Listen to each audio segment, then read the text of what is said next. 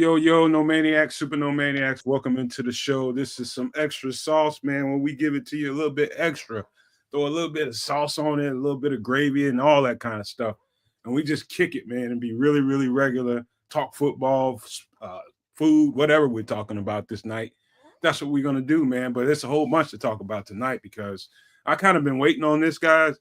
I've been waiting on the veterans to mix in with the rookies and them get into that period. I think this is phase 3 of OTAs where they're in the second part of install. This is day 2 for them, first day for the media. And, some notes came out of it. I can't really say I'm a big podcast watcher anymore, man, because I just be so busy, especially these days. Kids know what I'm talking about, just trying to get other stuff together. And but I had to turn on chgo today to get the latest and the greatest of what's going on inside of Howard Hall. So they let those guys inside the building. They got a good look at what's going on, and their brief synopsis of what has been going on inside there. They can't say everything that they saw out there because they're under some kind of guideline or restriction.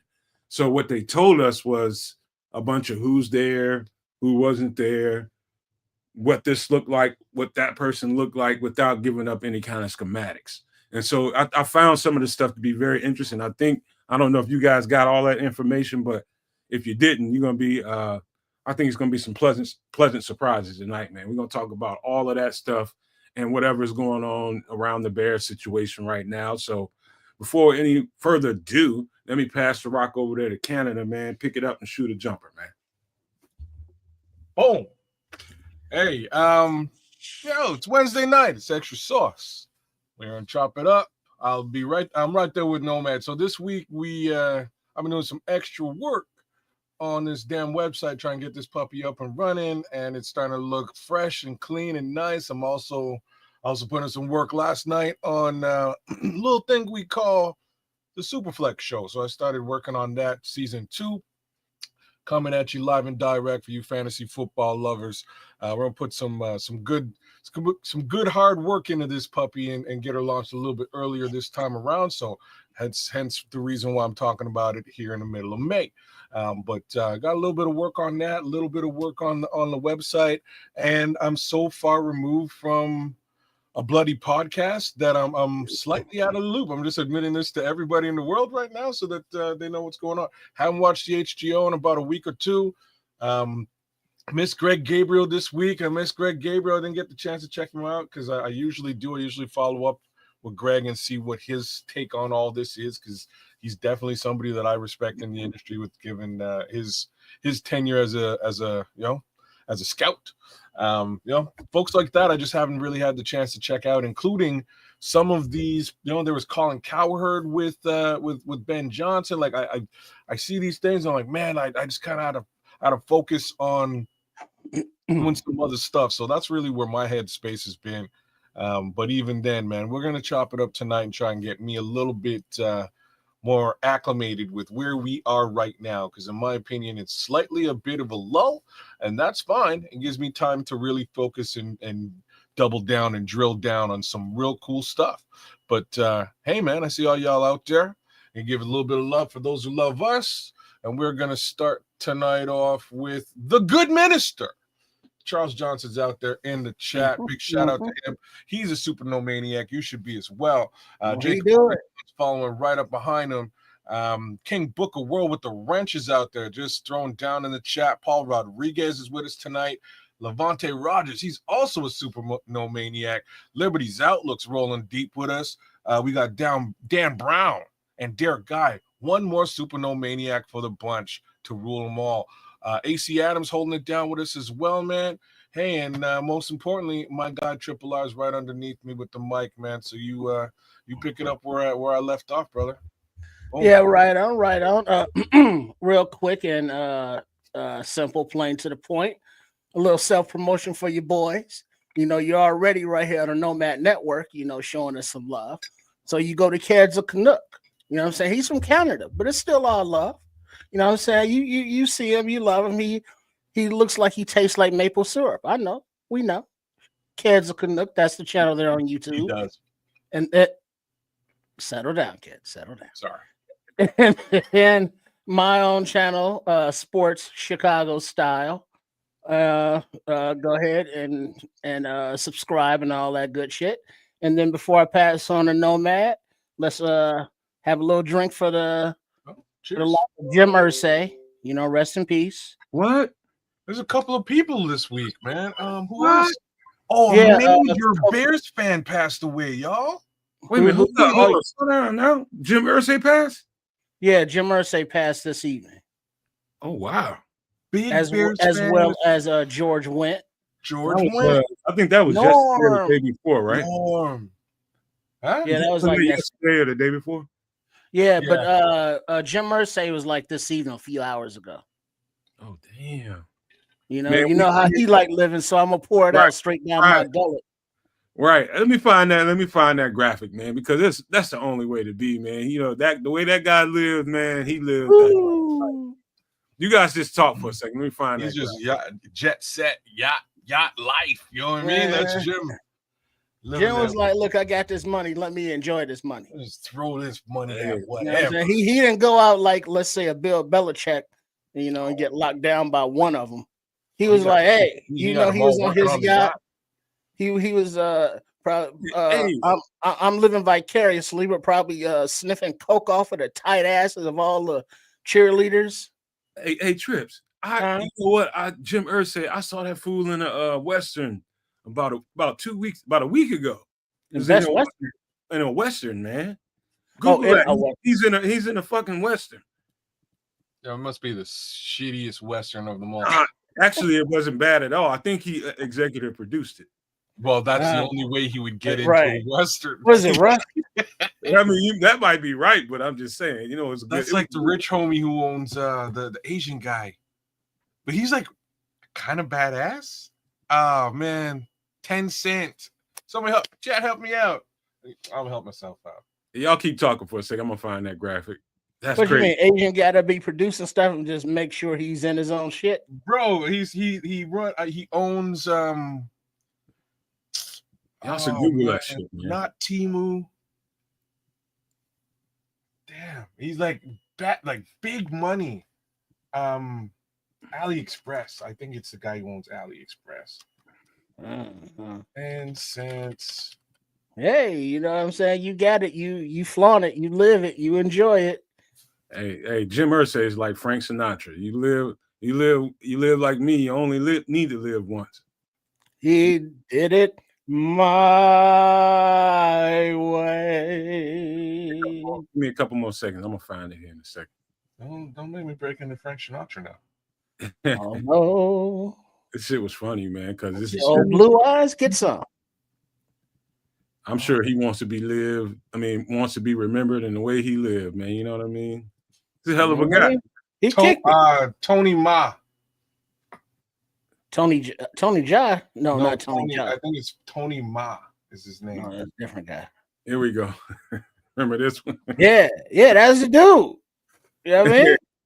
That's how he was rolling, man. Weekend at Bernie's. Man. Turn up those party lights tonight. Whenever he was in the house, it was on. Hey, you know what? I don't mean to make light of somebody who just passed away, but I think in the vein of his existence, I bet you he would say, you know, I don't want nobody to feel sorry for me. I had a good time. Y'all should have a good time. You know what I mean? I live my life. That's what I think he would say, just based on his actions and what the partying, the drugs and the alcohol, man. That dude was knee deep in it. Knee deep. Man, you know, he had the Viagra on repeat order at his pharmacist. Wow. Damn. He's like, can I double dip this month? I'm going to Vegas and then over to Monte Carlo for a bit. Damn. Yeah, man. When you got it like that, you just go. Right? Hey, Dan, hey, Dan, what's your neighbor playing, man? What kind of R&B is he playing? Who you hear over there? Man, because you see how Cliff Kingsbury went to Thailand and over in Southeast Asia. R&B. What are we talking you know how they be getting down over there. You know what I'm saying? That shit ain't legal over here. Around the bad boys and shit over there. That's a whole other thing, bro. Mm-hmm. I've been hearing way too much about that lately. I want out. I don't. So what, Thailand? Oh yeah, man. My boy's Oh, my boy's been married to 3 Asian girls, man. 3 different ones. He just divorced his 3rd Asian girl, and like a 4th one passed away in the middle of all that. I'm just saying he's right in. So he's like, damn it, forget it. I'm just gonna go there where it's at. I'm like, man, you don't know what's cracking over there. There's some, you get tied up like NXS, Michael Hutchins, and you never come back. look at Dan's name. Right over here We got some and give Russian- me a moment. You Look move, at I Dan's name do wrong. bumping you I've got to let you know. I've got to let you know you are my kind. Dan Brown's neighbors over there bumping some kids of Canuck. Luther. Oh shit! Fat Luther, or Skinny Luther. You know, are you hearing something like a chair is not a chair, even if there's no one sitting there? Oh, All right. Anybody got any nice? I'm way more Ricky Bell, bro. I'm just There's no one there. I done got myself Oh, into. Lord. So anybody got any nice, kind last words for Mr. Ursay here before we go? Rest in peace, bro. SYOTS, even though I never knew you. Deuces. All right. Levante Rogers. Wow. Hey man, you know what? I don't know if it's a life well lived, but it's a life lived. I know that. He had a good time. Man. Look, come on now. My guy did what he needed to do. He made a whole bunch of money and just went buck wild. And if you have the opportunity to be a success and just live with reckless abandon, go for it, bro. Go party like a rock star. Yeah, man. Go do that thing. Like, what's the point of being a success and making that kind of money if you can't just go buck wild crazy? The man once was in a while. in his 60s, man. Come on. When is he supposed to do it? He's supposed to do it when he's 20, when he's broke? At some point, you got to stop. No. And do what? Go out like Bill Belichick? Oh, man. No, you don't stop. You just go. You go hard, man. You know, Bill Belichick put the ring on hard. Go hard. hard. What the hell wrong with you? Oh man. Just get that daily IV drip. You'll be doing just fine. You know, he can get the fresh electrolytes and hemoglobin. You know, he got enough money to go to Thailand, find a kid who's the same blood type, and just had a kid follow him around, you know, for fresh blood transfusions when necessary. Just in case, I mean, he's not a vampire, but, you know. Well, I mean, if you need it, you know what I'm saying? You know what I'm saying? He got blood on tap if he needs it. Because guess what? He can hire medical staff, follow him around in his private jet. Man, he don't have you need a transfusion, Jim? We got you. Hey, Pepe, come here. Bring your ass. Hook it up. I remember it was a time in my life, man, like for about good 9 months. I got into Percocets a little bit. Oh, watch out. Yeah, not like no every day. It was just like when I'm out. You don't get into Percocets for a little bit. No, it was just it really was. It was just, you know, hanging out somebody. I was like, all right, let me try this motherfucker. And I was high as a motherfucker, man. And immediately I knew in my soul, I was like, boy, you better leave this shit alone real fast. You like this shit a little too much. And it only lasted, it was like every weekend for about 6-7 months, maybe. It was like that. And then it was over with. And I was just like, nah, I gotta drop this shit. You know what I mean? I ain't the addictive personality type, but you know what I'm saying? When you know you like something a little too much, that's probably something you need to stay the fuck away from, right? So that's just all it was. I'm that guy. I would be addicted to all sorts of things, but I know better. You know what I mean? The little things that I was addicted to, I'm no longer addicted to, which is great. And that's just smoking. That's where I'm at, right? So quit all them things. But outside of that, I can't. I know my personality. I can't do it, or else, you know, like even when I go, like if I'm in the hospital and they're giving me hard drugs, man, I don't like it. I need to be of sound mind. I don't like it at all. So I just fall asleep when I wake up. Hey dog, when you fucking with them hoes, man, you get out there, man. You be out there. I ain't never done no like hardcore shit. I was just a couple of. I probably say that shit. If I had to guess, I probably took Yeah, about 15, 17 different area codes. Fucking with them Yeah. hoes. Keep them hoes in different area codes, baby boy. That's the way you live it. You know what I mean? So you bounce into this city, it's like, hey, you got the rocks, you got the blows, you got the meth, you got the heroin. What you need, what you want, because we got you. You know, that's how some people is living. You know, and the addictive personality types, you know, everybody has that thing. Some people get addicted to like the health club or the gym. You know, some people get addicted to being a vegan. Some people get addicted to gambling, you know, or alcohol or any of these drugs that have their own addictive qualities about them. So yeah, being able to utilize the science when necessary, like you in the hospital, you know, some shit wrong with you. And if they prescribe you these drugs for the effects necessary to alleviate your pains or fix whatever the fuck it is, cool.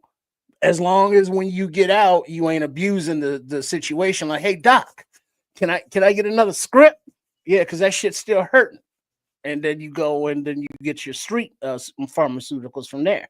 So as long as you can recognize that it's like, oh shit, this is bad. This is bad for me. I need it right now, but I'm not gonna like it. I'm not gonna love it. I'm not gonna want more of it. And you walk away from it, leave it alone. Then you'll be all right.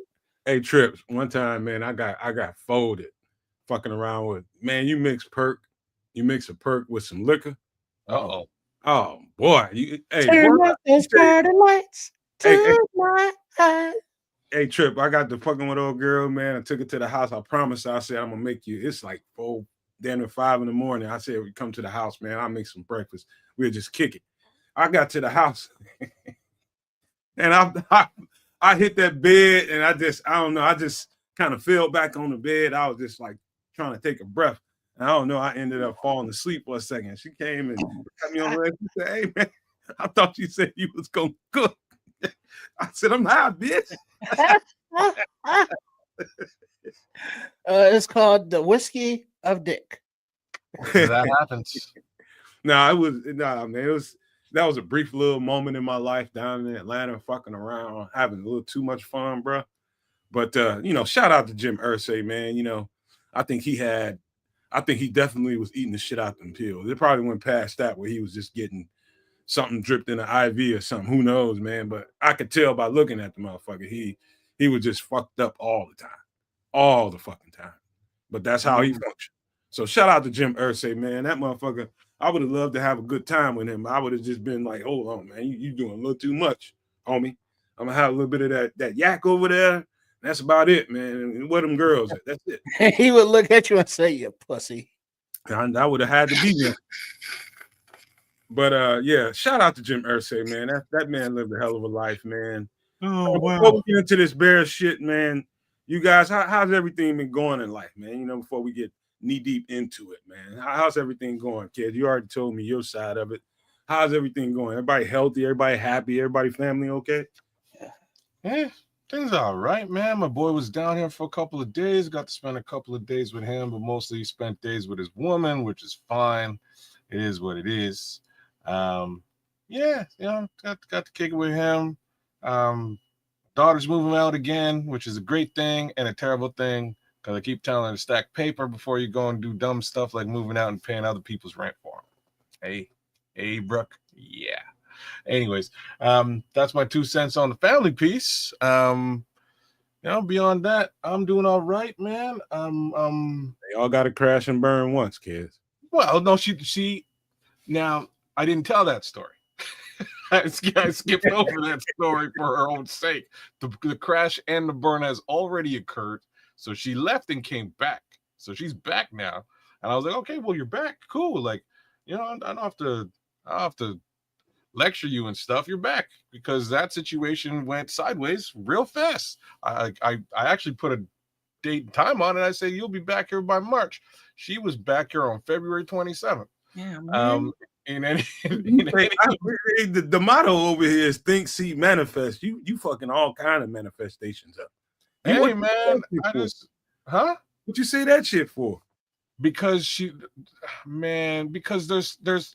because I've lived life and I've experienced things, and I know dumb shit when I see dumb shit. So sometimes I say dumb shit. I call the dumb shit like I see it, and that's what it was. You know, it was like, if you're gonna move out with your woman, how many bedrooms you gonna get? Me and my lady. Mm-hmm. I always try to get. I've been there and done that a couple of times. I always try to get a spare bedroom. There's a reason for it, bro. Because when you fucking scream at that woman, she needs a place to go, and vice versa. You need a place to go when she's losing her mind on you, and you don't really have the time to listen to it or look at it. Hey, hold up, bro. What's wrong with the motherfucking couch, man? Oh, you can ride you can ride the garage, the basement. Hold on now. So the shed out in the backyard. I don't want my daughter riding the no barn. couches. I'm just being real. I don't want my daughter riding no couches. That's not cool. That's not set up for my daughter. Yeah, she was gonna be the one. Somebody else might. I had to get on the couch a lot of times, man, fooling around. Well, but there has to be space for y'all to separate. Is the point? Yeah, that's all. That's usually get the fuck out and get on the couch, man. Now, all right, we can see that. Go ahead, kids. Go ahead. I asked y'all a simple question. These two moved into a bachelor. Are you kidding me? Is that like a studio? Bro, there isn't even one room. Hold up, kids. They so her and her boyfriend, right? Yeah. So they on some lovey-dovey shit, man. That's I'm saying I've been lived through lovey-dovey dumb shit. I've been through that one too. I had a studio with a girl. Yeah, in downtown looking over the lake. Yeah. How long did that last? I bet you was beautiful. It was. It was pretty much. Yeah, but how long did that shit last? About a good solid 9 months. Yeah. That's not even a full lease. That's not even a full lease. Not only that, I bet you one of the two of you bailed out. No. It was her place. I was living that street life. Okay. I throw some money once in a while. That's different. You know what I mean? I wasn't even up there a lot of times. I know what you're saying. So you were you just roaming around slinging dick. Yeah, you were laying up there. I don't were you paying rent there? I gave her some money sometimes. No, that ain't rent, bro. That ain't rent. I give her rent money, man. I put a little something on the light bill. Rent money sometimes. I'm saying the motherfucker didn't need it. I should just give him money because I come up there. Bro, I've been there. I've done that too, bro. You know what I'm saying? I got 5 on it this month, baby girl. Don't even worry about it. Living at I take care of business, man. Even though she didn't need it, she was going to school. She was over there at Northwestern, man. She came from money. She didn't need shit from me. But because I would come up there and stay for some weeks, I make sure I pay some bills. I buy some groceries and all that old good shit. Take her out. Shit you wanted. Yeah, you know what I mean? I'm just trying to get away from the streets for a little while. I need a break from all that shit. And that was a great refuge, man. But it wasn't like I was just living there, but I was there, when I wanted to. That's all we used to do. Like me and my boys. It's like, oh, you found a girl? Oh, she got a spot? I ain't seen her in like 6-7 months. I ain't see homeboy disappear. I ain't see it. Same with me. Oh, where's kids? Kids. Oh, we found a guy. He's gone. And it's like dudes move in. All they bring is a gym shoe collection and PlayStation or Xbox, whatever the case may be. You're lucky if it's a PlayStation. Hey, kids, you would not have any idea how much a fucking studio apartment costs you. A high-rise studio apartment. This motherfucker's up in the sky like George Jefferson. Moved on up to the sky. That motherfucker was up there. And you wouldn't have no idea how much a fucking studio apartment would cost you in the city of Chicago. Shit, $2,800. Gotta be. Yeah, shit. Back in the days, it's probably a little bit less, but still $3,500. Good $2,000. Good $35. There you go. 35. Damn. $3,500 a month. That's a mortgage right there. That's good. Yeah. Her people was caked up, so it wasn't really no big deal. I just was one of those people, and I always been this way. I'm still that way. I tote my weight. You know what I mean? If I'm gonna come over there and I ain't gonna just lay up on you like that, that's how I play it, man. I come from a kind of background where I ain't one of them men that, just kind of lay up on a woman. Nah, dude, that ain't me. That ain't me. I'm gonna tote my weight. I'm gonna be real about this one. Been that guy. Ain't really that guy anymore in my old age, but I've been that guy. And all I'm saying to my, you know what I mean? All I'm saying to my daughter is, look, it's a situation if y'all in the same room and shit hits a fan. You're gonna need to bail. He's gonna need to bail. You need some room. You can't just sit up in the bathroom. You know what I mean? You can't do that. You can go outside, but like to make matters worse, they decided to move out in the boonies. So I'm like, there's no place for you to go. You gonna stand on the lawn? You know what I mean? On the boondocks, you stand on the fucking lawn? No, man, you'll be back here in 3 months. And Levante, you want to read what Levante said? You might. All I know is this: we're the only class of people who tell our children once they reach a certain age they have to go. So I'm glad kids didn't do that. Grandma say you want to be grown, then be grown. You know what? I'm like, she can go. I'm not kicking her out. I ain't tell y'all how kids acted when it's but you do have a soft landing spot for in case shit goes awry. Kids ain't right back in the room a minute ago, a couple months ago. You know what I'm saying? The nest is still there for baby girl. My boy was all cotton swab and baby powder when his son booked up, man. He was hurting, man. I had to console my boy, man, because I don't got no son like that, man. So I had to lean on my mom's, man. I had to call my mom's and ask her, hey, mom, I ain't never really asked you, but how did you feel when I left the crib? And, she was just like, I was tore up and I was scared. And she said, and I was telling her about kids. That she's like, you tell him whatever he does, don't let them know how much you worried and how much you scared for him. Just encourage him. And that's what I told him. And that's the truth, man. If you tell your kids how much you can be worried about them and how scared you are for them out there, they're going to always have that in their head. They're going to be probably not go out there and branch out and be the person they're supposed to be because they worried about you and your feelings. Well, so like I didn't feel like that. Like I felt, if that's the way your mom felt, I felt a little bit different. How did you take that? Say what now? How did you take that when I told you that? Oh no, I understood what you said, and at the same time, I wouldn't go about it like that. You know what I mean? Because like I'm saying, I wasn't. It's weird, yo. Like, so when your kids grow up and they leave, it's not really, there's a separation and anxiety there, but it's not really about them.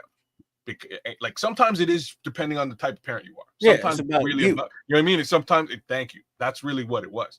And it took a minute for me to get to the root of things, and getting to the root of things was like, I now not only can I focus on me, but I have to focus on me now, and hence the quitting smoking and major changes that I've made in my personal life, starting to exercise, things along those lines. But those were like, now you have the opportunity to go back to yourself at 20 and do the shit you were supposed to do before you had kids and sort of got lost in the sauce, right? So that's really what it was, no matter, at least it was for me. It was much less about the kids themselves, because I've raised them very well. I know my kids. Kaz is ready to let his kids spread my wings and fly away. You know what? The place that they long for. What Scrolls is in there saying, man,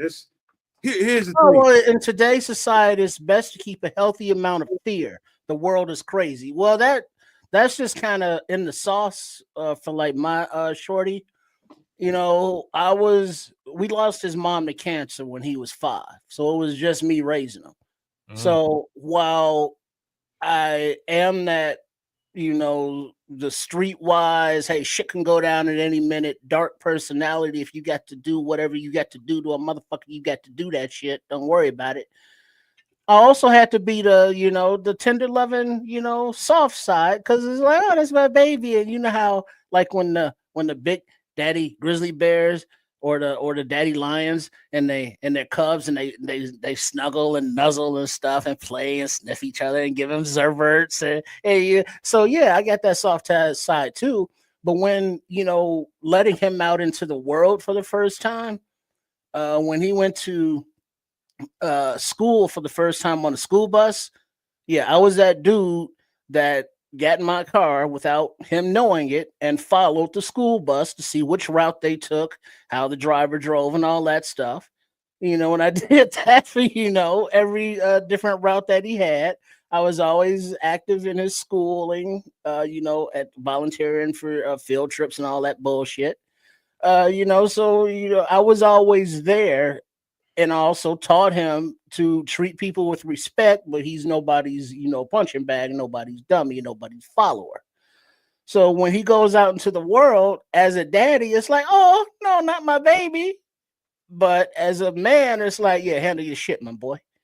You know what I mean? So you gotta have that. You're always gonna have that. Hey, this is your offspring, your seed, and you're gonna want to take care of them and protect them and all of that stuff. But you got to realize that you can't, and the world is gonna kick them in the fucking face, and they got to know how to respond from that shit, and not just react, but process it and know what's going on.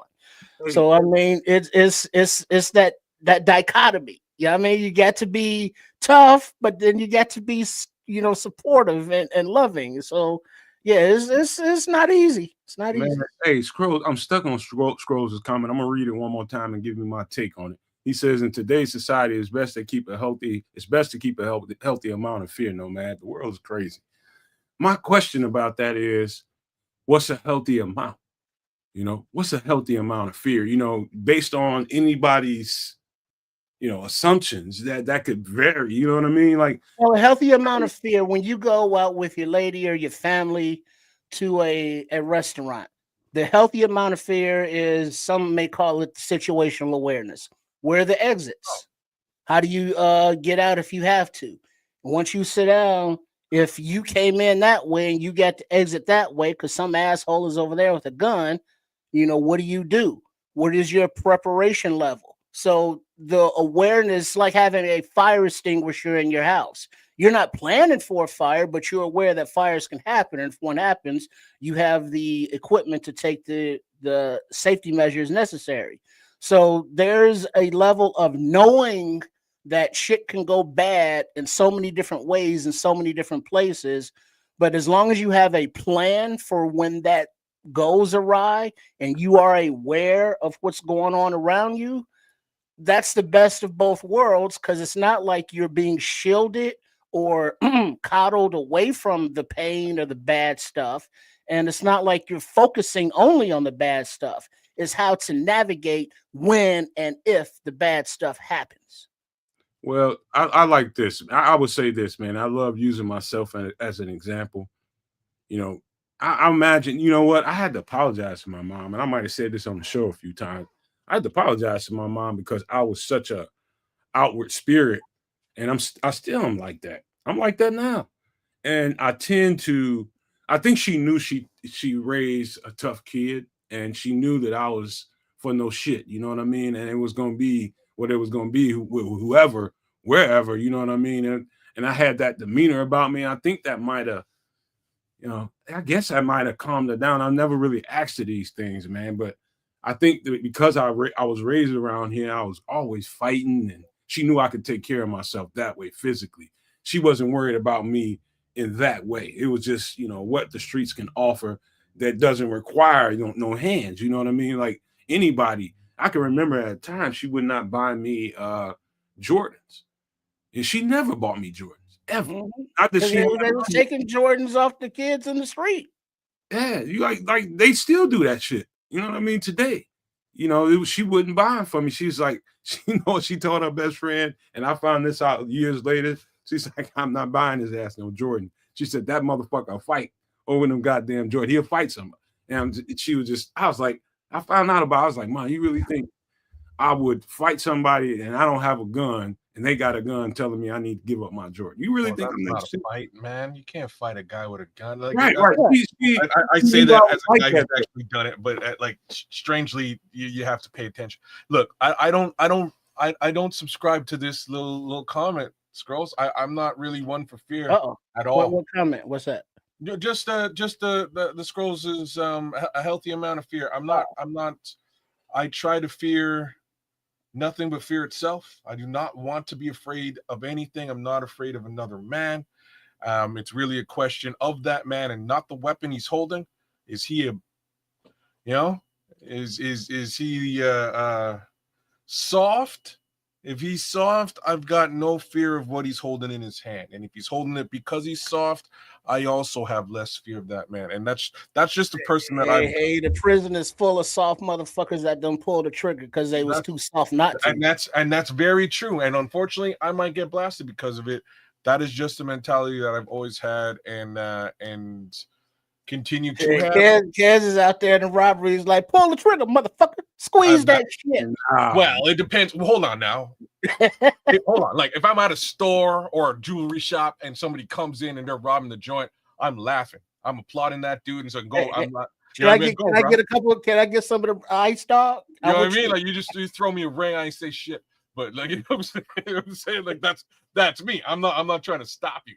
But like if we're in a situation, I'm a different type of individual. Somebody getting that missile on your ass, boy. They might. I've had that happen to me once. Motherfucker put that missile right in my face. Bro, I told you a little story the other day. I'm not gonna tell it today, but it's a true story. For me and for my kids, what really has been effective is sports, man.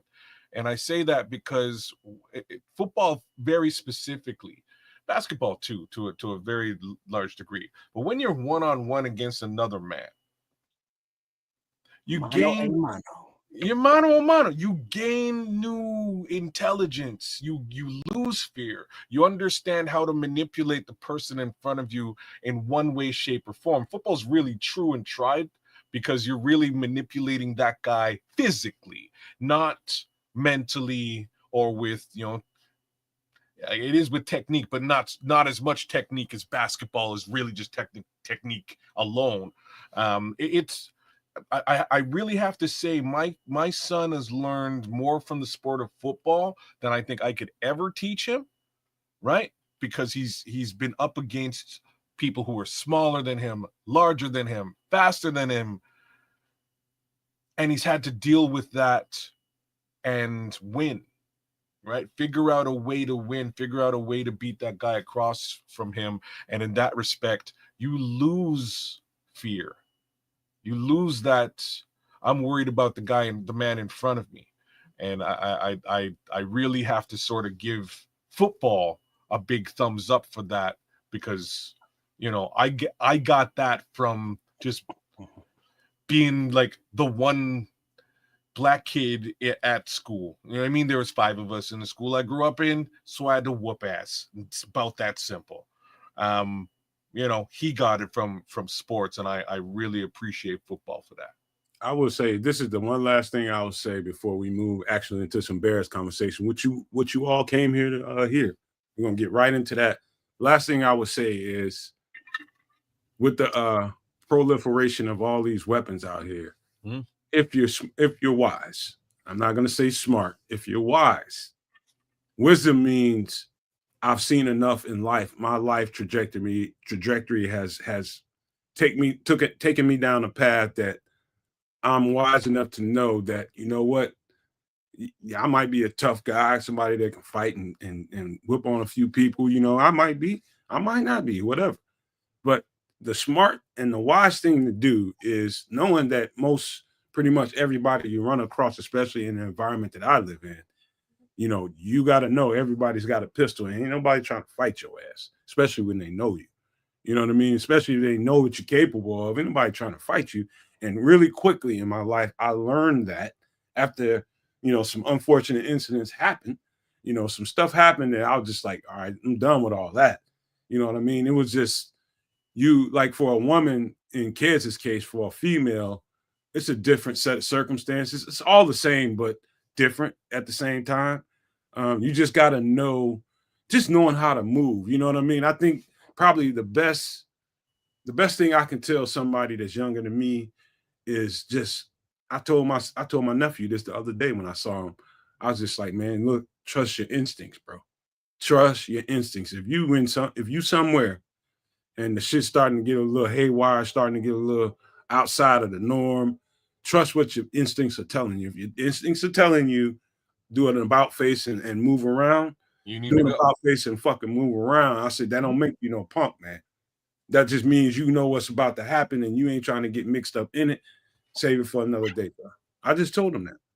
Put that Samo's comment up there. Yeah, it's a Hold up, good. There's some real good comments here. We'll start with Sam here, but you want to read that? Samo said, "No, you go ahead. I got a frog going on. Go ahead." All right, I got it. I mean, what the fuck you doing in the chat, man? Get in here, man. Talk. So Big Sam O saying, I've never been afraid of anything or anyone, but I've never been a fool either. You have to choose your battles, know your surroundings, and stay on your P's and Q's at all time. And that's facts, bro. Right? That's facts. You have to know what you're walking into or be able to size up situations. There's many times, even though I'm saying that, like, I try not to subscribe to fear, but at the same time, if the odds are daunting, just like Nomad is saying, you may want to step off, right? You may want to veer and detour. And the amount of times that I've made little detours and saved my life, honestly, is astronomical in number. And those are stories that I'll say for other, some other time. But you'd be very surprised at how many times, not necessarily out of fear, but just out of like happenstance, that I've been able to escape deadly, terrible situations in my own life. And I don't know what else to chalk it up to, but the Lord Almighty. So, by all means, sometimes you just gotta pray, because I don't know how, I don't even know. He's out in Samo is out in Manchester, New Hampshire, for work. Eat you an apple. Nice. They got some good. He's out there getting all that good seafood. He ain't fucking with nobody that clam chowder. That New England clam chowder, all the fresh lobster. Holla at us, Samo. He's been there since Sunday, and what's today? Wednesday? Oh, he done put on a few pounds with all that garlic drawn butter. Mm-hmm. No, sisters in New Hampshire, that's a no. Nah. That's a negative, Ghost Rider. That's like going to Delaware.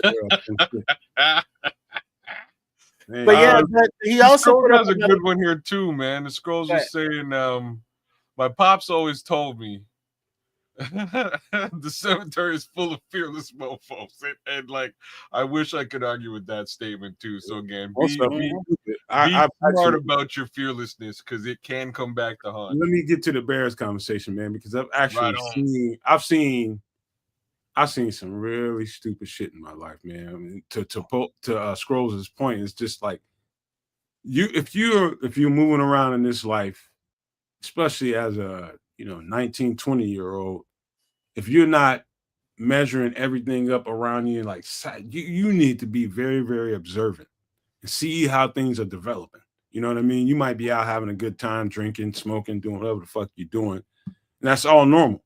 But then at the same time, I don't know where I got this from, but I was just a naturally observant individual. I can see shit coming from a mile away, and I start moving around, man. I think that's the key to it, man. You just got to know when to move around. I don't give a fuck how good a time you're having, who's there, I don't care. You just got to know when to hold them, know when to fold them.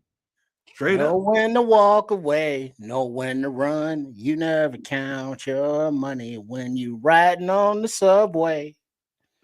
And it's not always about avoiding the bad neighborhoods, because the example I used earlier, movie theaters, restaurants, churches, those can be in good neighborhoods too, because shit goes down anywhere, everywhere. Bus stations, train stations, airports.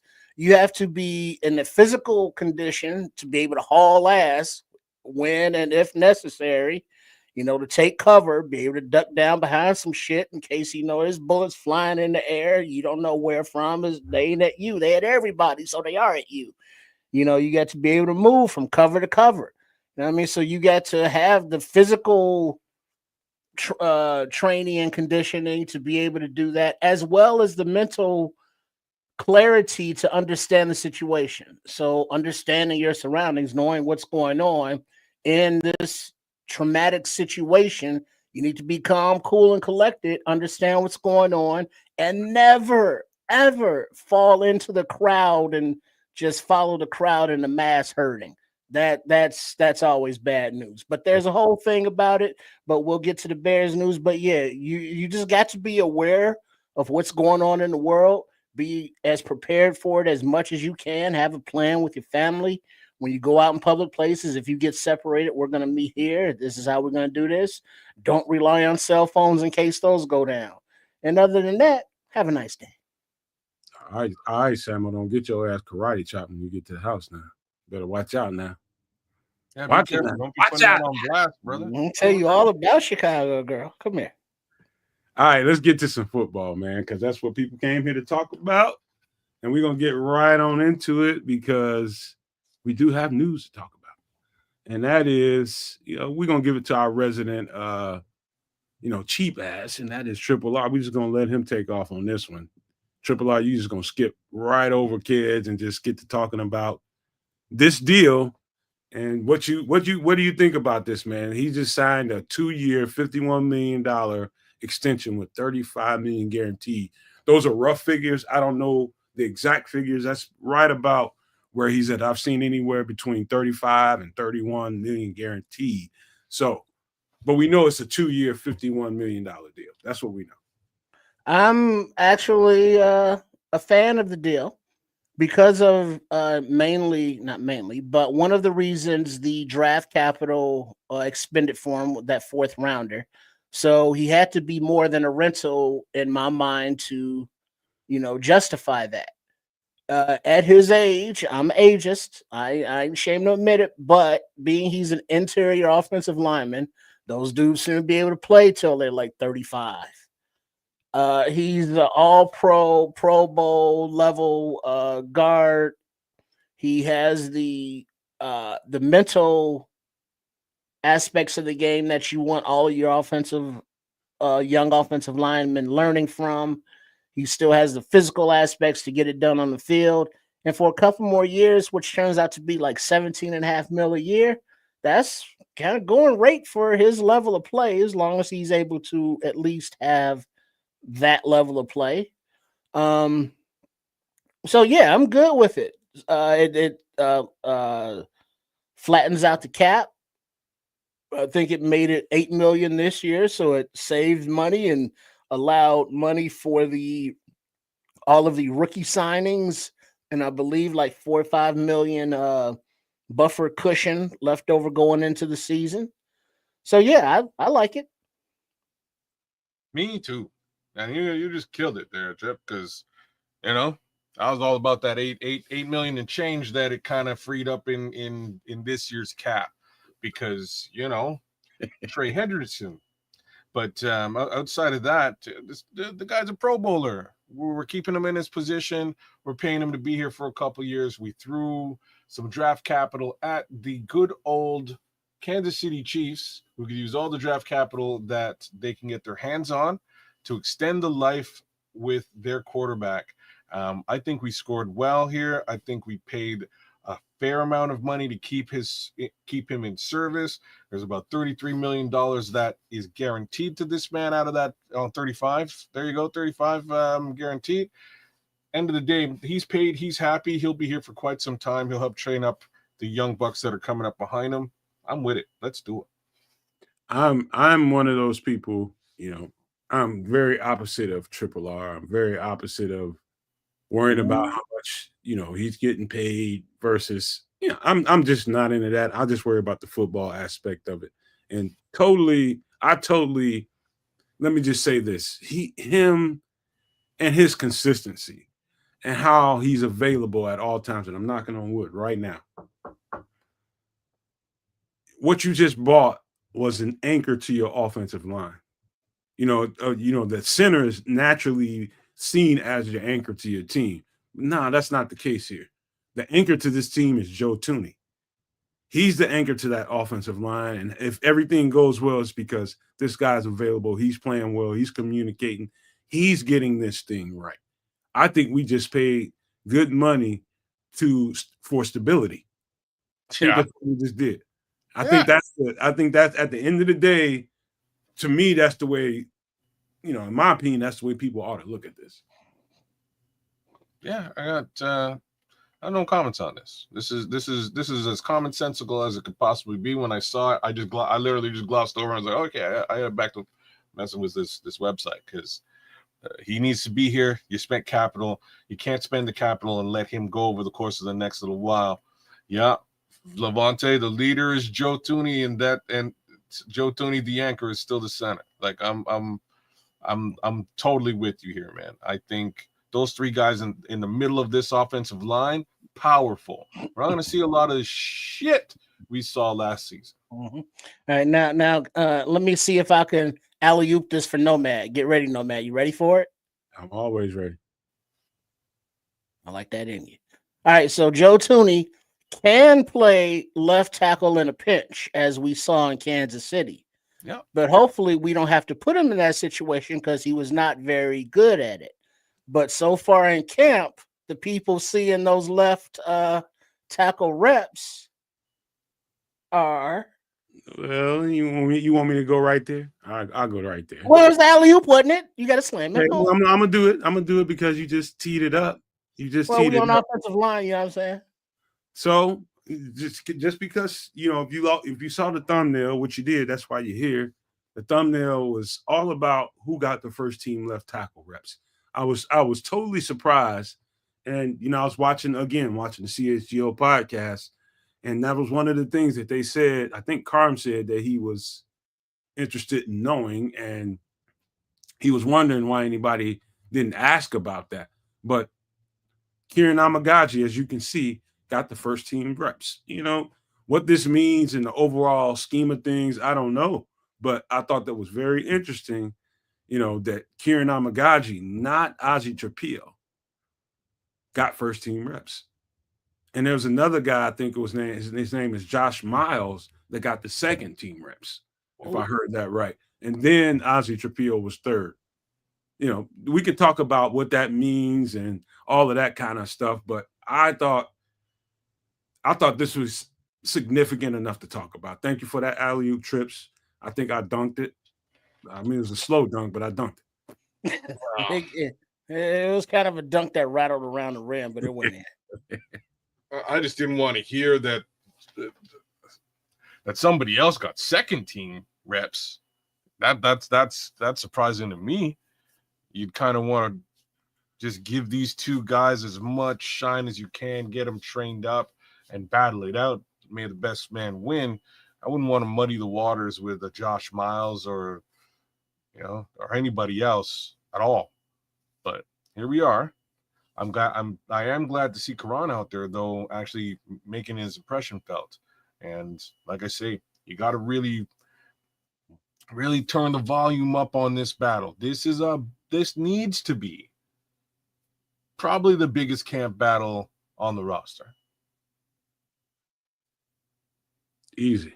There's no question. There's no question that this is going to be a highly contested situation in camp. There's no question in my mind that this is going to be a push for basically supremacy, and I like the fact that they, in order to get to this part of, OTAs, when you're in the second day of install, and now you just invited the media into the situation, which is going to feed into everything that they see on the field, and you're prepared for that, right? As an organization. And you tried out Kieran Amagaji as your first left tackle, given Braxton Jones is injured. I do love this because I put a video out, and you need to go check that out. Check out the video, and I kind of broke down what I thought his strengths were and why, during, the game that he really struggled in was Minnesota, I do believe.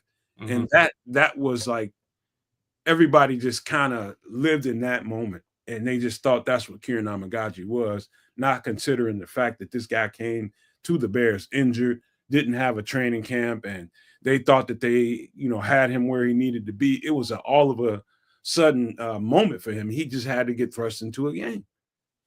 And he went out there and he played and did the best that he could at that moment. I would love to see what Kieran Amagaji looks like, given a full training camp, given every opportunity to get reps, wherever it's on the left side, right side, guard, wherever it is. I'm sure he'll touch all of it during this training camp. But I do believe in his abilities. And I said as much on the video. You guys should check that out. I do think that I think we got something here. It's about can people get over what they saw in that particular game? Can they get over that and give him another chance to show that he's got a little more to him? Well, I think this is the opportunity now. Braxton Jones is like, shit. I can't make the club from the tub. And, Emagaji has a year of experience. So it would seem only right that he would be the first up. Whereas Ozzy, the rookie coming in, he still has to develop physically, mentally, to the point that he knows what's going on. Whereas Emagaji's been through this before, so he's got that leg up on him. So the battle seems to be over there because if you look at it contractually, this is a Braxton Jones contract year. What is Braxton Jones? We know he's good in the run game. We know he's bad at the anchor. We know that he's doing an ankle injury coming off of, so he can't work on being stronger in that anchor. And how much money does that make? Can he be a swing tackle? We don't know because he's never played the right side. So there are more questions than answers with Braxton. And if Emagaji and or Ozzy can provide at least half of those answers, we've seen the Braxton Jones, his departure, 5th round pick, good shit, good luck, kid. But now the future's gonna be one of these two, who's gonna take it, because obviously it's open, the position of left tackle. Who wants it? Karan, you want to be a starting left tackle? Ozzy, you want to be a starting left tackle? Let's go. I love it. All right, this is exactly what you need. You need to find out who's the real left tackle on this team. And it's got to come from those two youngsters, because everybody else is signed up until 2027, which is great. All right, everybody else on that line. So we just need to figure out who's this guy. And if it's Ozzy, perfect. If it's Karan, perfect. Either way, you wind up having a swing tackle in depth capacity. The reality here is, man, kind of sucks if you're Braxton Jones. Yeah, I got a lot that I want to say about this situation with Kieran Emagaji, and it's everybody was so focused on the Caleb story, and we'll get to that here in a little bit, and how he looked in practice on top of him not speaking today. That's all worth talking about. In my opinion, we're going to talk about a little bit. It ain't going to be what you guys probably think after what you saw last week. No, it's not going to be that. It's going to be a whole bunch of, just putting out a straight question and getting straight answers to it. But Kieran Emagaji, I saw the traits when I started looking at his tape. I saw it there, and I know he's eager. He's got to be eager to show that, hey, man, you know what? That tape that got me off the field and nobody ever seen me again for the rest of the year, that's not me. He's got to be feeling that way. And he's probably eager to prove a whole lot to this coaching staff, himself, you know what I mean? And the fan base, all that together depends on how his mind frame works. If I was him, I'd be like, fuck everybody else. I know what I'm capable of. But, you never know what each individual has going on in his mindset. So I do look forward to seeing this guy. And I think this would be one of the treats of this camp, is to see this guy in pads really show his ass and just really get down. Kieran Emagaji, I think for most Chicago Bears fans, a great camp for Kieran Emagaji would be a huge surprise for your average fan out there that, thought of Kieran Emagaji, how he last presented himself. Well, sorry, were you going to go, Trip? No, bet. Yeah, I don't know. It was a bad look in Minnesota. There's really nothing you can do. As Nick Rambert was saying, 12 sack human being who's experienced in the NFL versus Karan. End of the day, you also got to layer in the most exotic blitzingest defense in the NFL under Brian Flores. So just the wrong week to be a left tackle. To be a rookie left tackle, probably the wrongest possible week. But I'm sure he just learned a bunch from it. I know the rest of the team definitely did, and they were able to handle that same pass rush quite effectively a few weeks later. So no reason to hold him hostage or hold that against him. give him the opportunity to actually, battle it out and see what happens.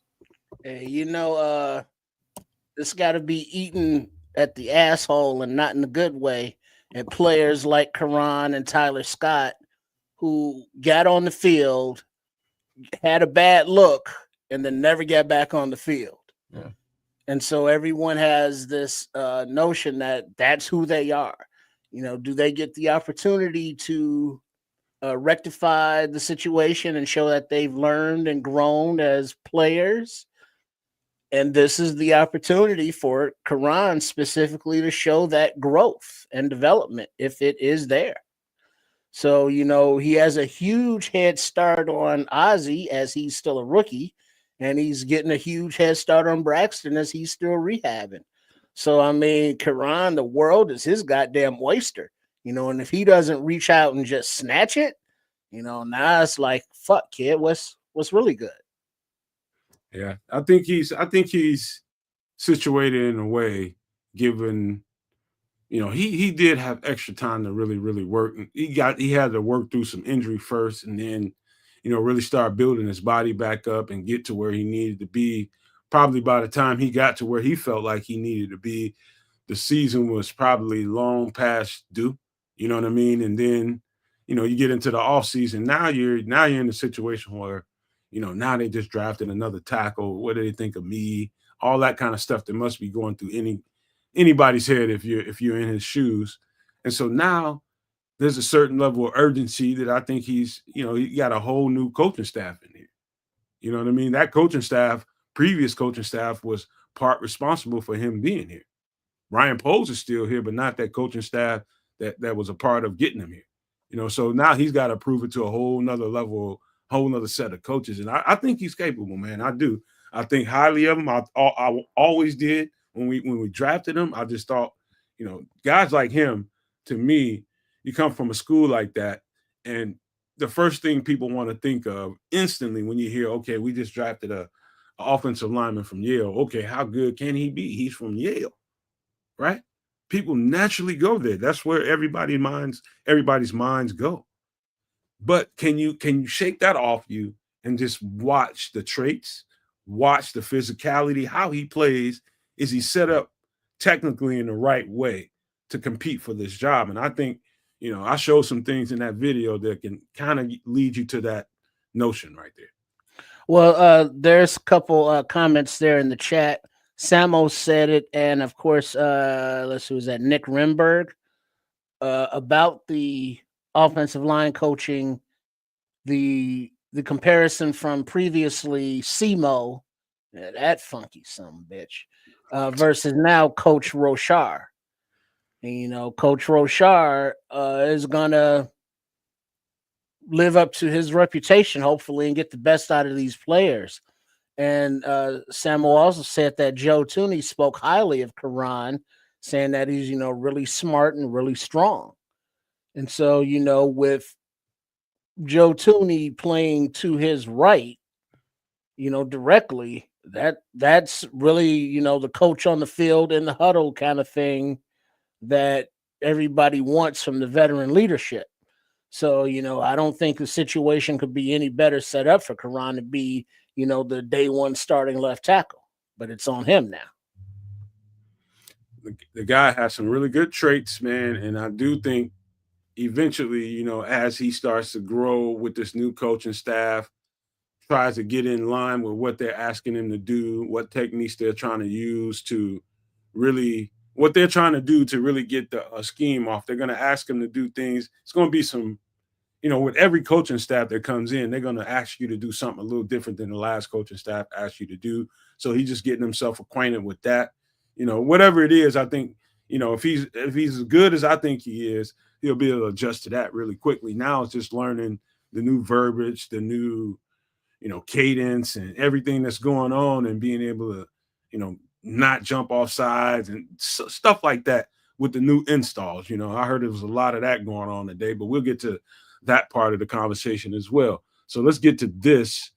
And his measurables, AC saying that Karan is 6'5", 330 pounds, 36 1/8 inch arm length. You know, I think that's the size too. He's tall, but he's kind of not spark plug. What do you call that? Like fire hydrant, like squatty, tall, wide.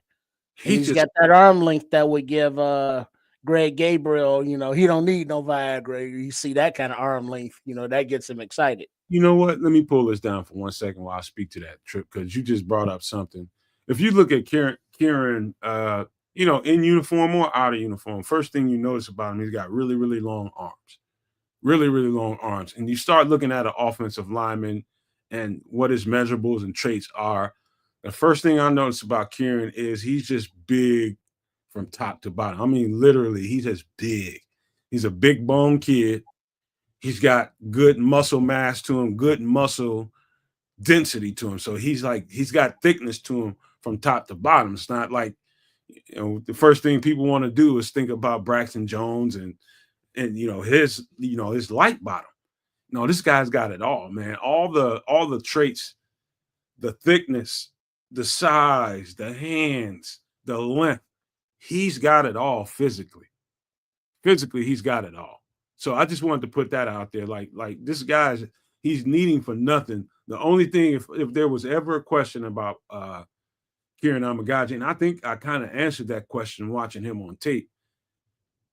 I think he's got the foot quickness to recover from a second move. So if the guy comes at him and he bends into another move, I think he's got the foot quickness to recover. And so to me, that was like the only question for me was, can he recover from the second move? And I seen he struggled badly in the Minnesota game, but that wasn't always his fault. But all those things I saw, I think I checked some boxes in my mind with Kieran Amagaji. Kid, damn it. You nailed it though, Nomad. Like he had a real hard time with recovery. Again, first time out there going up against a 12-sack human being. It's kind of understandable, man. He just needs a little bit of reps, get himself acclimated to what he's doing. From a measurables perspective, right off the bat, Karan's your guy. But I need him to prove it. And I say I need him to prove it. We all need him to prove it. If he can prove the theory, he's going to rock and roll in that position. All right, let's get to the next subject, and that is this guy right here. Let me move everybody around. So Luther Burden wasn't available, along with about another 10 guys that didn't practice today. Notables were, I even hate to say it because this is gonna be Keds' new Nate Davis, if I say it. Fucking I'm not gonna say, I'll wait. If I say it, Keds is gonna be on his tangent. And we talking about, I can't be on a tangent yet. We're going to as soon as I say it, Keds. Trust me. I'm gonna wait till we get done talking about Luther Burden. When I say it, you're gonna be tripping. Trust me. Uh-oh. So Luther Burden wasn't available today. He's, I don't know that you can attribute. I heard it's a soft tissue injury. Sometimes you can look at that on his face and, a coach could put that out there in the media. That's what they want to report it as. He did get a little dinged up in the, rookie mini camp. I don't know if that has anything to do with the soft tissue injury. It could be. But, who knows? It could be a hamstring that happened somewhere. But soft tissue injury, I think this definitely hurts him because it's in the install phase. Hopefully he's out there to get the installs. Nobody reported that. Hopefully he's there. He's listening to, what the verbiage is. The problem is he's not getting out on the field and acting it out. And so that makes a difference. So it'd be nice. They said there's no real timetable for whenever he's going to get back. But this, I would just say it's not good, but it's not terrible either. I'm looking at this list. I don't really see anybody who jumps out. Speaking on Luther. It's always not good when they're not there. So hopefully it's not serious. And of course, we don't want them to, push the issue now.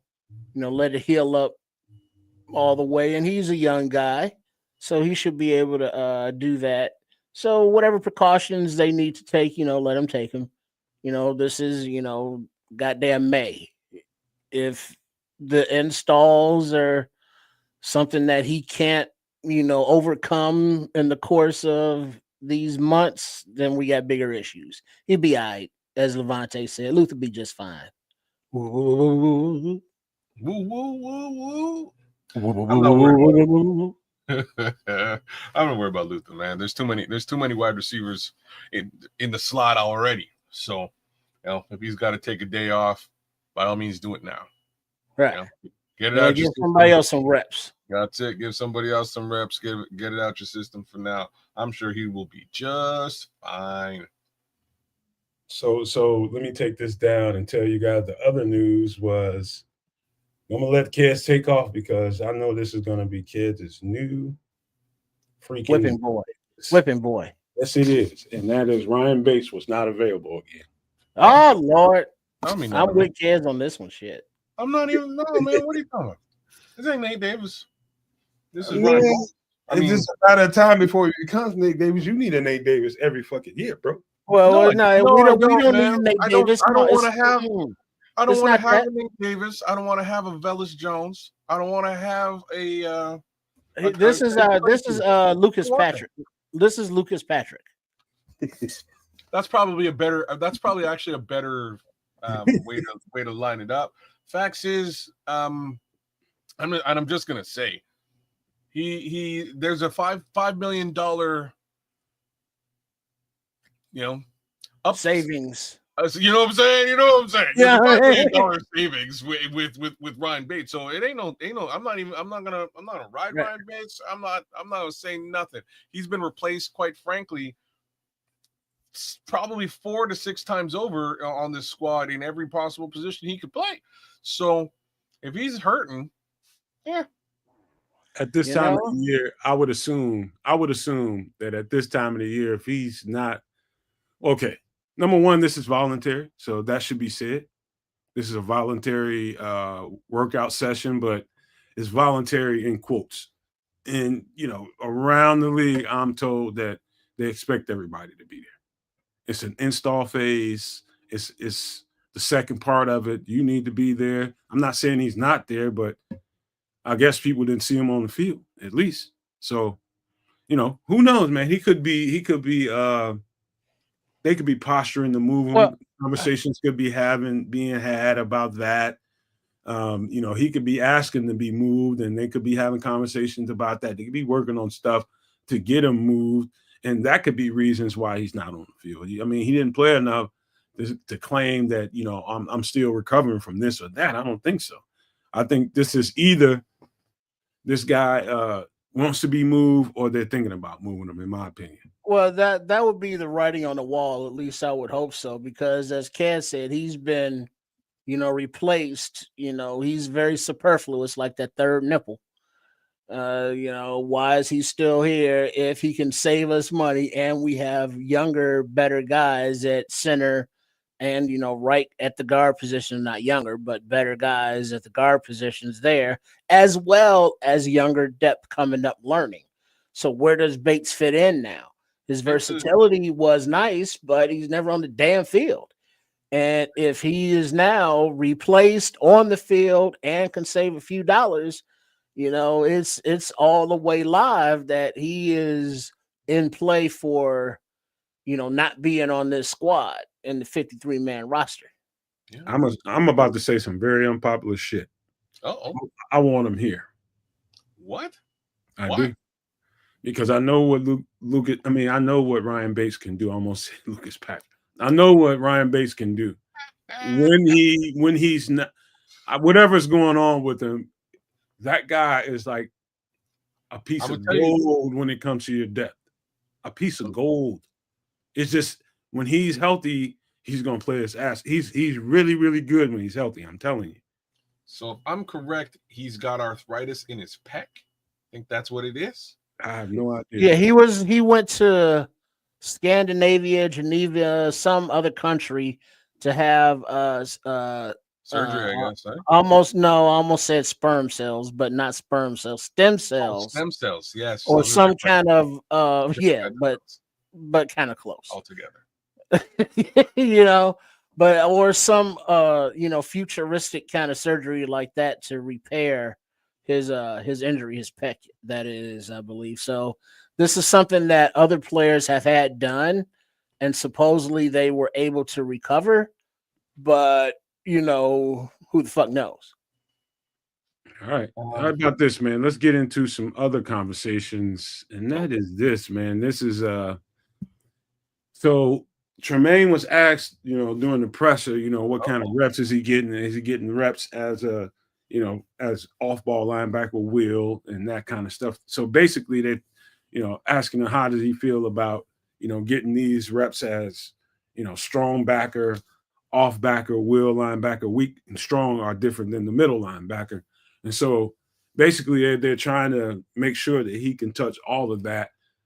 And if I were to give you a good assumption right about now, I would say that at this point, even though I didn't hear this being said, it's a good chance that TJ might wear the green dot this year.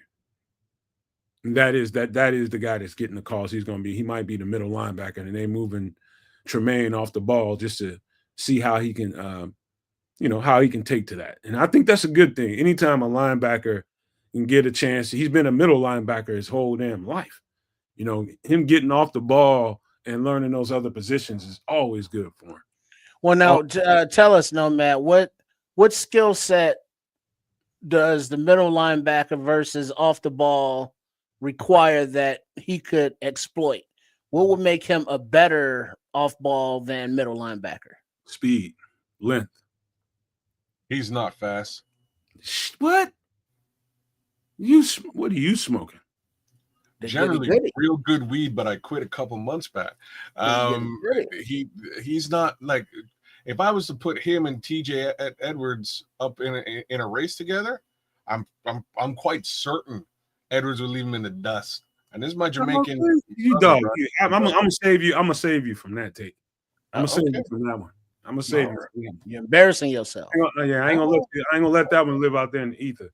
Kids the Canuck did not mean to say that. All right. He's taking those words out of your mouth. Yeah, he's way faster than TJ, dog. Way faster. We knew that Tremaine was being utilized for his height and his length in the middle of the field, not necessarily his speed. Whereas TJ was, getting burned all the time by those running backs running down the flat, or the wide receivers, going down the sidelines, and he's just kind of left out there. So, that's not a speed thing. That's more of a miscast in defense and lack of speed thing. See, Edmunds is 6'5" and runs 4.5.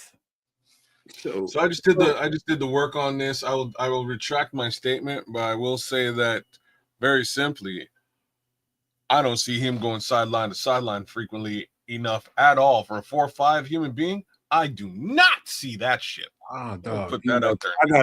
I gotta definitely break down some tape with you, man, because I don't see that. I see TJ out there going sideline to sideline, hustling like mad. Now, the defense that Flus had them in really had this man sort of stationary and playing the pass more so than anything else. So I respect it. I'm just telling you what I see on the field. Okay, I definitely gotta show you some tape, man. Because all right, so Trip just asked a particular question. He was just like, okay, he's not going to be in the middle. Okay, so it's important to point out the differences in what's going to be asked of him in this defense versus what he was doing with Flus. With Flus, he's playing a whole lot of cloud coverage, aka zone coverages, and he had to play in space, and he had to run and cover and play that kind of linebacker. Versus in that system, TJ was kind of the underneath guy, and he was like sideline guy. He was a hitman. That's just his role. The same role. I used to make that argument all the time about Lance Briggs and why people was giving fair. Urlacher a whole lot of credit. And I was just like, this motherfucker is the one that really does the work. Talking about Briggs, but in that defense, TJ is Lance Briggs. He's Lance Briggs. So in this defense, in this particular defense, that Dennis Allen runs, this guy's going to be playing a whole lot. He's going to play in coverage a bunch, but he's going to be downfield more. He's going to be blitzing more. He's going to be more of a they're going to weaponize Tremaine more than they did in the previous defense, because he's back in coverage. He's down the field, chasing shit. And instead of doing all that, he's going to be closer to the line of scrimmage and actually attacking. Well, Levante got a question. This goes along. Explain the difference between a zone 4-3 and a man 4-3 defense. A zone 4-3 concept is basically a cloud coverage. So if you ever played Madden and you see a 4-3 base concept come up and you see that defense, you're going to see a bunch of circles and clouds looking. So basically you every man is playing grass in that defense instead of a man. Instead of a man. That's right. You're playing a space instead of a man. You're like a landlord to a small country. Don't let nobody come across your fucking borders without making them pay. Mm-hmm. That's what zone concepts are about. And in man, you just basically the concept is we believe in your ability to be able to hold it down one-on-one while the front four or however many we send it is going to get home and create havoc. You're not going to leave open, stuff for the quarterback to see. You're going to be tacked up and you're going to be covered. That's it. Versus you're not going to have your eyes to the players often versus a zone defense.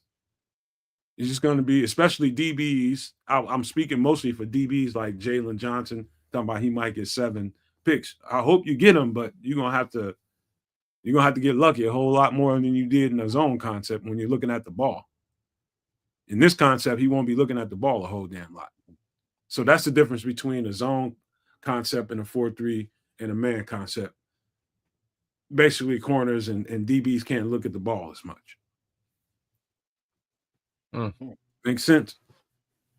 Oh no, it makes perfect sense to me. I know exactly what you're saying. That's really a shout out to Levante. He's asking, but out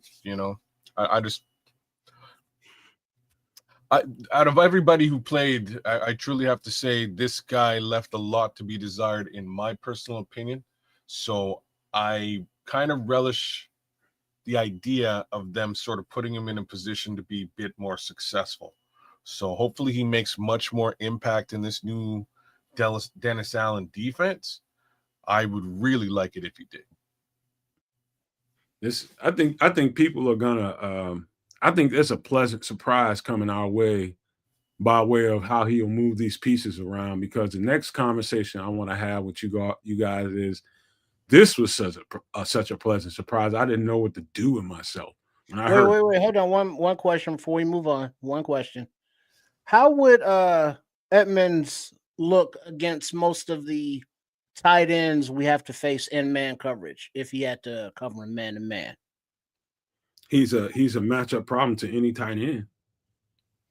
Any tight end, that's the last motherfucker on the field that's the last linebacker in the league you want to have covering you with that length and that speed. Well, I will say that he got burned up by both Travis Kelce and Rob Gronkowski. Was he playing man to man? Do you know if he was playing zone or man to man? Definitely in man coverage. Show me. Well, I'm telling you the God honest truth. Those are the two guys that he was playing in order to get deeper into the playoffs, and those two guys had great games with him covering them one-on-one. But hey, won't be playing much of those two guys moving forward. So one's retired, the other one's in the AFC. But as far as fitting in Dennis Allen's defense, which calls for, man to man a lot more than zone, let's say, how do you think Tremaine would match up in that defense of Dennis Allen? I think he'll do great. Like I'm being a little bit critical from what I've seen now. But if they give the opportunity to this guy to sort of change where he's been playing and what he's been doing, I think I think it's an opportunity for him to shine. And that's all I can ask for. I want him to shine. There's a fistful of tight ends in this league. When I say a fistful, you can count them on one hand. That will somewhat give Tremaine Edmunds one-on-one with each of those tight ends a problem. And you just named one. I just named the top two. He said so 2 Hall of Famers. I mean, you know what I mean? Yeah, Devontae's bang on. I named the top two. One's retired, so that ain't gonna happen anymore. And the other one's getting old, and he's in the AFC. So A, he's not gonna see him very frequently. B, might not see him at all because he's getting along in the tooth too. So right, like it's a bit of a different story. So let's look at it just real quick. Who what's the kid from Las Vegas, the standout tight end?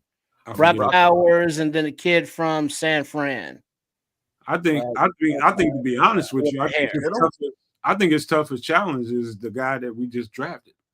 I would have to agree with you. He would probably be the toughest guy for him to cover.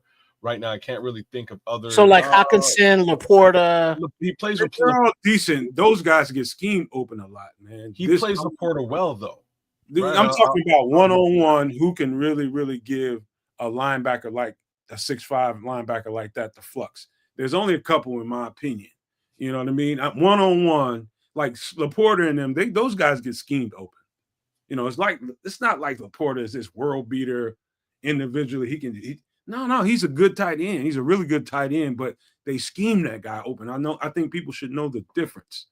Like the guy, if you're one-on-one with this guy, it's 3rd and 8, and you got the clock. The clock is not your friend, and you need to stop this guy one-on-one. There's only a couple of tight ends in the league that can really give this linebacker a serious problem. There's only a couple. This guy is going to excel against linebackers one-on-one. That's just how he's built. You're not going to want to throw the ball with this motherfucker in your hip pocket, in tight end's hip pocket. You're just not going to want to. He's just too long.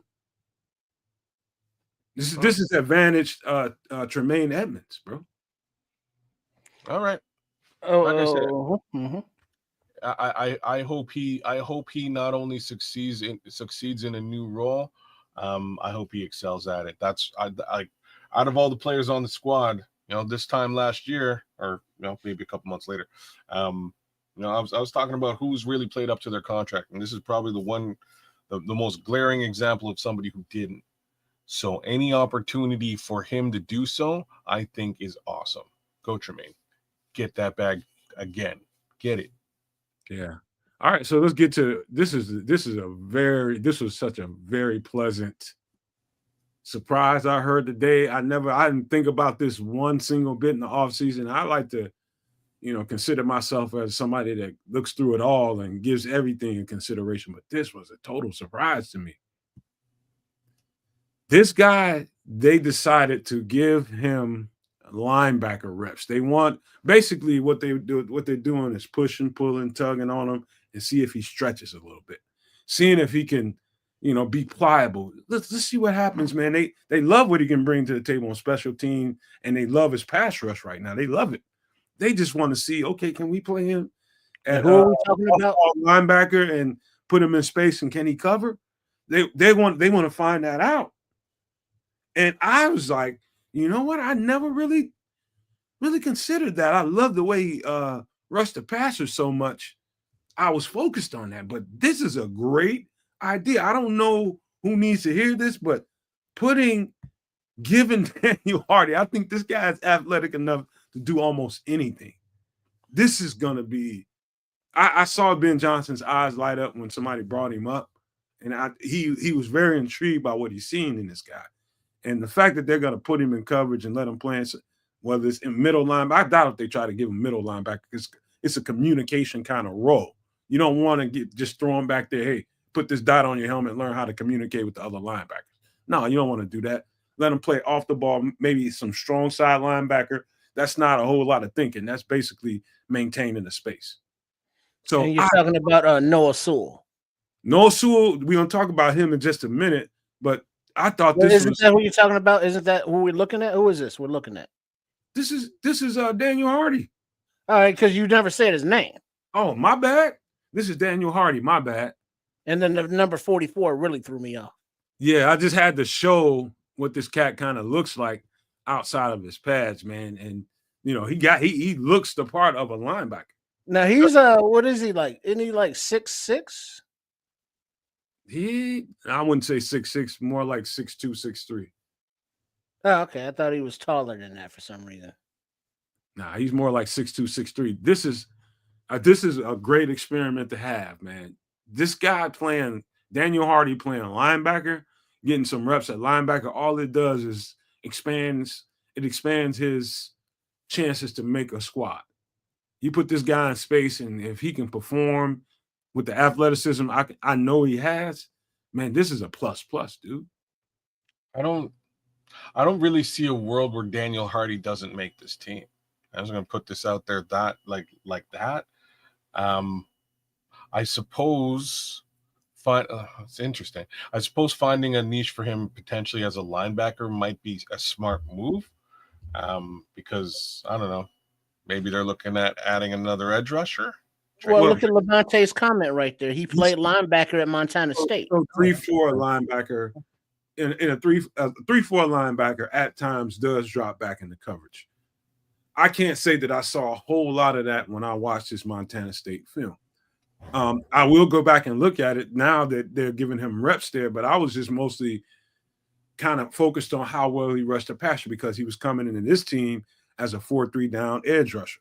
So it was like, why watch all those reps but you're right, Levante, he has played linebacker.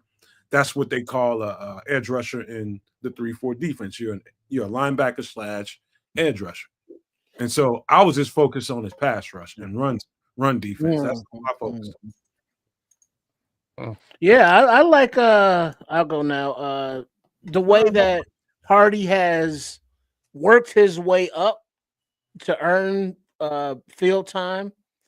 He's been a demon on special teams. You know, when he got the reps at end, he's always around the ball. He's one of those, high motor intensity fellas that I believe that he can, fit whatever scheme, whatever position, because he's an athlete and he knows ball. You know what I mean? So it's like, all right, linebacker reps, let's do this. Defensive end reps, let's do this. Special teams, let's do this. And he's demonstrated the physical ability that we need for a young athletic professional team. He can get after it. He can pick them up and put them down. You know what I mean? And look at him. There's no, what is that? What do you call that stuff? Fat? Yeah, I don't see none of that on this kid. You said something, Trip. You said something key, and I just kept this just kept playing in my mind the whole time you've been talking. You said he's an athlete. What I want to layer onto that, man, I think he's special. I think he's a special athlete, and I think that them giving him an opportunity to show how special he can be athletically is just another feather in his cap. Special how? This dude I'm telling you, physically, sometimes you can watch a football player, especially in different. Let's just say you turn on some Montana State tape, kids, and you're seeing him playing as an edge rusher, right?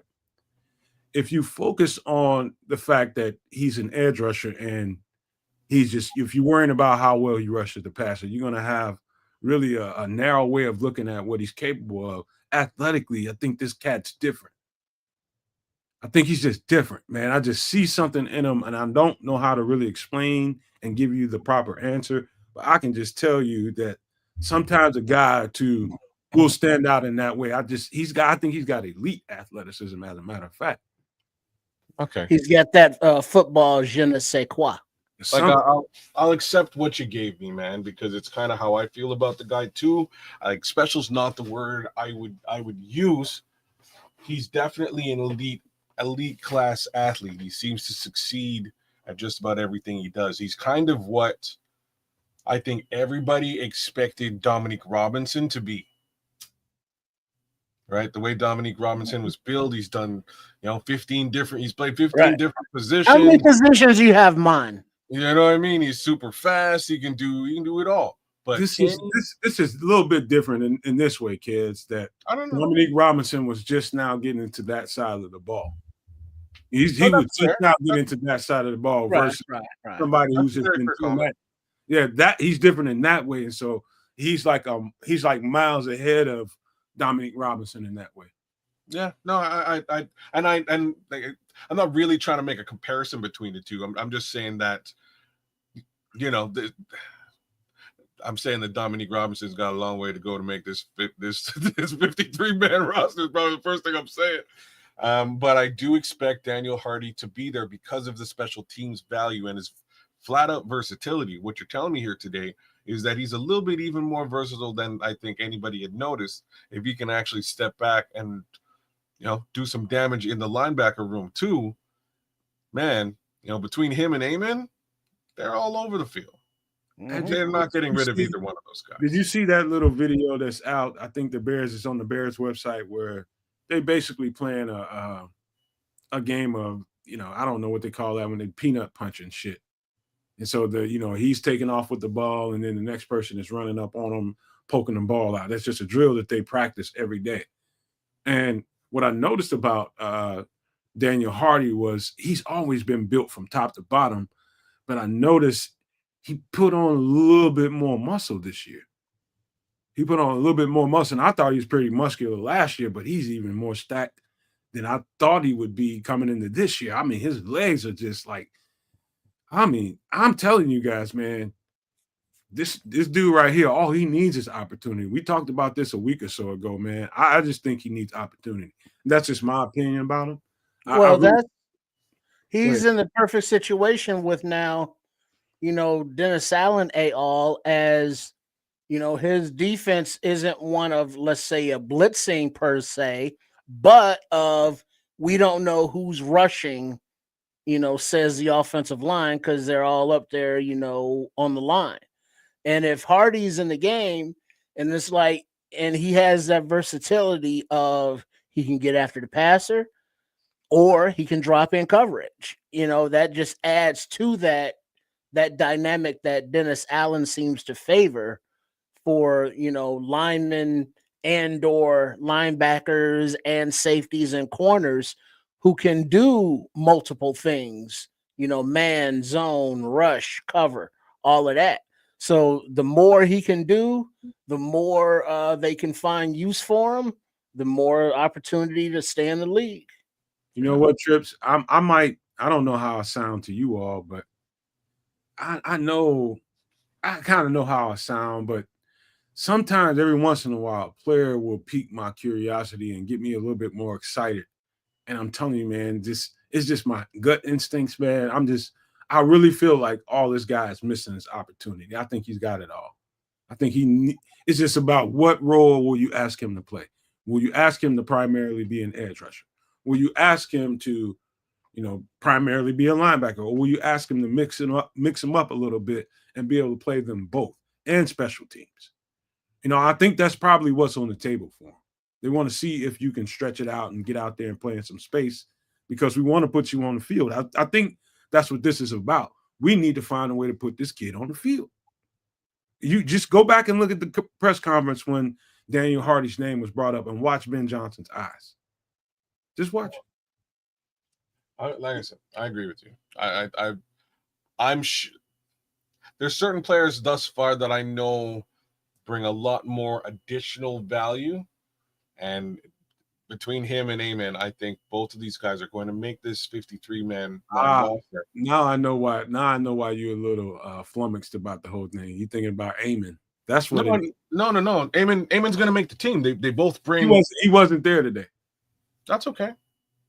Just for the record, he was. I don't see him on the list of folks who missed practice. I do see somebody else we should talk about. Yeah, I saw a name I saw that wasn't there. We'll talk about it. Amon, between him and Amon, they're going to make the team because of the additional value that they bring. There's another player who's like that. Who ran that kickback in the Green Bay game? It's a good question. Wasn't that Baskerville? But he ain't on the team no more. Not Baskerville. It starts with a B though. Man. Whatever, man. Listen, I'm just saying these are three players who don't get on the field as frequently as one might think, but when they get the opportunity, you see nothing but good things. Talking about Blackwell. Blackwell, thank you, Josh. Thank you, Levante. Josh Blackwell, and Eamon Agbagbamiga, and Daniel Hardy. They're all over the field doing great things when they get on the field. It's just for the most part, from a depth chart perspective, they're way behind a bunch of other people. So, give them a shot. I have no arguments with that. Dobbsy, hold it down, brother. Right on, Dobbsy. That makes it a hardcore battle for Hippolyte to make a name. I think that's a good conversation. Well transitioned, sir. Right? There was a from our guy Cliff Victoria really asking about Hippolyte specifically. I'm wondering if we thought we got a steal in that regard with that particular player at that particular spot. And all I can say is, I don't know. We will have more to talk about as far as Daniel Hardy goes, I think, moving forward, because like he did in last camp, I think he's going to be one of the guys that we're going to be talking about an awful damn lot, giving more opportunity, giving more chances to really show how much dexterity he has to his athleticism. Putting him out there in space, I think, is going to show some people some things. I believe he's going to be a pleasant surprise in this camp again. I really do, man. So let's get to this next conversation, and that is, word is, and this comes directly from CHGO's podcast. Not only that, I heard Tremaine mention this in his interview on his presser. Said the exact same thing, and it was kind of obvious, based on the reactions that people were when they come to the presser and they start asking people about certain players. People want like, hey man, what's going on with Noah Sewell?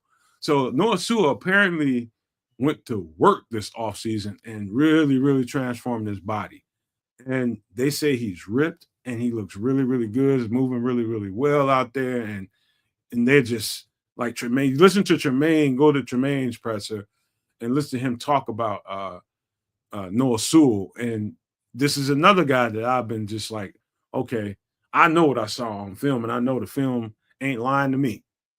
I know that this guy was just in a situation schematically that didn't really fit him.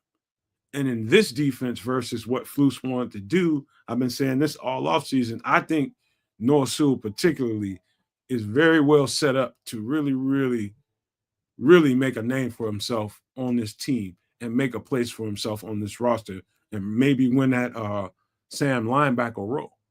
I just think I know what I see on tape, and I think this guy's got it, but I can't wait to see what he looks like myself. But this was spoken to in the presser. Not only that, I heard them talking about it on CHGO afterwards, and they were really impressed with what they saw about him. You know where I'm at with this. Yeah. Next topic. I'm just being real. I hope the best for the kid. That room is starting to get a little bit crowded. Just from what if you're telling me that Daniel Hardy may be burgeoning into that room. They just drafted Ruben Hippolyte. There's a lot of humanity there that I'm not that sort of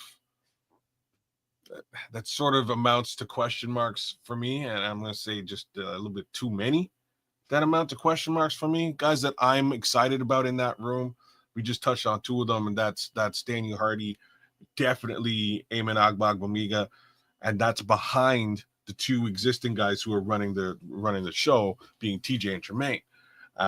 Once you get into greater depth here, I have nothing but question marks on Noah Sewell simply because he's given me nothing but question marks to talk about. That's kind of where I am with this guy. So one more time, sort of along the same critical situation that I laced up for Tremaine. Give this guy the opportunity to shine, man. Hopefully he does. Hopefully he can stay healthy, and the new look Noah Sewell is ready to bang and stay on the field.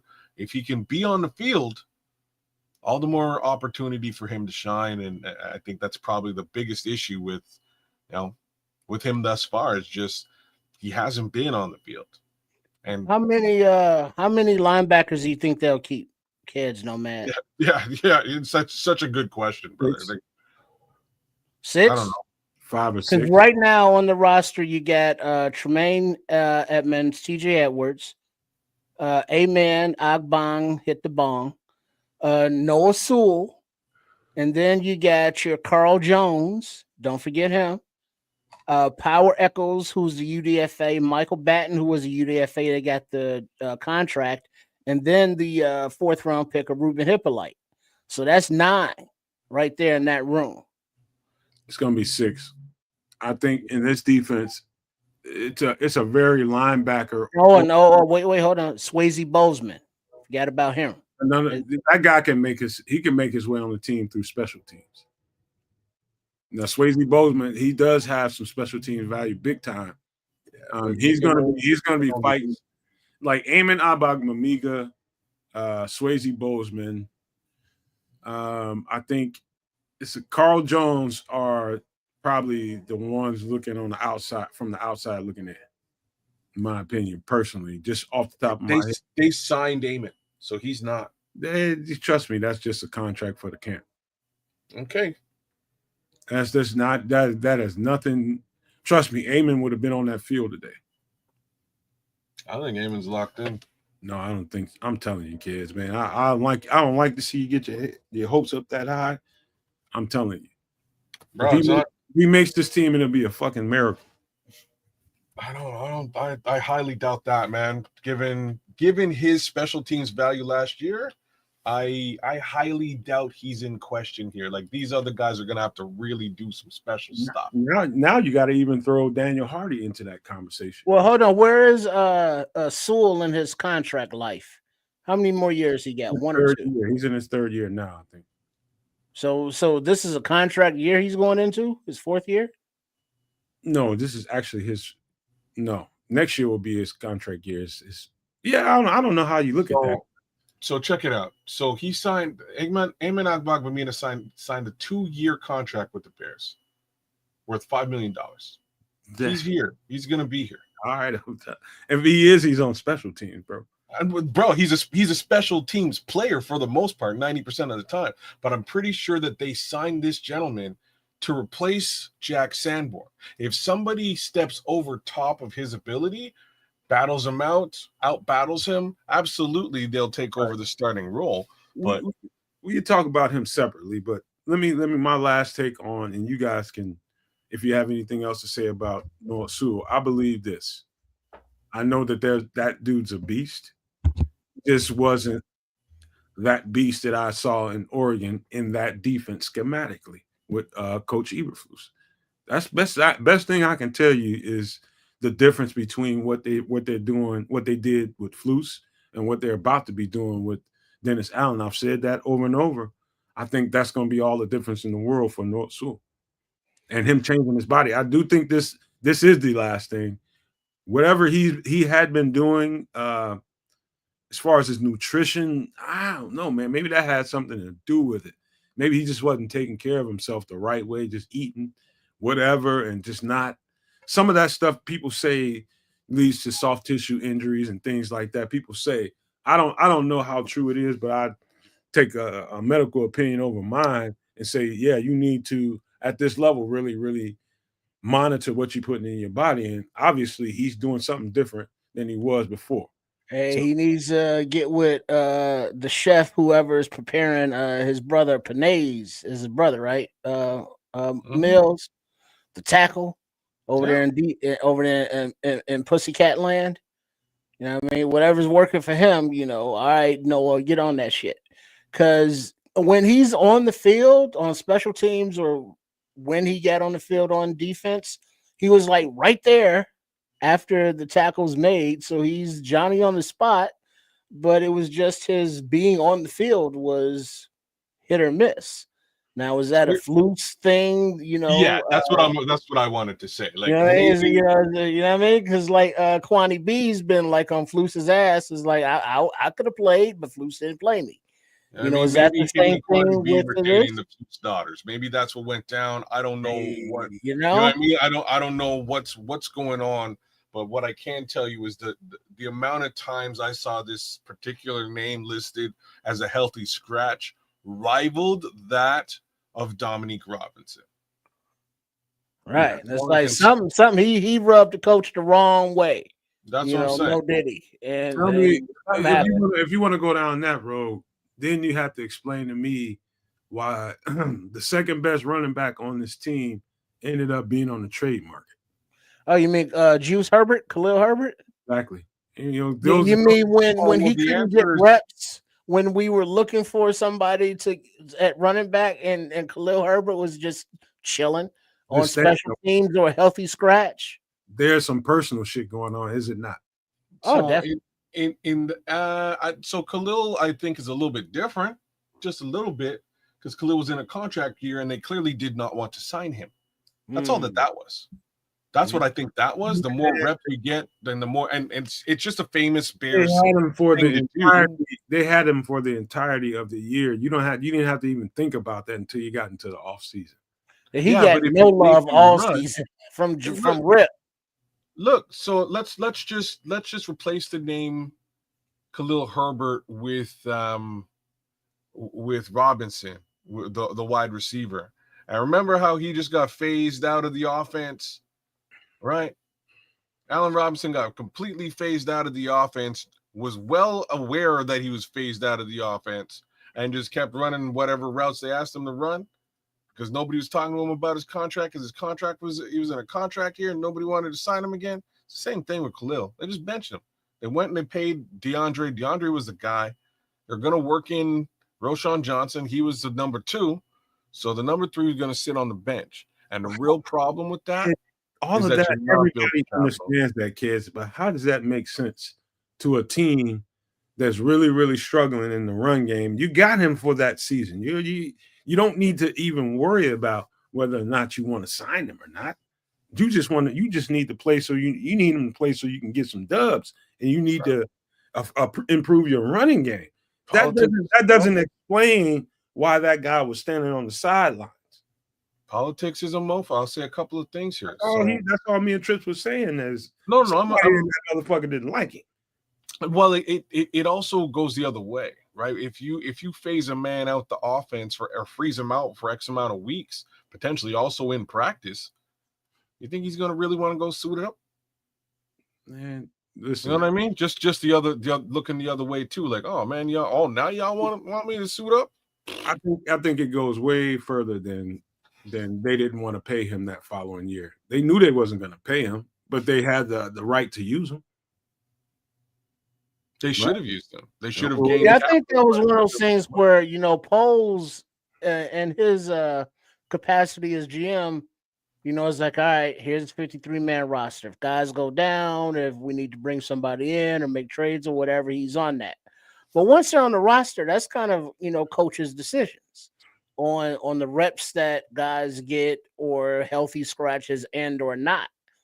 And if there was a personality issue, conflict with Herbert or Dom Rob or Noah Sewell or Tyler Scott, it's nothing that Poles can do other than like, all right, this looking at Herbert, all right, contract year, he's not being utilized here. We got coaching turmoil. Our next scheme, who knows if he will fit? He's out of here. Trade bait. So I'm gonna say some other things. What happens if they actually light him up and he outplays the other 2 running backs on the team? The one that you just paid $8 million for, right? What they expected was a winning season. What Minister Charles is saying is absolutely right. He said you either make sure he's quality trade bait or you end up losing in the free agency. And so either way you put it, I think only thing you had to lose is Khalil Herbert getting injured. And so at a point, maybe Khalil Herbert was being floated around behind the scenes as somebody for a trade. And they expected they traded him at the deadline, right? Like they expected they probably a trade earlier than that, though. Yeah, they probably expected a whole lot, and they did expect it up. They expected a whole lot more successful of a season, and they didn't get it. And they thought that Khalil Herbert's value would be much higher than it was. What they get for him, a 7th? So here's the thing, right? So just given this conversation, you have to develop a player. So Khalil was developed in years 1, 2, and 3, and then froze out of the offense in year 4. What kind of what does that show anybody who's potentially willing to trade? Oh, well, this team does not think enough of this particular player to give him any run. So why would we really? If you're negotiating, that's exactly how you step to the table. All you got is your tape. Yeah, and brother, I'm talking about a business negotiation now. I understand the tape. Herbert put a lot on tape. I understand what you're saying. I understand what you're saying, right? Like, so if I'm a scout or a GM and I look at the tape and I go, yo, he's had 3 super solid years. I like this player.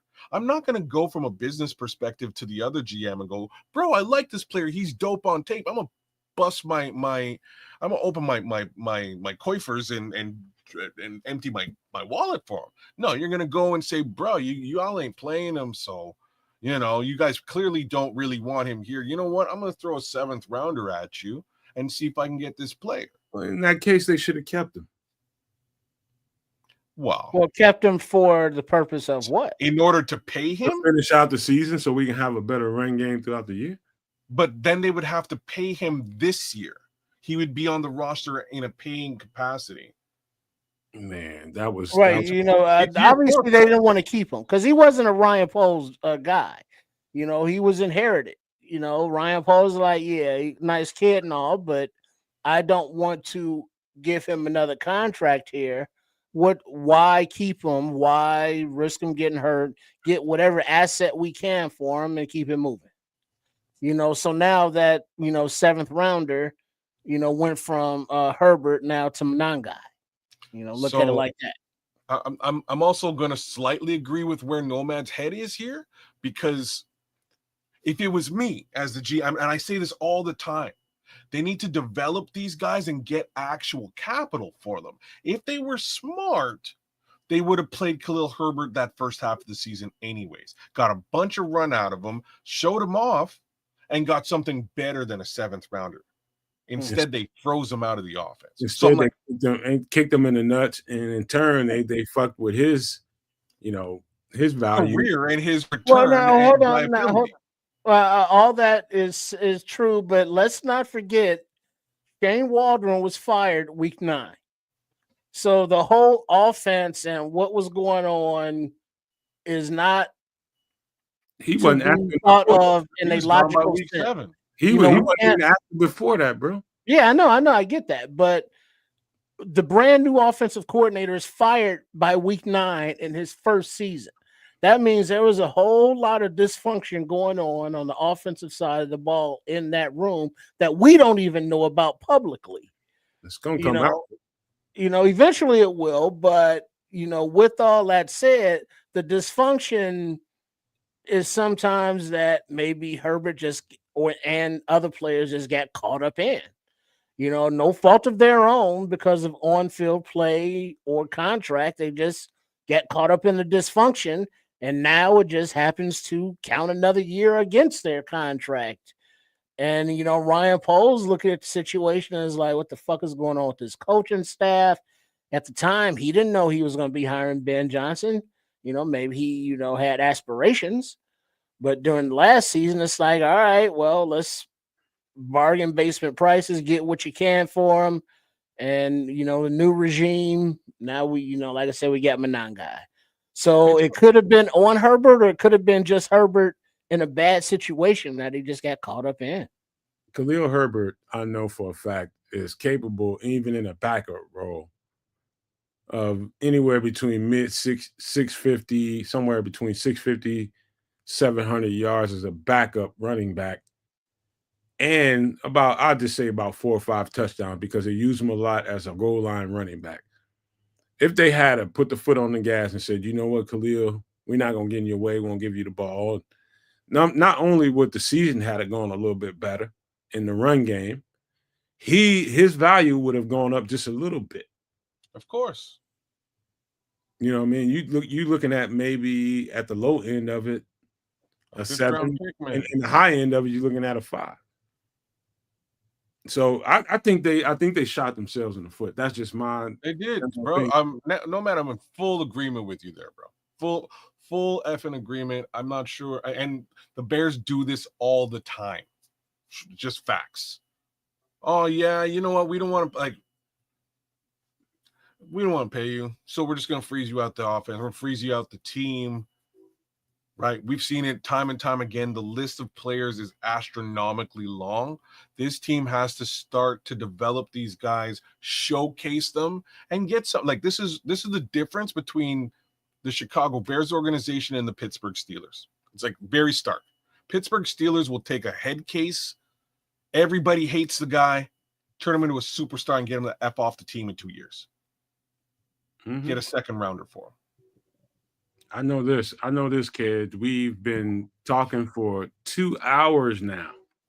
Boom. Two freaking hours, and we still have a few things we need to talk about. That's the beautiful thing about some extra sauce.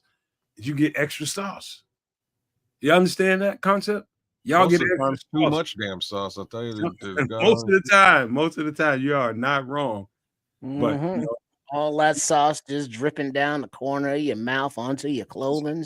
It's very true, man. You have to walk a fine napkin. line doing this show because it's a fun show and we have a good time with it. I just want to make sure everybody remembers to do certain things.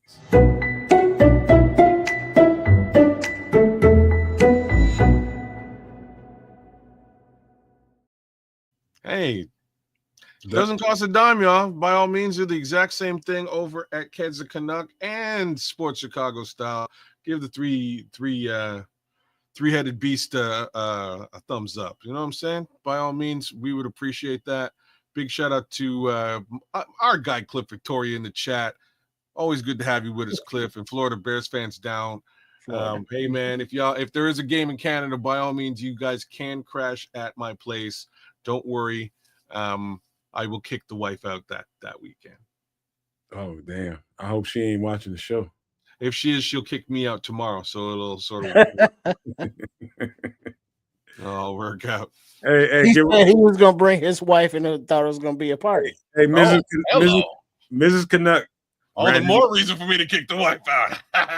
Mrs. Canuck, grant that man some mercy. He knows not what he does. He knows not. But yeah, hey, listen, man, make sure you subscribe to everybody's channel. This channel over here at the Nomad Network. Make sure you subscribe to Kids of Canuck, and make sure you subscribe to over there at Sports Chicago Style, man. We need all that love, man. We do too much content, too much hard work to not get the love, man. We expect it. We appreciate it, but we expect it, man. All this kind of hard work, you want the support, man. So everybody's channel needs the love, man. Straight up. Oh, you go, Cliff. And Cliffy's saying he's on a keto diet. He's got 18 pounds to go, and he's looking for tasty keto food. Just go over to Sports Chicago Style and look at the playlist for Chef Tripp's healthier video recipes, and see if there's anything on there for you that you could fuck with. That you can enjoy, and if you need the recipes and all the ingredients, sportschicagostyle.com, the Shea Trips page, and you click on the name of the recipe, and it takes you right down to the particulars for that recipe, the ingredients, the instructions, and back to the top and all that. So I'm sure there's something keto friendly on there that you can enjoy. So one of these days, I'm gonna have to do a guest spot on Sports Chicago Style with some keto stuff. So yeah, I've been trying to tell that, man. Say what? I've been trying to tell that man we need to do some shit over there. Well, I'm just saying I should definitely do a guest spot because like I've been rocking this past week. I've been rocking with the salmon. Just making some nice old salmon on a bed of salad. Trust me, man. Super keto friendly. How did you prepare the salmon? Just raw? So okay, all right, you got it. So here's what I did. So a little bit of butter, put that in the microwave. Add some garlic to the butter. So now you got yourself a nice little garlic butter, some chives, and there's a little bit of salt and pepper in there, just a little bit of salt and pepper. Just sort of put that in there in the microwave for about 20 seconds, melt it down, just slather that salmon up. But once the salmon is slathered both sides, you put that on on a pan. Before you slap it in the oven, you bless it with a little bit of that Old Bay, man. Me and the Old Bay have become good friends. Loving the Old Bay. That's it. Just a little bit of Old Bay, garlic, butter, salt, pepper. Before all of this, though, the secret key is you wash it with lemon. Wash the salmon in lemon. So I actually put the salmon in a bag, wash that baby up, wash it up, douse it in the sauce, put the sauce on the grill or put it on the pan, Old Bay it up, away we go. Flip it, a little bit more Old Bay in about 8 minutes. Put it back in there. She's ready to go in 15 minutes, man. Real quick too. I'm gonna mess up kids' whole recipe by putting a piece of fried bologna on it or making a sandwich out of it. Mess it all up. Fried bologna on salmon? Salmon. I fuck it all up. What are you doing? I'm just bullshitting, man. Listen, I was Cliff, you live down, you talking about keto-friendly foods. You live in Florida with all them goddamn creatures. You need to get you some rattlesnake going on down there. Go shopping in the swamps. You need to eat some damn snake and some damn alligator or some shit. Something. Gator, snake. Yeah, man, you got all that shit, man. That's all meat down there, man. You need to catch them. The pythons. Get you some pythons. They're not indigenous. You know, you can eat those. You know, they long, a lot of meat good eating. Cliff Victoria. He's blown my mind. Wait a minute now. Talking about parfait. Stop looking at that shit. Well, like, hold on now. For like keto heads, though, I haven't had any level of sugar in weeks. I'm just letting y'all know. You know what I mean? It was on the show. You've been on the show eating like a whole tree. I mean, a whole fucking field full of strawberries. What are you talking about? Well, what was his suggestion? What is he talking about? Why do you think I'm eating the strawberries, bro? Strawberries. Because I have no sugar in my diet. I have to get like a little flavor from something, and at least it's on the diet. You can have berries. That's it. Strawberry was a neighborhood house. All right, man. Listen, that's all I can do. We'll talk about food here in a minute, man. But we need to finish this football stuff. And one other story here is Scrolls is right there too. This was intriguing to me. So remember that video we saw where Javon, Grady Jarrett, and Austin Booker was working out together, and everybody was just like, and oh, sweat. Shit. Yeah, Montez. Yeah, and everybody was just like, oh shit, Grady just jumped in here already and he's setting up workouts. No. Grady Jarrett came out and let the world know that wasn't me. That was Javon that set that up. Oh, and you notice who was missing? Uh-oh. He was missing today too. Zach Pickens. Oh man, we'll talk about that. But let's talk about this. The fact that leadership at this point in his career, going into what is his third year now, this is exactly what you expect out of a football player. Next, yeah. This is exactly what you expect. We all saw the video last week or Sunday when we were looking at that body, man, and how much he's been working out, man. The fact that he is the one that reached out to Grady Jarrett and said, hey, man, come on down here and work out with me, man. I'll be working. I need you to come down here. I already invited. You know, Book was down there. Sweat was down there. That's huge to me because once he's at that level now where he's not the puppy dog running behind the next guy and showing me what to do. He's showing, hey, man, this is what we do down here. This is what we do. We work. I would say I heard a few things that I thought that really excited me. This was definitely one of them. Right there at the very, very top that excited me. Javon Dexter has taken a leadership role. I've heard his name being mentioned several times this offseason, how impressed people are with the way he's working. And this is just going to translate, man. Javon Dexter, I think the third year leap is real, especially for him. I really do, man. And I love the fact that he, as soon as Grady got here, he was just like, hey, man, come down here and work with me. I want to get to know you. You got to love that. Hey, kids, you got that video still of Javon? Pull it. You can pull that up. Yeah, I like the development that this kid has. He's always had the right attitude, his biggest thing was, oh, he doesn't get off the ball, on the snap very fast. And it's like, hey, we've seen him get off the ball on the snap pretty good.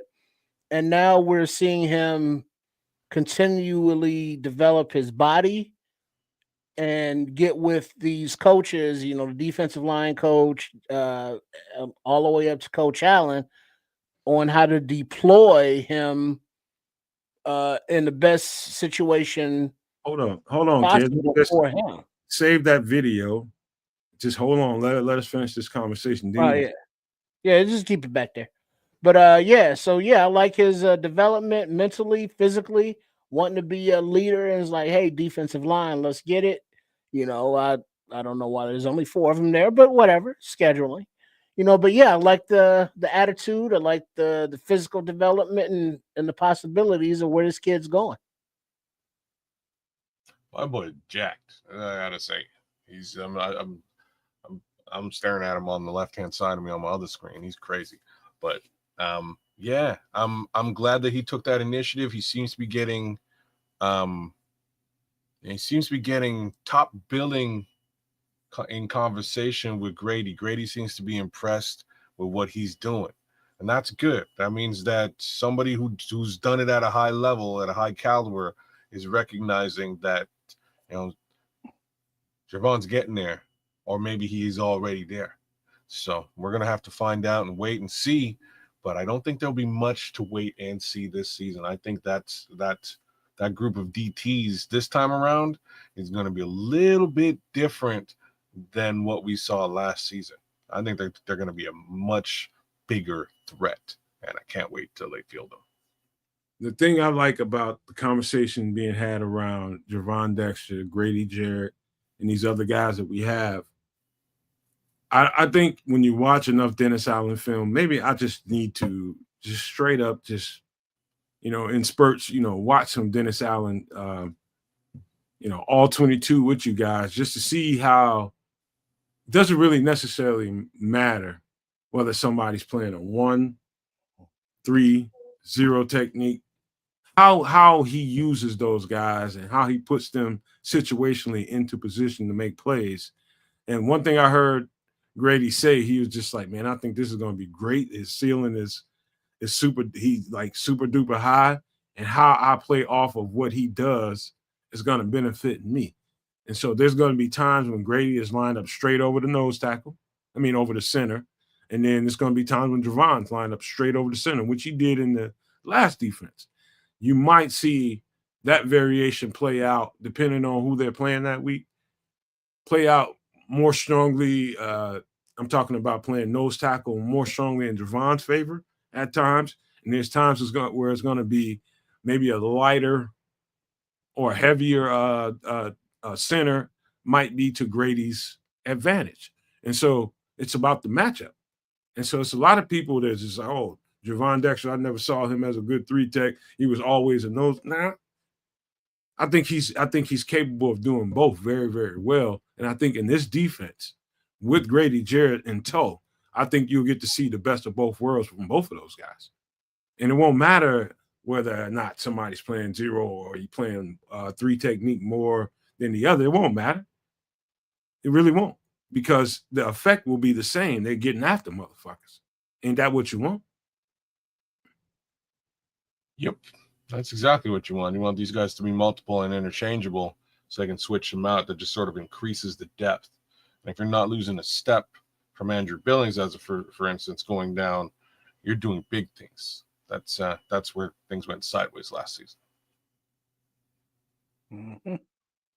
No thought. So to me, this was one of the pleasant surprises of that. I didn't see that coming. I really did think that Grady Jarrett initiated that workout. I thought he went into the building and said, hey, man, y'all come on down here and work out with me. I want to get to know y'all. No, it was the other way around. It was Javon Dexter. I think that's for a third-year guy, that's what you expect. He's been in the building 2 years. It's just like, man, I know how to be a pro. I know what to do. Look out. I got this. Gotta love it, man. You got it. Yeah, that's good stuff. Good stuff. All right, let's get to the here's another thing we need to talk about. Well, before we get off, Dex, show Oh the yeah, show yeah, the go ahead. workout. Let me. Yeah, do that.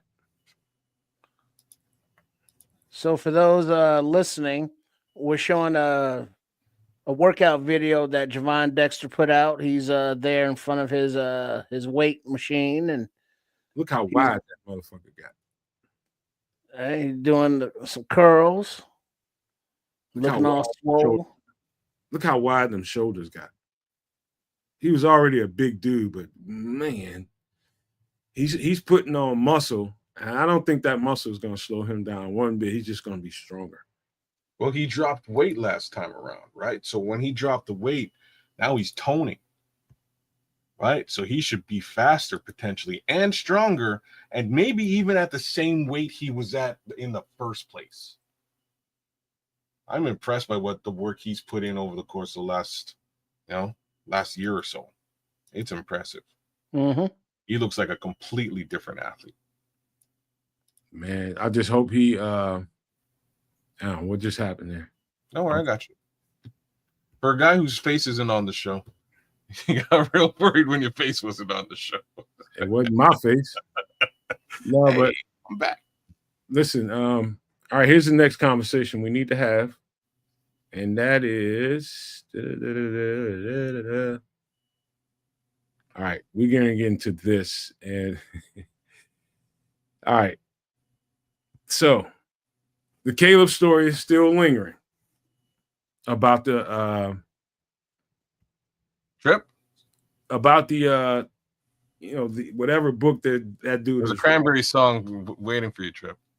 Let me say this. Yeah, I missed it. Okay. We spoke our minds vehemently on the last show Sunday. This is going to go to the next level. This is going to go to leadership, and at what point, like for me, I'm just going to tell you how I feel about it. I feel like this is a tight spot for Caleb Williams and his father. I think there could be some crisis PR people involved in this, and the result of it came out as, what, Ben Johnson, this is probably the best chance that you will get to go out and take a leadership role and get in front of this second-year guy that, might have stepped in it. You know what I mean? But it was telling for the simple fact that Caleb didn't come to the podium, which is kind of normal for the franchise quarterback, your first, set of OTAs with everybody. He's supposed to be at the podium, but he didn't.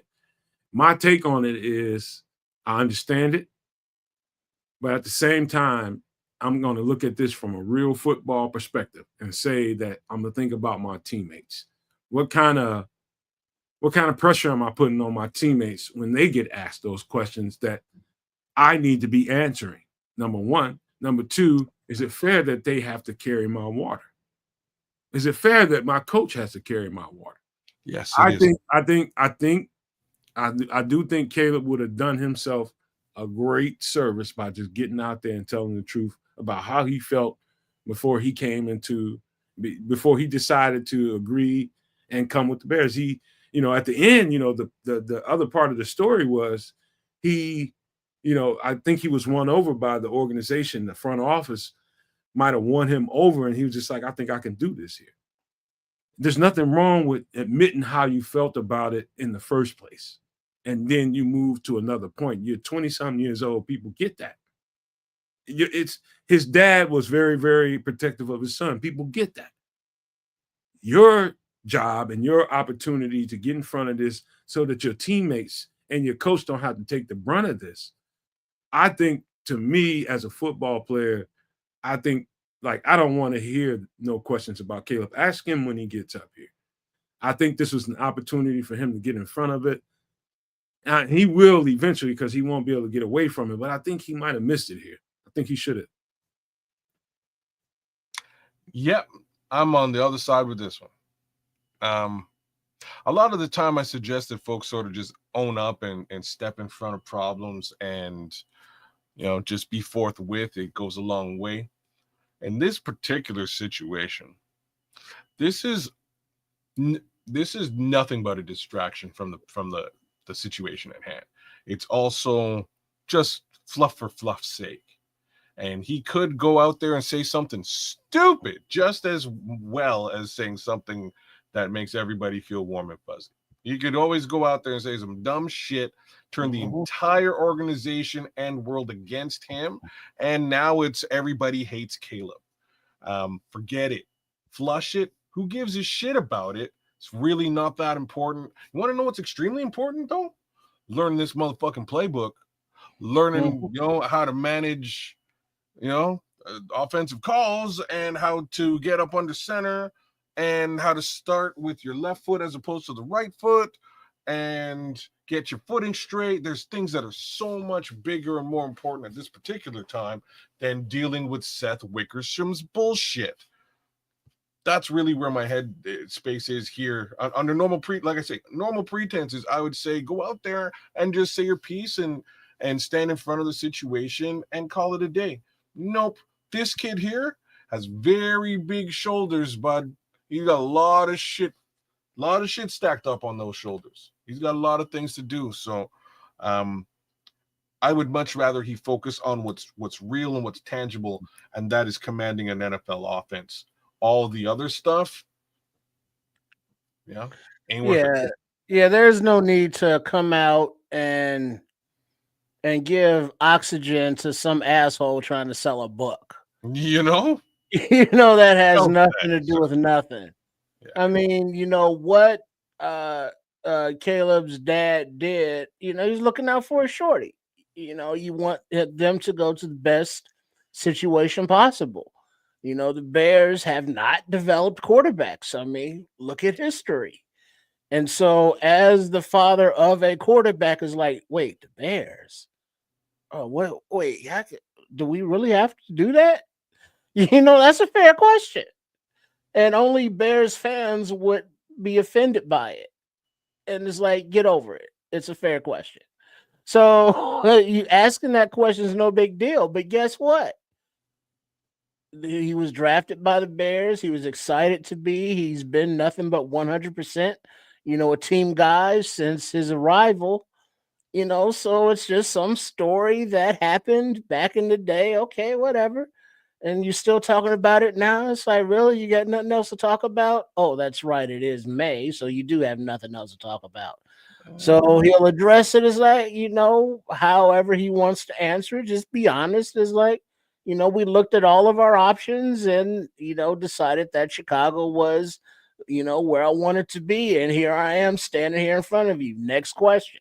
And, and that's that. So it's going to have legs as long as it's still out there until he addresses it. But I don't think that he really needed to come out to address it. It'll come up when he's at the podium, and then that'll be that. Let me say this, man. And I think my energy comes from, I'm talking about this specific day and, why or why not to do this. My specific energy comes from everybody else, is the rest of the team, the coach. I mean, the team in particular, his teammates, people asking, you going up to the podium and like, for me, it feels like people having to carry your water. If I know for a fact, if I was in that building and I walked up to that podium, and maybe I'm more of a snippy motherfucker than the next person, but I would have been like, you asking me questions about Caleb and what he said and why he didn't do this or what. Ask him. Don't ask me. I'm not here to carry his water. Ask him. He's a young man. His dad is a grown-ass man. They said those things. Ask them. I'm not here to answer questions for Caleb. And so eventually, after enough of that goes on, if Caleb, I hope he gets in front of this, man. Y'all might think ridiculous. Well, let me finish. Well, has it been asked? Let me finish. By other players? Allow me to finish. It just feels like for me, if I was one of his teammates, I'd be like, dog, just go and get this shit out the way. Whatever it is, just do it. No, be done with it. No, I like it's that's one of the funniest things about these. There you go, Scrolls. No comment and just get it out the way. That suffices to me. Wow. However you slice it, even from a fellow teammate perspective, if that's like the media angle. Hey, like, what do you think about the kid? Hey, what do you think about? My answer to that every single time would be like, so my name is Jervon Dexter. Caleb Williams is a different human being. If you have questions for Caleb Williams, see Caleb Williams with those questions. I'll leave it right there. My name is every single time. I'm not here to. They don't go sit at that podium to answer shit for somebody else. They happen to though. I know, and it doesn't. Same token, it doesn't prevent the reporters from asking them about other people's shit. Like, don't get me wrong, but this is how I would manage it. I'm sorry, I'm not that guy, so I'm not just gonna blow smoke up your ass. Right? Like that's really what they're asking you to do. I hope tomorrow he ends up at the podium, because if he doesn't, it's just that shit's gonna increase, man. I disagree. I hope he doesn't. I hope he has no interest in being at the podium to handle any of this. I'm also going to say it's something a little bit different too. So with respect to all this, I really love the way that his head coach is handling it. Right? It's a brand spanking new guy. To be frank with you, like, this last year wasn't the greatest quarterbacking year for the rookie, right? It was relatively Bears-ish, right? Like, just saying normal stuff. Rookie quarterback in Chicago. He was better than most of them, but still, Chicago-ish. So the narrative is still there. Here comes a brand spanking new head coach smack into this situation. Clearly, the where quarterbacks go to die or where receivers go to die narratives still exist in full. Yet this guy just joined up, right? Like, he's a new head coach. He has to face those narratives as well. Kids, it's this easy. I'm going up there and I'm gonna say, the minute somebody start asking me particular questions about the things I said, the things my dad said, I'm going up right to that microphone and I'm gonna say this every single time somebody asks me about it. That's how I felt at that particular time. I felt exactly that way. Now it's different. Well, but the thing is, it's not even him. It's his daddy. I mean, but is that answer? So now you're asking this kid to answer for something his daddy did. And it's like, why don't you go ask my daddy? Ask me about football. You know what the question? Hey, Trips, you know what people really want to hear? Did you really not want to come to Chicago? That's how I felt about it. But why do they want to hear that? Because they want to hear it out of his mouth, bro. That's just how people wants to when they have access and they can be a bulldog about something. You don't think they will use and get off the leash and get on his ass? You don't think they will? This Chicago. If he didn't want to be here, he wouldn't be. No, man. That's not the question. I'm trying to say that if you just get in front of it and say, hey, that's how I felt about it. I felt like that at that time. Moving on. You're giving energy to pure evil, bro. Just ignore it. Fuck it. It'll go away. Who gives a shit? All you gotta do is go play ball after that. No. What? Like, even just the way that you answered it. Oh, like, you know what? Like, that's how I felt, but now I feel different. Why'd you feel that way? What was the issue? History showed that Chicago was a place where quarterbacks go to die. Oh, okay. So history shows that. What does that mean to you? How does that affect you and your career project? I said what I said. We're gonna play this season. That's what I'm gonna be saying. Well, if you're gonna say negative things about Chicago, the fans of Chicago are going to have a bit of an issue. They've already processed that, kids. Perfect. So leave that as wet as it is and let it dry. Man, I don't think you do it. Just anyway, we'll move on from it. I'm just saying. I just have a different way of looking at it. No. I understand the way that you're looking at it. What I'm saying is that the way that you're looking at it opens up potentially a massive can of worms that sinks the quarterback.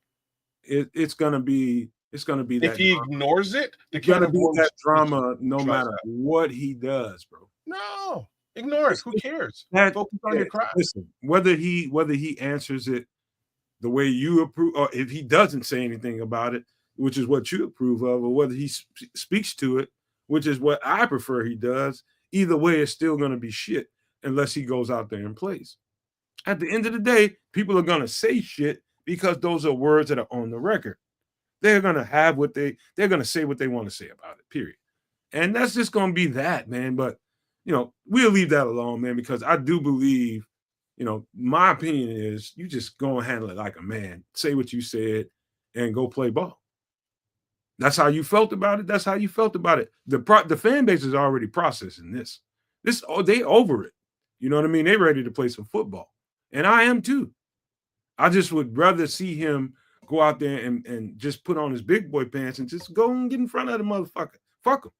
People feel how they want to feel about him. I had some strong words to say about it, but still, that was your feelings and your thoughts at that given time. That's how you felt about it. That's okay. I understand that, actually. And his dad being protective about him. I understand all that. Say that shit. Bro, I'm the father of a football player. I get what you're saying. I get where the dad was coming from. I get it all. End of the day, I would not suggest that there's a Mary J. Blige song about this. You know what I mean? Trips. In any event, the drama is not, it doesn't need to be what it is. He doesn't need to feed into it. I'm not gonna cry. I'm not no, not that one. No, that's the wrong one, man. That's the wrong. Damn it. Trip. You throwing me over, with the goddamn cranberries, Mary J. Blige. God damn it. Y'all want to get to something a little bit more, y'all want to get to something a little bit more fluffy than that? We can do that.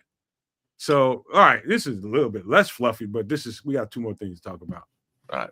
And so one of the things that I heard as a through line talking about this OTA session in phase 2 of it. Ooh, this guy here has been, listening to people talking about it. It's just like, man, this dude is intense as fuck out there. And he's like he's yelling at Cole Kmet, going off on him, having to stare down with him. And so I'm gonna frame it like this. I think there was a whole bunch of people like myself and probably some other people on here. I'm just gonna speak for myself, that were saying that, this guy, I don't know if he's leadership material. I know he's a great offensive coordinator, but I don't know if he can move men around. And that's a big difference between a really good offensive coordinator and a leader of men. Now, this guy has been extremely boisterous out there in OTAs, and people are noticing. And he's yelling, he's screaming, and there's other people out there doing it with him. And, and it's getting a lot of attention. And I'll just leave it there. He's been very boisterous. And it's a lot of people that are like, yeah, I love it. He's out there. I'm one of those people. Yeah, I'm like, what? Man, it's just a motherfucker with some hot ass breath running around here hollering, man. That's what it is to me. Well, I mean, but it was so unnatural watching Flus going out there just smiling and patting guys in the rump, giving them their stupid ass nicknames. And it's like, hey, you want to get after him a little bit like a coach is supposed to? And it's like, no, that should never happen. You're leaving the practice field with half-ass plays, undone. It's like, no, I want to coach. I was like, hey, we're going to run this shit till you get it right. Or as the coach says, you're going to run until I get tired. Let's fucking go.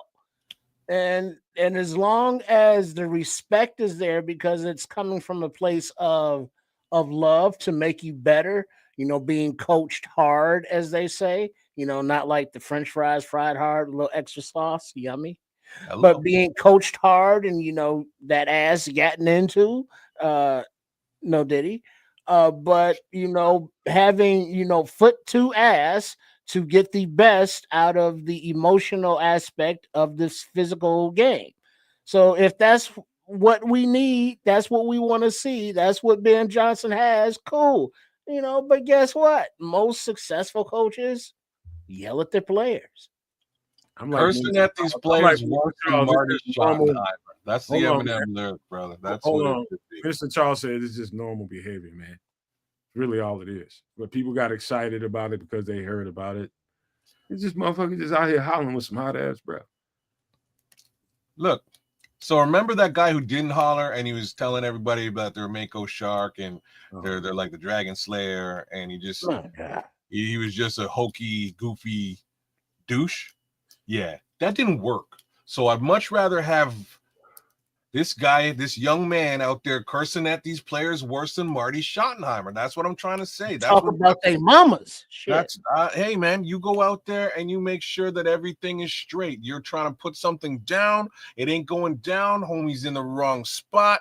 You're in the wrong effing spot. And why you do it is so that everybody knows they need to be in the right fucking spot. That's why you do it that way. You can't just, hey man, you know you're in the wrong spot, buddy. Because that doesn't show or send a message to everybody else on that line. It doesn't. You need to be that loud motherfucker with hot ass breath to get details dealt with. I'm with it. That's why I was also with Eric Bieniemy. They need some fire in this coaching staff, and I think we got some. Man. Oh shit, I was just about to say, Cliff, man, Dicka used to be like that too. I was just about to say it, Cliff.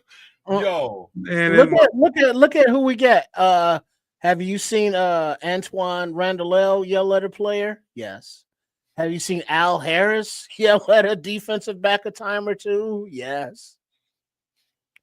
Hey, fine. Marty's might be like the losingest coach of all time. Right, man. All that, I'm telling you, man. All that shit's getting. All this shit's getting. I'm telling you right now. All this shit's getting. I like it. You know what I mean? I like to see somebody animated and somebody really, really intense about man. No, listen, man. Who cares?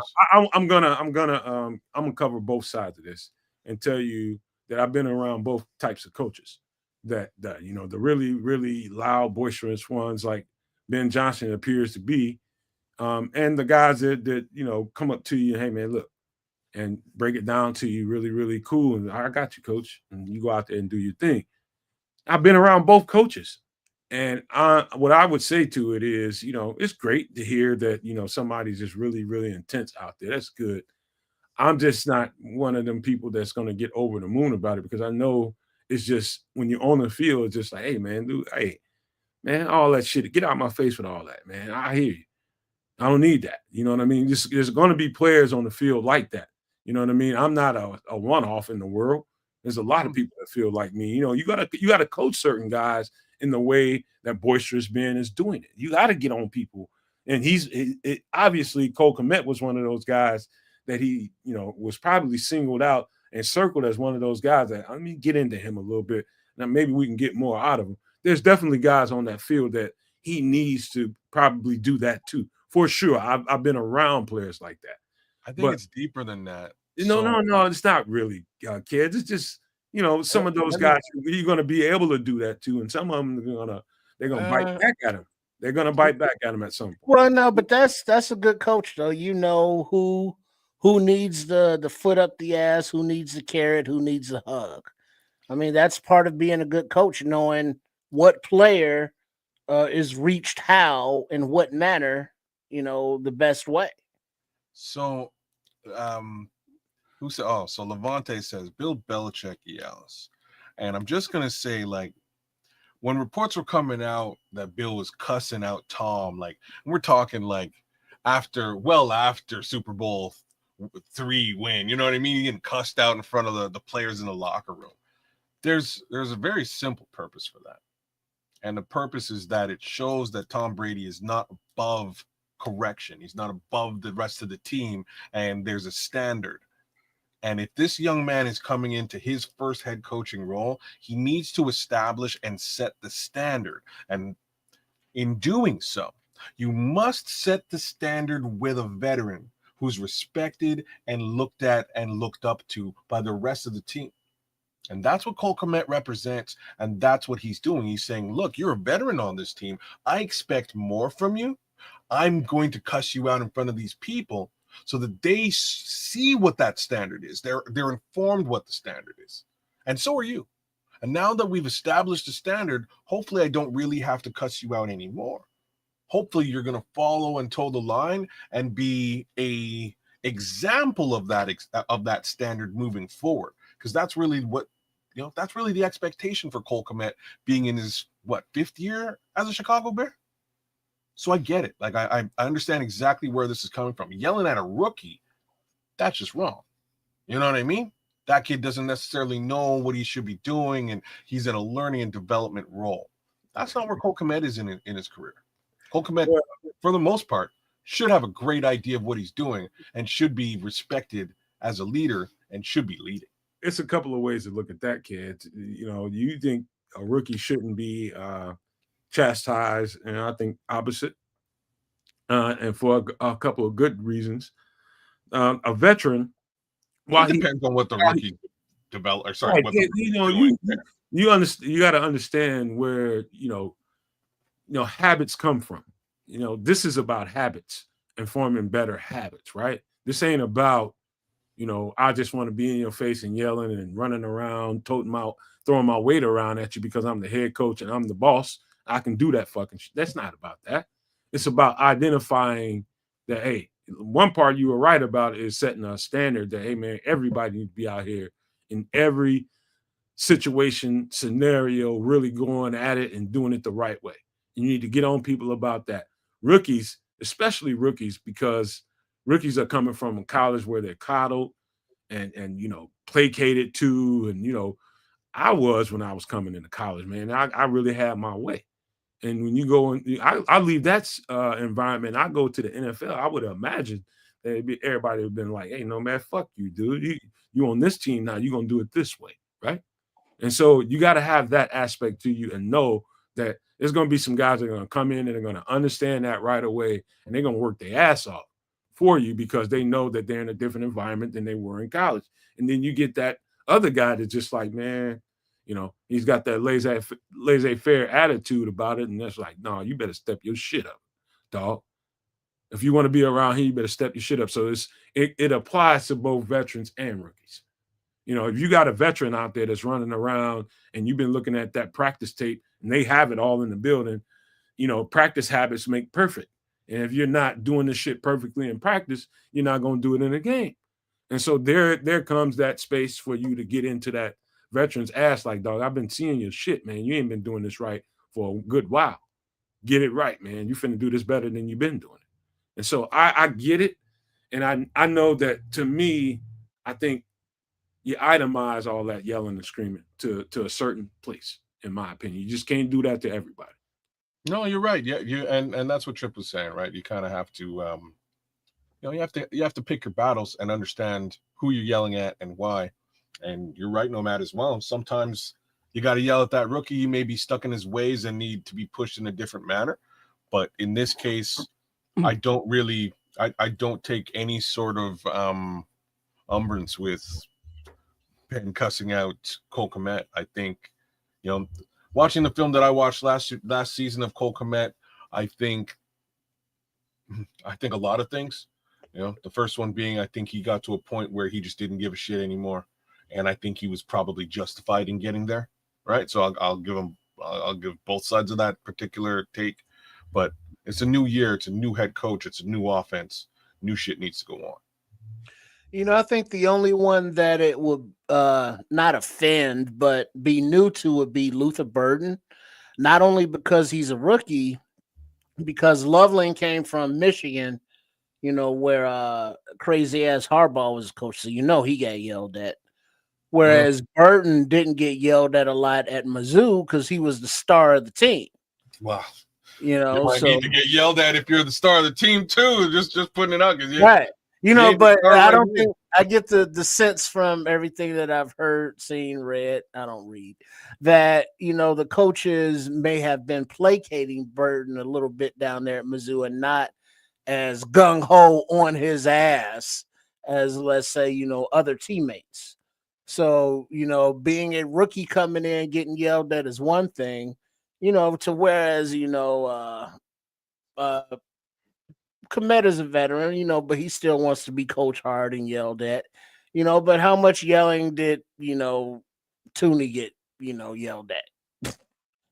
It just depends on who makes the mistake, who needs it, who doesn't need it, who needs that attaboy or who needs that, hey, you want to make this team right kind of motivation. So, Trips, you got to ask yourself, what kind of personality type are you? How do you respond to that?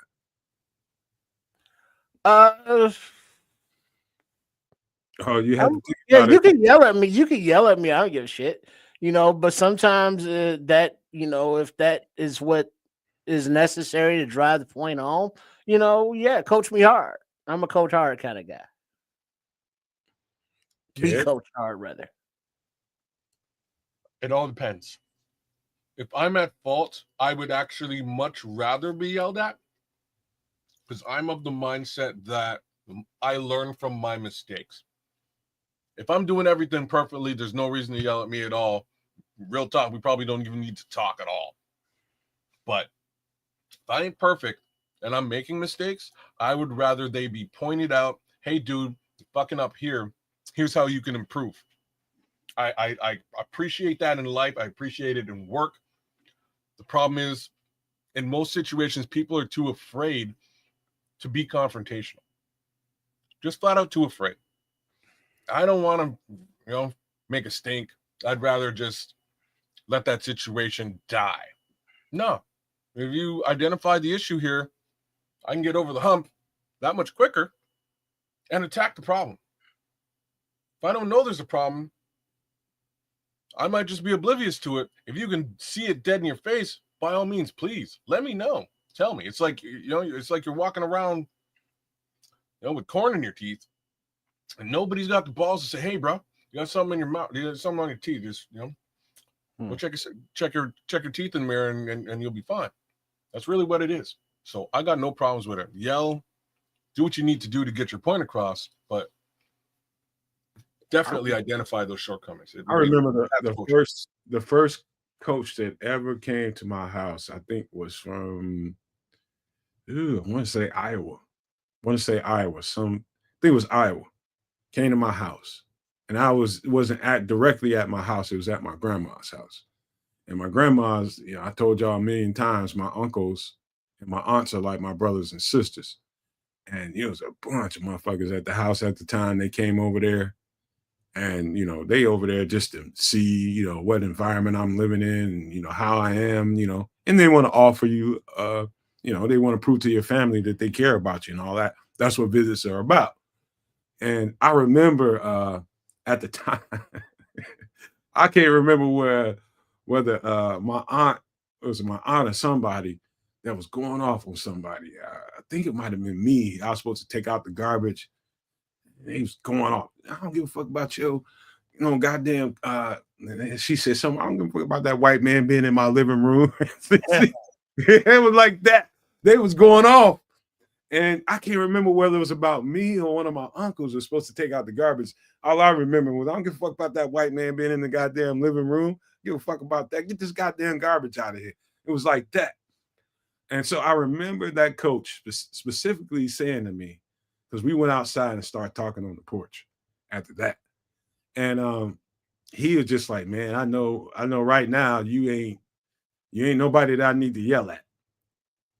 I was like, you right about that.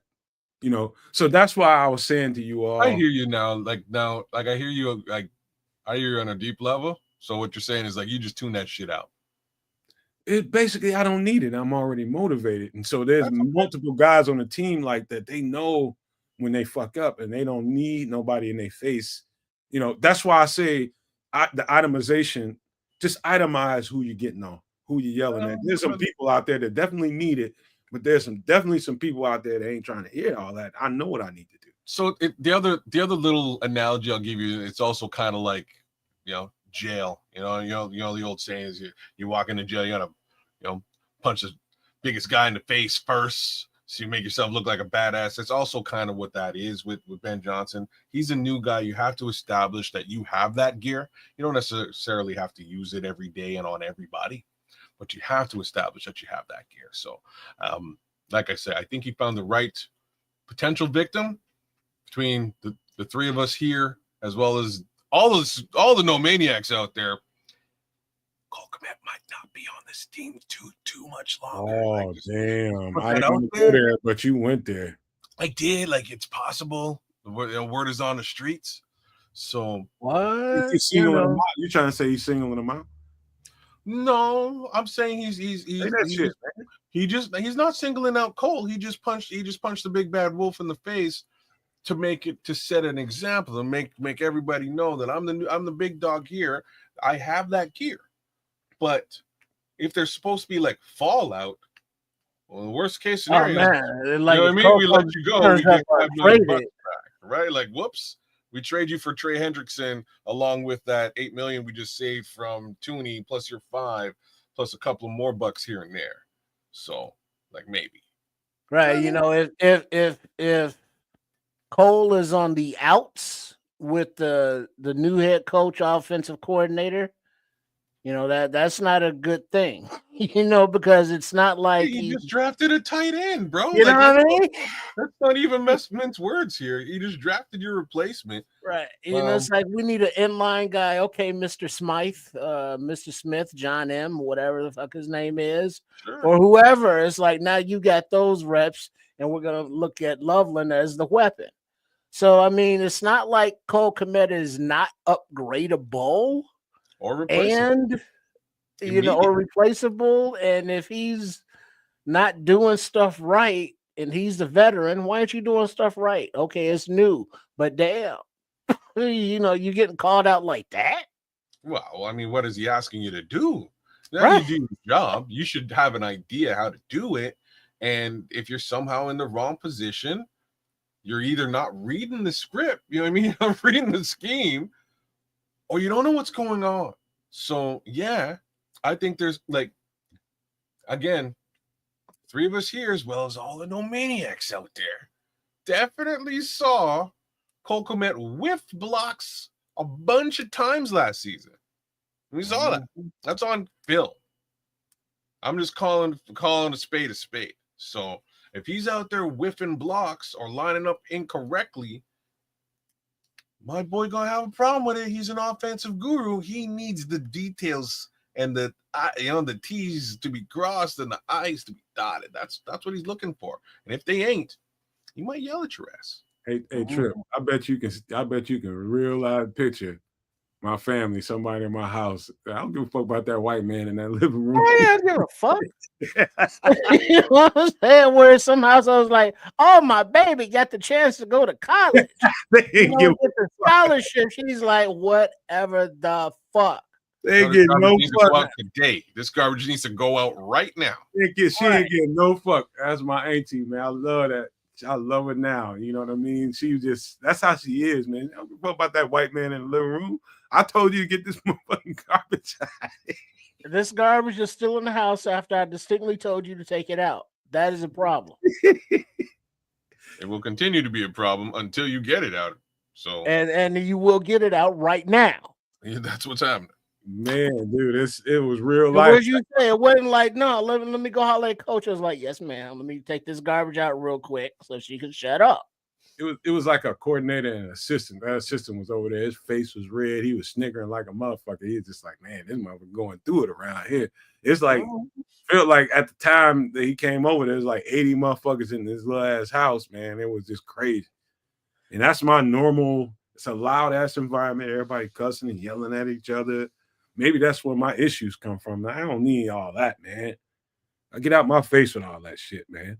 That's just how these scouts, shit, they go and because these scouts and these coaches, you know, they used to go into the ghetto. You know, that's where you find the best talent. Yeah. You know what I mean? Those dudes that run 4-3 ain't always in the suburbs. You got to go to the hood. Yeah. That's where they know how to deal with it. Man, it was real. It was real. All right, the next conversation and the very last conversation we need to have right here is, so it was news broken about, and I'm like this, man. I'm like, all these rules changes, man. You motherfuckers getting soft out here, man. And I don't like it, man. And stop trying to change the rules to benefit you. Let go play football. Stop them from doing whatever they're doing to you. That's my thoughts on it. And there's only one person in the world I know that was happy about that the tush push will remain, and that is this motherfucker. Yeah. push, and the tush.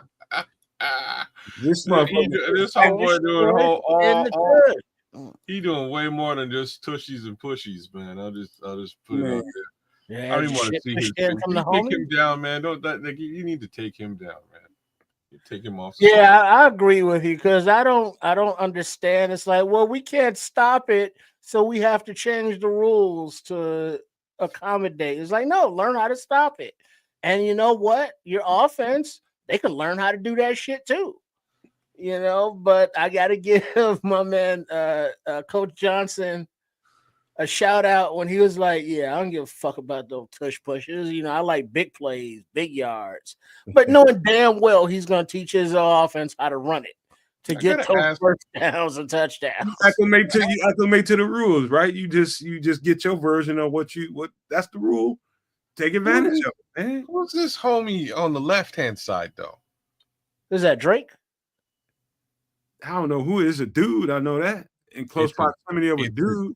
Dude, fair enough. I'm just checking. I'm trying to figure that he can almost smell what he's thinking. Like in real life, none of you motherfuckers, if I met y'all tomorrow, you can't never get that close to me. Ever. We might tap up and bro hug, but that's it. Ain't gonna be no sitting around. These motherfuckers cupping. It's Shamar Moore, he says. Not Shamar. He's like, that smells like Old Spice. You know that ain't no Shamar Moore, man. These motherfuckers over that's hilarious though. It's they spooning. That's some spooning. Like Shamar Moore that it could be Shamar Moore. It ain't no Shamar Moore. They spooning, bro. That's how you spoon with your girl, man. Because like you about to point his head down and nibble on his shoulder. Like, hey man, what you doing? Hey, obviously, Mr. Combs was with that kind of life. It's done came out in court. And there's a lot of shit that came out in court about stuff that was coming in, going out, and a lot of different people too. A lot of baby oil, a lot of goddamn lights and nasty sores in the mouth, big dongs, and we gonna leave that there. But God, showers were of the golden variety. And teaching people how to give oral, and you teaching how the fuck you teach a lady how you do that? Pay attention, take notes, damn it. No, man.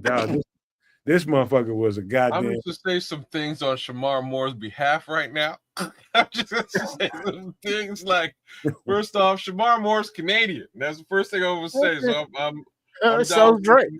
He's a good guy. I don't think he has anything to do with this particular dude. I know folks who are related to Shamar Moore. I think he's a good man. That's all I got to say. This is not Shamar Moore. We've been talking football for a long time. The football part is tush pushing, and that's the only person in the world I know that was happy about it. I always get love from the homies. Well, clearly the Packers as well. They're the ones who had a problem with the tush push in the first place. But, I mean that's like running the teacher. Billy hit me. We'll go hit Billy back in the motherfucking mouth there. Why you running the teacher? Like league, the tush push, we can't stop it. Well, learn. I mean, they're not doing nothing illegal. We'll make it illegal. No. Man, I got something on my screen that I can't get rid of. Hold on for 1 second. Is it Diddy or Shamar Moore? No, neither. Neither. Okay, just checking. Some bullshit going on right here. I'm trying to get it off my screen. Hold on. Johnson & Johnson's baby oil? The gooch. Nah, it ain't that. God, what's going on here? I know what's going on in America. Y'all love Johnson's company. You're just putting all your money into these people's pockets. Johnson & Johnson, both of them. Both of those Johnsons. Have the gooch. That was the bully on Different Strokes. On Different Strokes. And he's the gooch. Oh, finally got it off my screen, man. I'm dealing with this. But in real talk, man, this tush push thing. Clicks at one of them links. This Mark Wallace. Shout out, Steve. No, it's this trust me, it's this app I was trying to download to help out with the production of this stuff, but I probably downloaded some wrong shit. But listen, man, this whole tush push thing, I don't know, man. I don't know how y'all feel about the fact that a team can line up their physical team against your physical team and take advantage of you for a yard. Take your goodies. How can you Push be your mad shit all about you something like need. that? If somebody can get more physical than you can and take advantage of the rules, why can't you? Instead of getting upset about it. Yup. Yeah, that's why it's a little bit I find good words to use. You know what I mean? I can't say those other words, they're bad words. Shouldn't use those words. But it's a little bit weak. Yes, found a word. It's a little weak to complain about something like this. And you're right, Trip. Billy punched me in the eye. And you know what I'm teaching my kid. You know what I'm saying? I'm teaching you not only punch Billy in the eye, I'm also telling you to take Billy's lunch money and maybe take his sister too. You know what I mean? Like, I'm gonna tell you, I'll tell my kid to do a couple of things that you didn't tell your kid to do. Shit, what is mama looking like? Shit. You know what I'm saying? I might. You guys want to hear? You want me to make this real football, Crimson? And this is for you, my guy. Keep this real football. How do you counteract a team that wants to use their physicality against your physicality? What it's going to do to me, and you know, these are the two teams that are going to be right there at the precipice of winning a championship again, probably. What do you do to stop them? Now you know Philadelphia has a big physical offensive line, right? What do you do? Get yourself a big physical defensive front. I agree. And so all this is going to do is up the ante that all the teams in the league that really want to seriously compete for a championship and quit crying about a motherfucking rule, get your team bigger and physical, more physical than it was. And so that when that situation comes about and you're on the precipice of moving to the next level or winning a championship, you can stop them from doing that to you. At the end of the day, the football aspect of it is going to remain the same. Do something about it. Simple as that. Get your team bigger and more physical than the Philadelphia Eagles. Ain't nothing wrong with what you're saying here, bro, because that's we've had a very hard time securing a single yard over the course of the last little while. Definitely last year. You know, you need to get 1 yard, 3rd and 1, 4th and 1. It's been tough sledding there, especially post Justin Fields. So, you know, even sometimes with Justin, it wasn't easy. I'm watching this stuff in real time, and all I'm doing is watching an offensive line just get lower. They know the snap count. They know when to get off the ball. They just get ahead of the defensive front, and they just get to the ground, and they make basically it's just like we're gonna surge to the front, and we're gonna get underneath you, and we're gonna move you back a yard, and we're gonna have somebody come behind us, you know, come behind the quarterback and push him forward. That's all it is. If you look at it, all they do is just get low and get on the ground, and the quarterback finds the best blocking lineman, and he gets on top of him, and that's it. There ain't nothing complicated about that shit. Nothing.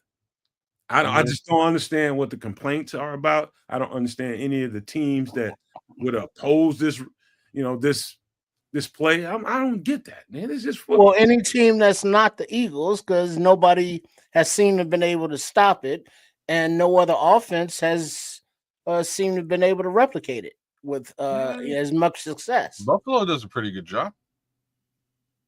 Well, okay, there you go. If for the people who like physical football, like I do, and I've grown up in that mindset, this is just normal. The key to it all is the offense knows what's about to happen. They know the cadence, and they know the snap count. They know exactly what it's going to sound like. He's going to make a gesture or it might be a freaking tap up the butt of the center, and the center, the offensive line, the rest of the linemen are trained to react to if the center moves first. If the center gets off the ball, they know to move. It might not even be a sound, but either way, it's a physical advantage for the team that knows what's going on the offense. That's it. If you can't stop it, you can't stop it. Ain't nothing to talk about there other than Diddy, old nasty ass. And maybe you send your second string quarterback out to do it. Make this a Tyson Baden special. Hey. Master of the tush push. Well, actually, I think we already know who the master of the tush push really is. But I like the fact that the committee says, "Shut up, go play football." I love it. well, that's probably the first committee to ever get anything semi-right. So there's that. I hate committees. You can scroll. Oh damn! The master of the real master of the tush push. Oh no, man. We on defense, man. Don't start acting like that, Scrolls. Man. Those cold-blooded Scrolls. That's great. All they gotta do is put him out there at center. Ain't nobody gonna fool with him. Because technically he was the bottom, so you know. What if he's behind somebody? What now? Master being pushed. What if he's behind somebody? What if he's behind the quarterback pushing? We've gone way further than we probably should have. Hey, dog, I'm gonna get right up on your behind. I'm gonna push you. You're gonna do what now? That's what Michael Sam said. Oh, that's what Michael Sam said. I thought you were saying it because it sounded like it was coming out your mouth. I was a little worried. Oh my goodness! Well, that's what you get after 3 hours and 5 minutes of conversation. Yeah, that's exactly what you get, man. Kid, you old nasty trifling. Me, I'm not the one saying I'm going to do anything. I said Michael Sam's was a master of the tush push. That's what I said. You went full on. I think Michael Sam's persona. I think you and the Scroll, the whole LGBT community come after you two motherfuckers for real. Why? What are but man. Y'all ain't no good. They put me on blast like the Scrolls. I just said something, and the Scrolls threw out a name, and I agreed. This is how this went down. Instead, you were like, "Yeah, I'm Michael Sam's," and then you went ham with it, bro. I'm just putting it back out there. Anyhow, so I apologize to the LGBTQ community for being an asshole. So Cliff does this segment once a month. He did his segment already during the draft coverage. He does. Yeah, that was April, wasn't it? This is May. Yeah, so that was we pushing up around that time. Anyway. Yeah, so Chef Trip should be on the schedule like next week or the week after. All right. Yeah, man. He said I can't eat food, but I can look at it. Well, that makes enjoying those videos all the more possible because there's a lot of deliciousness going on for the taste buds, the sweet, the sour, the savory. You know, if it begins with the S, it's all up in there. Cliff, thank you for that parfait idea. I'm gonna have to mess around with it because, like, for those who are real keto, I'm a little bit light keto. The real guys out there use 35% whipping cream in everything. You could just bust out a parfait anytime. So if I go real hard keto, I might have to do some parfait business, man. And a lemon parfait right now has got my name written all over. I'm like, hello. Peanut butter. What is Mark Wallace talking about? He says, and I think he's talking about this tush push fruity stuff. He said there's a famous Bears player that would like that as well. Uh-oh. Who the hell is he talking about? I don't know who he's talking about on this one, Mark. You got me curious, though. I'm like, what the fuck is going on here? Bi-curious? I don't know. Well, now, you wild, boy. Now, Maurice Douglas, he's a stripper. Who? Does that count? Maurice Douglas, remember him? Yeah. Is he a famous Bears player? Well, he was in the secondary. I think he was a safety or a cornerback. Who? Maurice Douglas. What era? Jerry Curls. Oh, god damn, you talking about 80s. Well, a little bit after the 80s. Oh, Scroll said Olin Cruz. What? He's messing around now. Olin Cruz will kill us all. Don't Man, don't play around now, Scroll. Bro, you're gonna be dead like the Pope. Fooling around. I'd like not to be choked. Owen don't give a damn about HR. Shit, he would knock that shit out and choke your ass. Choke me out, put me in a locker. close. Now I'm trying to think of what famous Bears player might go that way. Yeah. I don't know, man. You got me, Mark. I don't know. You got me thinking. Mark's laughing because you and I both know who he's talking about. So I don't know who he's talking there's about. no chance I'm saying any kind of names. I think it's a great time to end this show. Yeah. well, he actually do give us a name. I don't know who that is. I never really wondered or cared. All I can think of is you said famous, so no, it's not Henry Burris, because he was a quarterback that closed his eyes to throw the ball. So I don't know what the hell's going on with him. Oh no, Scrolls, you don't want to know, man. You don't want to know, man. See, now I know. Now I know you know for sure. Scrolls, you put it up. Now I know you know for sure. Scrolls, you keep your Bears lore right where it is, man. You don't want to know. I want to think of those guys the way I think of those guys. Oh no. He said Eric Kramer. Oh damn. It's raining, man. A lot, though. Hallelujah. It's Jim Covert. That might explain Jim Miller. No, Jim Miller. There you go. Shout out to Eric Kramer, man. He still got that. Hallelujah. It's raining, man. Damn. Weather girls. Hey. Let's get out here. Dark. Yeah, anytime we break into RuPaul theme music, it's probably a great time to shut this show. All I can hear is that You hear outside them clubs, man. See, he knows all of the RuPaul theme music. I'm getting real. They be beating in there, shit. Man. You all you gotta do is live in Atlanta, motherfucker, and just drive past. Man, come on. Now, one of my favorite that Freaknik got to you, bro. That's what happened. That Freaknik. Y'all saw what's his name? Robin Williams. He was the husband in the birdcage. Oh, you talking yeah. Oh, that the dude with the gravelly voice. Yeah, that was the mother. Real gravelly. It's not Roy Firestein. What's that dude's name? But he's funny. He's funny as hell. I don't know his name. He just got a real gravelly voice. It's super gravelly. But yeah, birdcage. That shit was hilarious. Sometimes you in this life, you just don't know who's who and what's what, and you think of a certain person in a certain way, especially as men, And I've grown past the stage of giving a shit about what somebody does in their private life. I don't care. I mean, as long as you ain't taking advantage of small people and that kind of thing, I don't give a shit. We're back at the little people again. I'm just saying. What I want to say to you is, midget. All jokes aside, people choose what they choose. That's it. That's all it is, man. You don't get down on nobody because they choose that. That's them. You don't know what that individual is going through in life. And sometimes they choose Johnson & Johnson's baby oil. Yeah. Yeah. That's some stinking shit, man.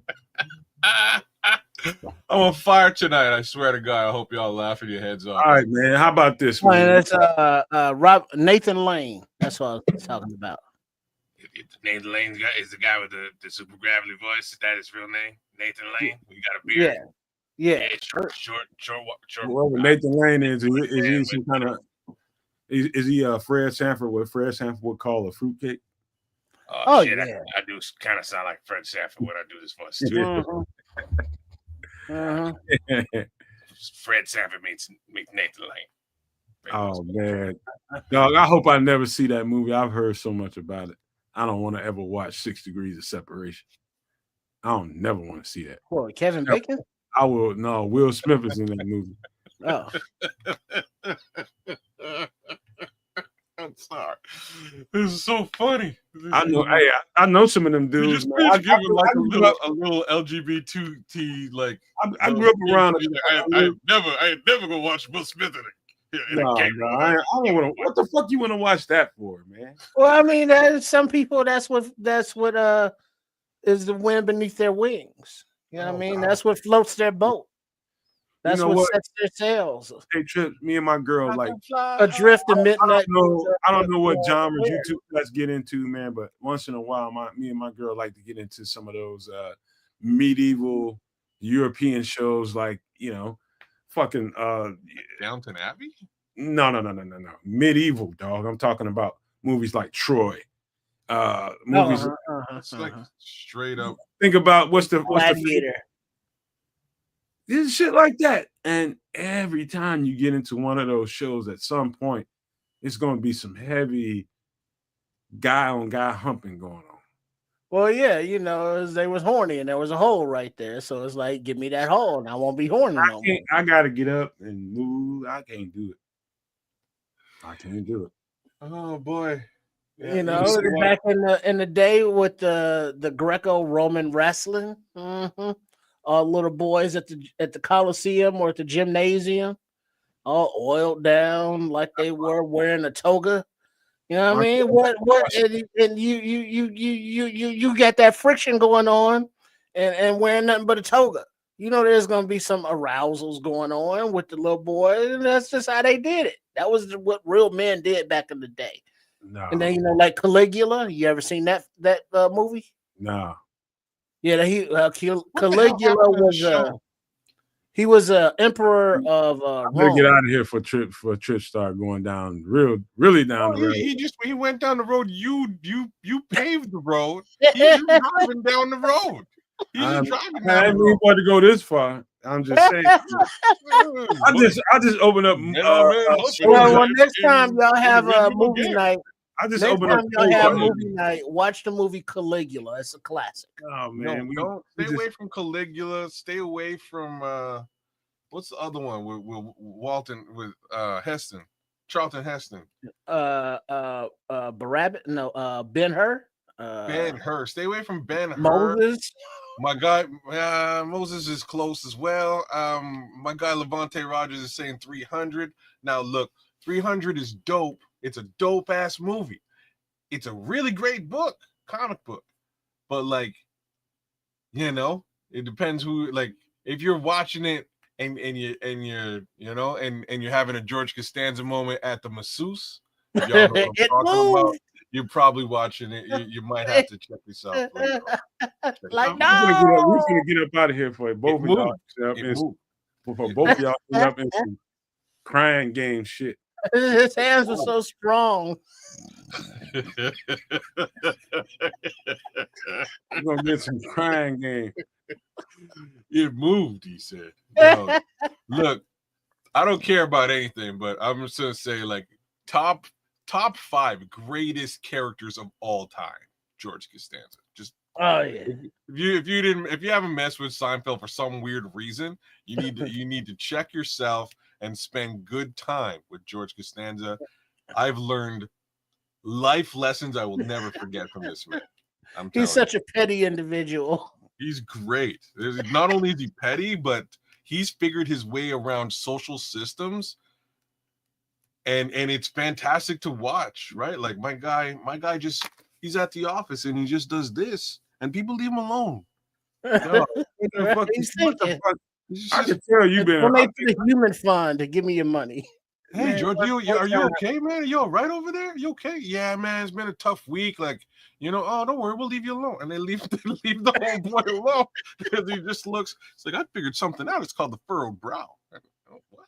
Bro, I can tell you've been hanging around. You grew up around too many goddamn white people, man. Because I can tell you right now, the only time in my goddamn life I'm telling you, there's 2 things happened, man. One is for the first time in my life, my cable got cut off.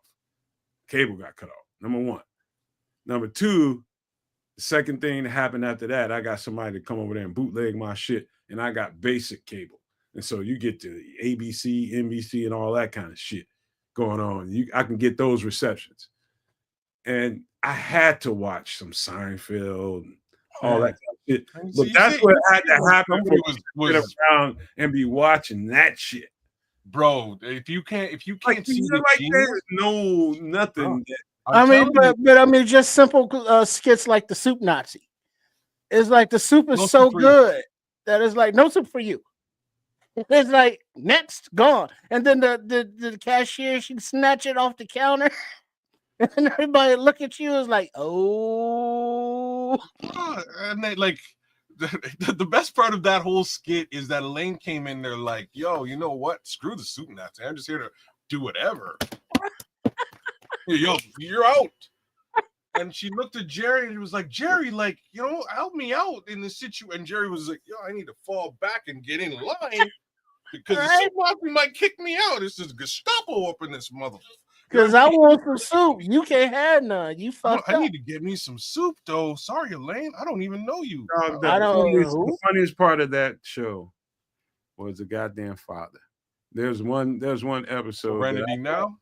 Yeah, no, I'm talking about Festivus? Frank is classic. Man, this motherfucker, one show, the parents talking about Frank and his wife went out of town, and George and Jerry was around. I don't know exactly what happened, but they came back, and that motherfucker left an open rubber package. And he came out the room. He said, "What is this? What is this? A prophylactic? Who told you could go in my room?" The way Frank would say it too. What is a prophylactic? And then George's mom was bugging out. My bad, George. Or when she caught him jerking off in the hospital, man. Oh, bro. George. All right, man. We gotta go, man. Oh, that's a classic show, dude. I mean, it's just top 10 it's shows just of all top time. down. I mean, Kramer doing all his dumb shit. My God, Kramer. When he was making vegetables in the shower. Bro, I've been watching it recently, and it's right on that episode. Those 2 episodes where I don't know. For it's not just one episode; it's multiple episodes. First thing to say. Why the fuck is he answering the phone in the shower? Like, who the hell got the phone in the shower? Let alone a full-on salad. Then he's messing with the salad. I'm telling you, man, that show is so stupid. Right. It's funny, but just George Costanza alone, his antics, second to none. I remember. Hey, listen, one more thing before we get ready to get out of here. We're gonna give some pleasantries before we get out of here. I remember, and this is some, I wasn't accustomed to any of that, humor at all.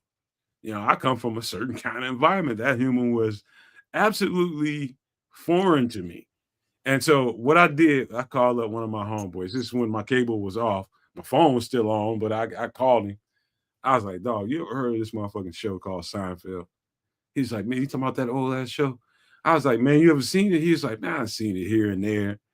Obviously, I'm talking to another black guy, right? And so he was just like, man, that's just white people humor. And I was just like, sometimes that should be funny as hell. And I turned him on to it. And so me and him, I only seen like my cable was off for like maybe 4 or 5 days, I think. That was it. And I watched a bunch of shit. I watched that. I watched the fucking what's that I watched the Breaking Bad marathon on one of those channels. I watched all that shit. And it tripped me out that different kind of humor. That's not the humor I'm used to, man. These were some degenerate motherfuckers, man. So Elaine and Putty. I have to ask you a very important question now. So I guarantee you Triple R seen this movie, but Nomad, have you seen the movie Spaceballs? No. I heard about it. I ain't never seen it. Oh, now that explains everything. What's wrong, Colonel Sanders? Because there's a certain level of humor, or like another movie along these lines is Airplane. Have you seen the movie Airplanes 1 and 2? No. You've never seen Airplane 1 or 2, bro. This explains everything, bro. This This explains everything, Doc. These 3 movies, the 3 movies that I just suggested, are 3 of the single funniest films ever invented. Ever. And like the best part about it is in all 3 of these films, there's black folks. They're involved in the movie. Kareem Abdul-Jabbar. Bro. I seen little clips of that. What's his name? We ain't found shit, Mark Wallace. We ain't found shit, bro. Calm the desert. comb the desert. I think the funniest shit, some of the funniest shit I ever saw in my life was real old. It's called History of the World. Okay, same guy. Oh yeah, Monty Python's. There we go. That shit was funny as fuck to me. Man, did you ever watch Monty Python's Flying Circus? No. So I'm sure I don't remember the Flying Circus, but Holy Grail is classic. Yeah, there's certain levels of humor that you should definitely like. I'm sad for you right now, bro. Like before we shut this show down, I'm just saying I feel terrible for you if you haven't seen these 3 films because they're stupid. Like they're stupid. Does anybody speak jive? I do. What's going on, Brett? Home slacks here. cut on, lady, some slack. Hey man, hey, job ass turkey. I'm getting the hell out of here. Hey, man. I've been a very active man in my life, and I ain't watched a whole lot of TV. Benny Hill, yeah. I be like here's my life, man. Like I love the throwback stuff. Like right about now, like every time y'all come into the studio, y'all listening to me, listening to throwback hip hop. I'm into throwback stuff, so I'm finding a lot of the stuff y'all talking about just now. You know what I mean? Well, this was the PBS Channel 11 public broadcasting system. That was their Sunday evening, Sunday night broadcast. You know, they play Doctor Who, the one with that wore the scarf with the fuzzy hair. Seen some of that.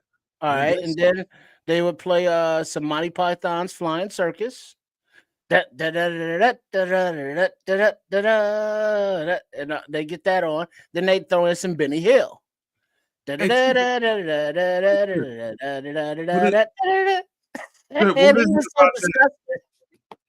is it about that Doctor Who? Something about that film.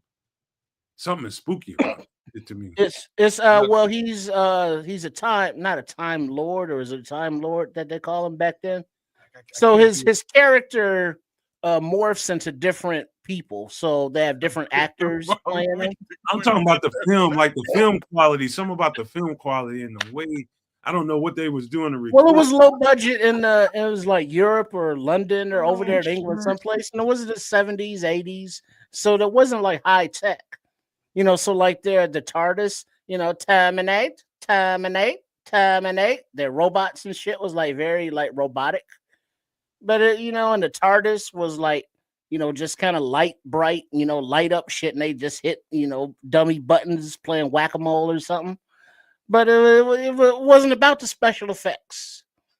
It was about the story. You know what I mean? Because every time they would go someplace and it's like, well, where the fuck are we? What's going on? And they got to figure shit out.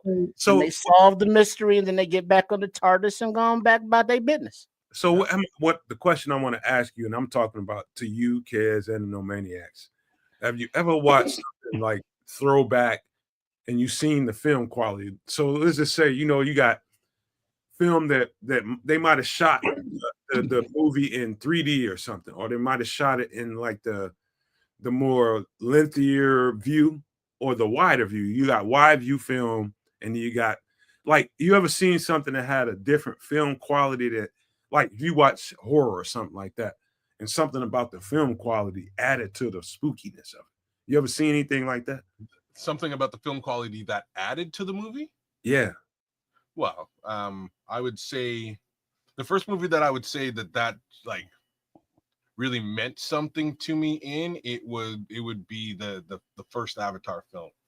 Because I remember watching it in the theater and sitting, like, I got my 3D glasses on. It's me and my 2 sisters are sitting with me. We're watching like a family thing, and there's just this one scene where he's learning how to fly this like thing. I don't know what it's alien dragon birdie lizard thing. He's just flying it, and he just runs and he jumps off this cliff with the bird. And I'm sitting here, and in 3D, the whole world shifts to follow his trajectory, and I'm like, holy smokes, you know what I mean? Like, I'm sitting on the edge of my seat, and I look at both of my sisters, and they're like, ah, like both of them. I'm like, all right, go. Like, it ain't just me. This whole room shifted That's dope. Like Jim Cameron, big shout outs to you. You did it again. That's what I'm talking about, kids. It's like sometimes you can watch something and kids is having that particular experience. And like I've only seen probably 3 3D movies in my life. And Word? Yeah. Like they had one time I was in Atlanta, they had this new movie theater that was opening up and they were showing Jaws 3D, again. And a lot of motherfuckers, it was like the grand opening and everybody was like filing in. That motherfucker was packed. They were serving food. Literally, they set it up in a way that you can order like meals in there. And so it was a movie theater. You can order like a 5-star meal there. And they had it popping like that, and they were showing Jaws 3D. And I saw that shit for the first time with those 3D glasses on. And I'm telling you, that rocked my world. I was high as Rick James in there smoking herb. Man, dude, that motherfucking shit was off the chain. So that's what I'm talking about, Trips. Like a movie experience, it might have been film quality. Well, like it was like you're saying, like the IMAX theaters, where you get caught up in like that. But I would think, thinking about it, it's like the old Bela Lugosi or Vincent Price horror movies. I like that shit. Where the screen, the quality of the film was like crackly, and it was like very shadowy, and it just kind of enhanced the ambiance of the darkness of the film, and that just made it extra scarier to me. Than like, let's say, a clean HD shot versus that old crackly stuff. And then like, the voices of the narration of, this is Vincent Price. And it's like, and then you get scared. You know what I mean? So, I mean, just those qualities, the scary voice, narration, the you like crackling. The what? You like that kind of stuff? Because Nosferatu will be right up your alley if you like that. Yeah, I saw it. It was cool because that reminds me of Salem's Lot, which was like one of my favorite Stephen King books that turned into a movie, scared shit out of you. And now I'm talking about the old Salem's Lot. Like the new Salem's Lot was kind of like, yeah. But, reading it and letting your mind, your imagination fill in those blanks and fill in the visuals for your head is also a lot scarier than some of these directors' visualizations of these movies can be as well. Because, they try to make it over the top, sensationalized, and it's like, yeah, that shit ain't even like, yeah, you lost me. Hey, Trips, there was this one, because they did that shit went over so well when we was in there watching that, what was that movie I just told you? We watched Jaws in 3D. They went through it back again. And this was by like 3 weeks later. They kept playing Jaws like a few weeks in a row because they was getting such a crowd. They selling food and everything in this thing. And we went back there. They played The Howling down there in 3D, bro. In 3D. So there's a copy of that old original movie called The Howling. And to this day, man, I love the vampire genre. I love the werewolf genre. I love all the monster genre. The Howling, to this day, I've seen some. You think about this movie that was made I think that was made in the late 70s, early. Well, did you have you seen American Werewolf in London? The original? It's I've seen that. Werewolf in London. Let me finish about the Howling. You got to think about when that movie was made, what effects they had to make that. I've seen little, people describe that movie. I've seen how they made it. That shit was so off the chain. For that time, that was groundbreaking.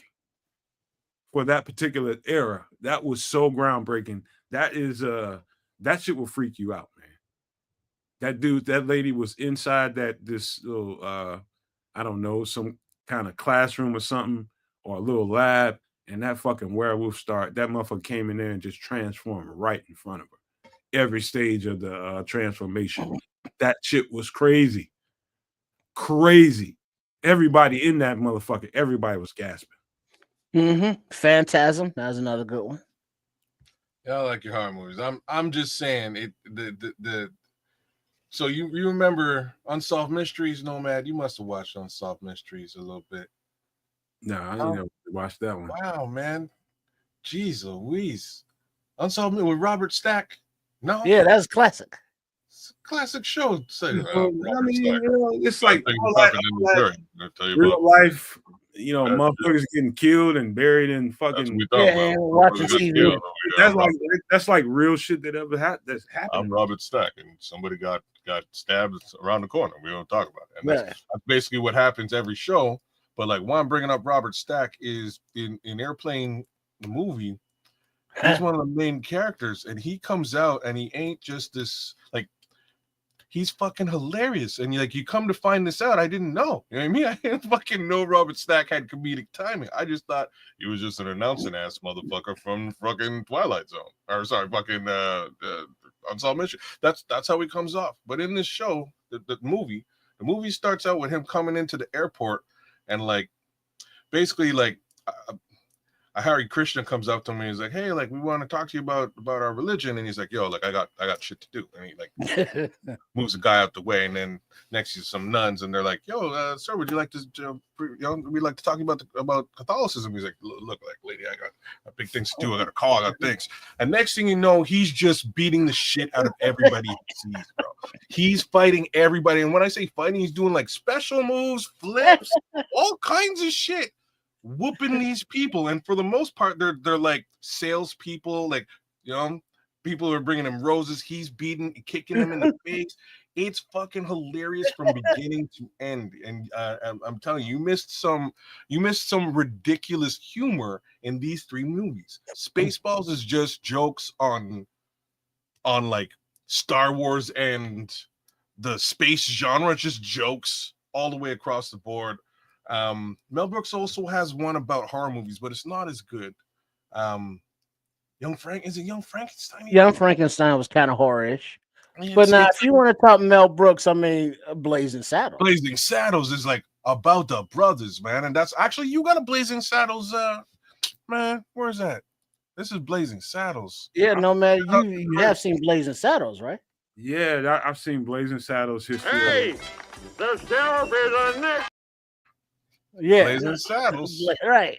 You know what I'm saying? Like, there's Mel Brooks is a genius on another level, and he didn't do the Airplane movies, but there's the same type of humor. But Mel Brooks is still alive, by the way. Who Mel Brooks is still alive, and he's trying to do a Spaceballs 2. Since I'm on my own show right now, I'm just gonna plug me, Mel Brooks. Damn it, I'd love to be in Spaceballs 2, bro. If there's anything I can do to get into Spaceballs 2, no Diddy. And just end it right there. Hey, Crimson, you want to do me a favor? Make me a PC where I can break down. Do me a favor. Make me a PC where I can break down all 22 on a touch screen. I'll send you something if you need it. George Michael Sports Machine. I want to be able to touch the screen and kind of guide what I'm saying on the screen. I'm close to actually going to buy something like that. But if you make PCs, you might be able to make something. Ooh, Scrolls, that's a crazy system, bro. Wait, what's going on now? I don't know how we got off of movies, but they're building some crazy PCs. Yeah, they're talking about PCs and all that kind of stuff. But I want to talk about horror. That is something about that, man. Like, I don't know what it is, man, but something about horror. And I think I'm one of these days, I do really believe that I can write the craziest horror script. And I think the simplicity of what I have in mind will spook the shit out of people, because people get crazy with all these. I think horror is garbage right now for the most part. I think it's always been garbage. I'm being real about it. No. If you're not a horror person, you don't understand. Well, I mean, like Stephen King. Stephen King is horror. He's good. Stephen King is more it's the story, and he puts the visualization behind. He's more like the story is than the thriller, actual. like is what I would call Stephen King as opposed to horror. I mean, you want blood and gore horror. Well, that's what horror is. One of two things. It's Blood either blood and gore for gore and blood's sake, like Rob Zombie, or it's a friggin' dream sequence. And I don't give a shit about either one of these things. And that's Texas Chainsaw Massacre. That was sequence. That's what's the thing with the where you got to escape the horror room kind of thing? Answer this, man. Do you with think the clown face? What is that thing with the clown face? You talking about Pennywise? Pennywise, yeah. That's no, not it. The one where you got to escape like the rooms in a certain amount of time, where you get tortured to death. That's Saw.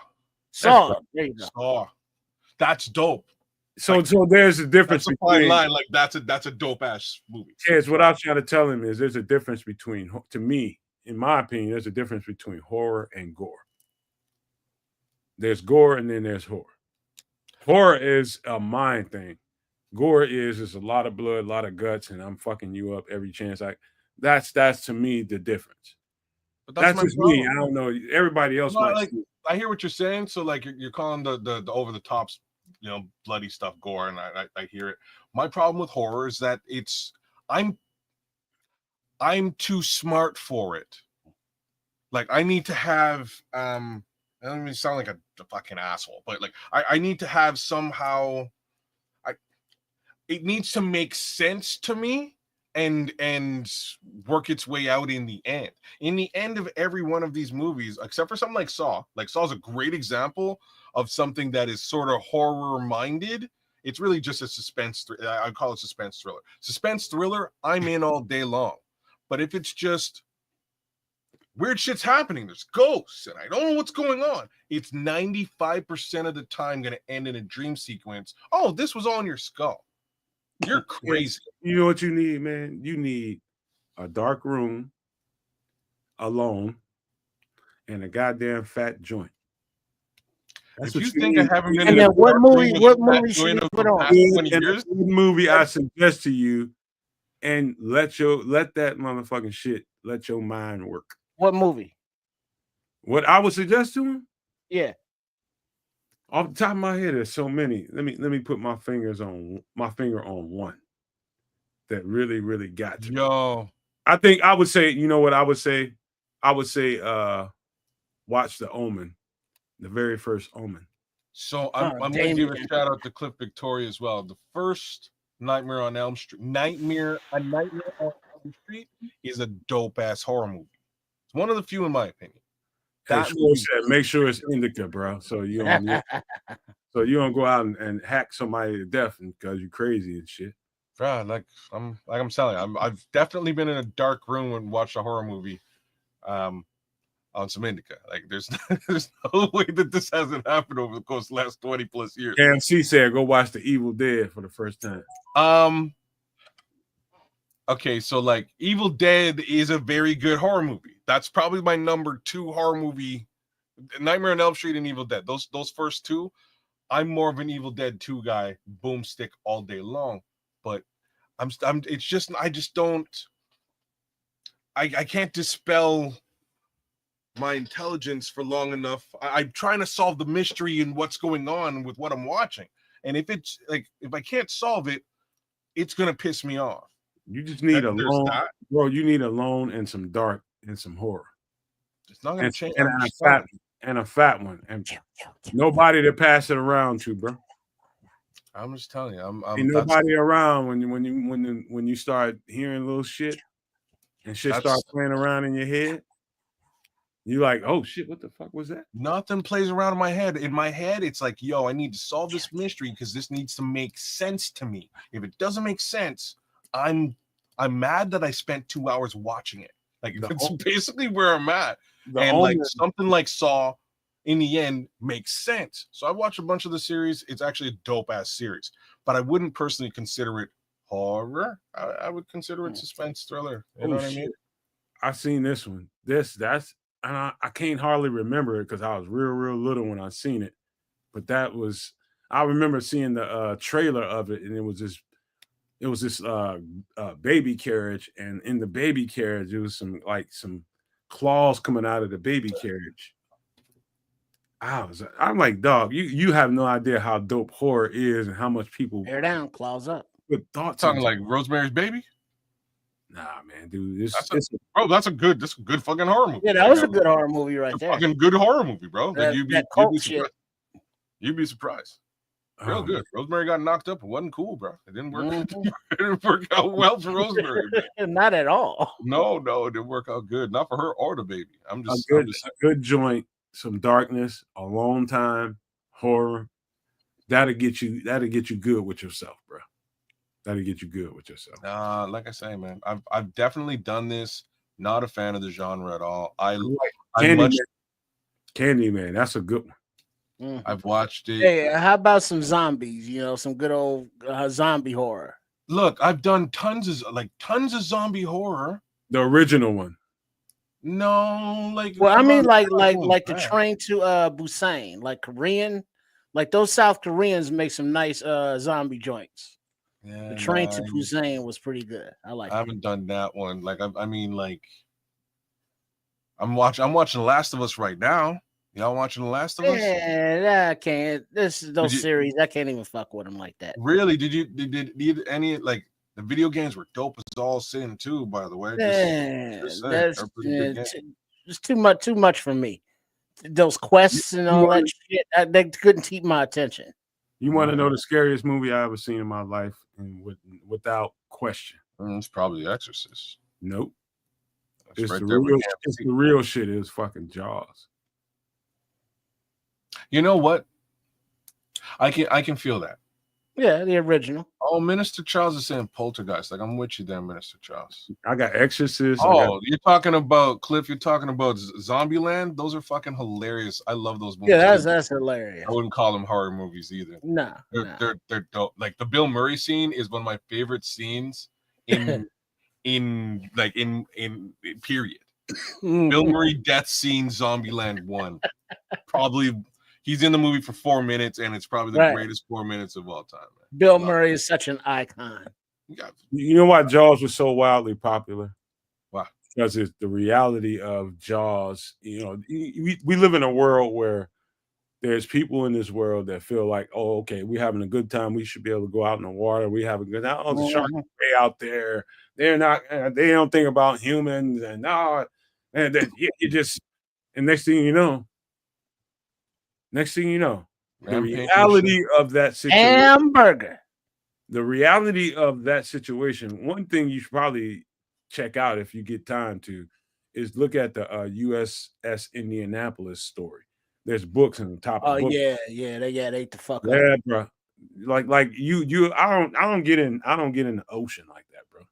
I want to go home. I was just gonna ask if you're are you an avid swimmer? I can swim like a fish, bro, but I'm not in the ocean. In the ocean is a different story. I know that was Jaws that they was telling that story about the Indianapolis. Mm-hmm. That was bro. Like that's real, bro. You I don't give a fuck how arrogant we are on top of this earth, and how I'll get in the ocean. There's nothing. Shit. Hamburger humans are. That's out there then. I seen this. There's a video right now. All you gotta do is put in the words "lady gets eaten by a great white" outside of a cruise ship. That's all you gotta do.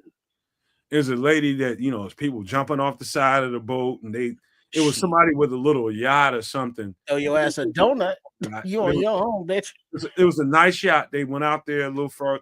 They wasn't that far off the coast, but they was deep enough in the water where people was just jumping off the side of the boat, partying. You hear music. Mm-hmm. All fun and games till somebody gets ate by a fucking shark. Yeah, some chunky broad named Amber decides she's gonna jump off. Of course it is.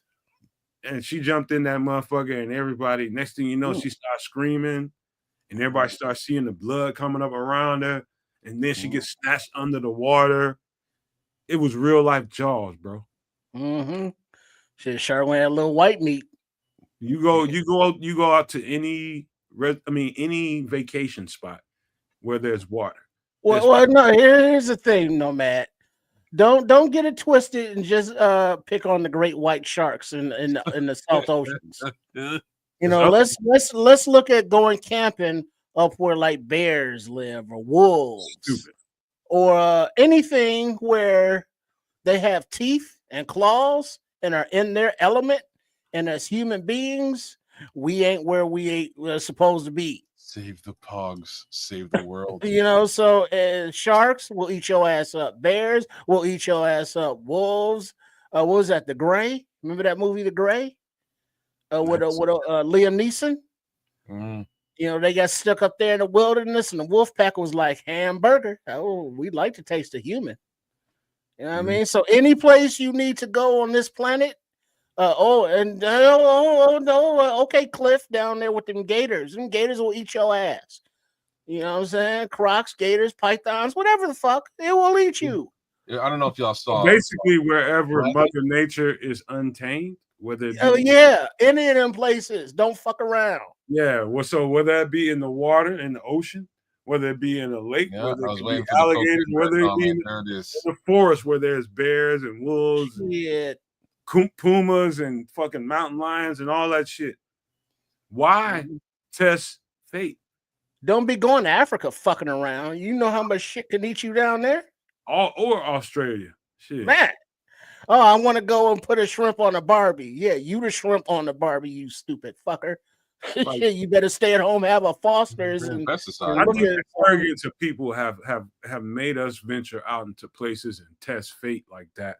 And then they, you know, next thing you know, some lion or tiger kills them or whatever it is. And now everybody in the world is looking for the lion or tiger or whatever it is that killed them, looking to make an example out of him. Right. Like that motherfucker was being himself. Mm-hmm. The fuck. And then you know how many they got to kill before they find the right one. And it's like we gutted it, didn't know remains, no remains. Oh, we found the right one. Now that's 3-4 dead. You know, for doing what they do in their territory. But humans, you know, we get a very high opinion of ourselves.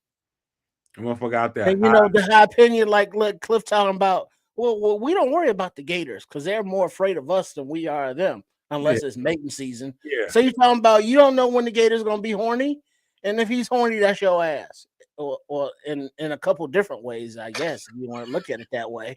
But yeah, you know what I mean? Don't mess with no horny gator. It's a whole different story. Mother Nature has rules. Here's a horror movie for you, Nomad. The Birds. Nah, that ain't gonna do nothing for me. I heard about this one, man. I heard it's like that's Alfred Hitchcock. I was talking to my mom about that one, man. Way back in the days, she was like, that movie scared me seriously. I've read a couple Alfred Hitchcock books. That big nose motherfucker don't do nothing for me. But yeah, guess what? They were fucking birds, and guess what they can do? Fly down and swoop on your ass and pick out your goddamn eyeball. That probably freaks you out, man. I read that book. That big nose motherfucker ain't got nothing for it. I read a few Alfred Hitchcock books. They ain't got nothing for me, man. It's just his image. I can't remember the Alfred Hitchcock music anymore. He's a big nose motherfucker.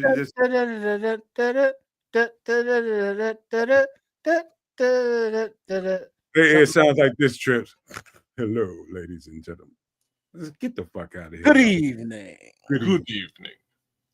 You know what I mean? But it's like, yeah, Mother Nature and the animals under her domain eat what we have on our bones, flesh. And, they don't give a shit about how much money we make, what jobs we got, if we got a family. It's like they hungry. And we're dinner. And they can and will eat you. Man. All right, man. We can go on for the next 2 hours talking about horror. Ooh, especially those people that be getting down in the water in those cages, talking about let me poke the shark. What the fuck is wrong with you people?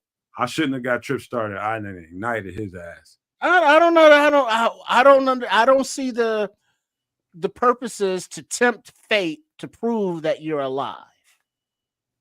That just doesn't make sense to me because fate could be like, you know what? Oh, you want to get on this bungee cord over the bridge? Guess what? Faulty bungee cord. Now you're dead. Or, guess what? The asshole that tied up the bungee cord was hung over from last night's tequila escapades, and now you're dead. Your family can sue him, sure. But there's no need to be on the goddamn bungee cord in the first goddamn place. That's a good question. Would y'all consider the Alien movies horror movies, though? No, not for me. But you mean like the Romulus Alien? What you missing and what you talking about is the drugs. Motherfuckers that get them there. It's the drugs. I'm talking Aliens 1, 2, and 3. Well, yeah, I would It think was those were like when horror the movies. Yeah, when the Well, no, a lot of these people do those things in place of drugs. The adrenaline rush is the drugs. Those endorphins from that rush of I'm almost dying and tempting fate. That's their that's a high, good the point. exhilaration. That's a good fucking point. That rush that people these adrenaline junkies, man. there's Yeah. seals out in San Diego. I thought What? seals was like a cold. Sorry, like the scrolls was talking about seals out there killing people. Seals. Yeah, not Sea lions, probably. Sea Not, lions. Well, shit, whatever. They in they water. It's like, look, the sharks can eat us, but we can eat humans. not Well, I Heidi guess Klum's husband. I'm shit talking rolls about- downhill, human beings. You imagine being an animal in this world and trying to exist around humans and how many Right. pieces of shit they run into from a day-to-day basis. Yeah. Littering Depends what and animal shit. you are, man. Because like Coming to raccoons fucking with don't give our a cubs. shit. I'm just letting y'all know. Raccoons, they don't care. They don't give a No, shit. they get your ass. They're You coming know, up but your step what was like that? we There live was here. that TikTok, What? one of those TikTok peoples that went and took some animal's cubs and was like holding it up on camera and shit, and the mama animal wasn't feeling it. And was like going after her ass, and now of course the girl's the victim because this animal attacked her. It's like, well, you was holding her baby. Hold her baby, dummy. You know what I mean? The And so baby humans are just well, a lot of us are stupid. Don't hey, don't come at me. Look at your friends, families, neighbors, co-workers. You know a lot of stupid motherfuckers in your life. Guess what? They have in common. They're all human beings. And then going out into the wild, fucking with these animals that ain't fucking with them. Whether it be in the water, up in the sky, wherever. Hey, stay in your lane, human beings. Stay in your lane. I respect my house cat because she's a wild creature. We'll hunt your ass. She can hurt. You know what And I then mean? she'll If she take wants, your soul while you sleep. that's one of the movies you've seen or something. Mhm. But man, you know what? That's why this is why I love doing this show. This is why I hate doing it at the same time, because it always takes us to these levels, man. And it's hard to get off of them because we get into real human conversations outside of football and inside of football.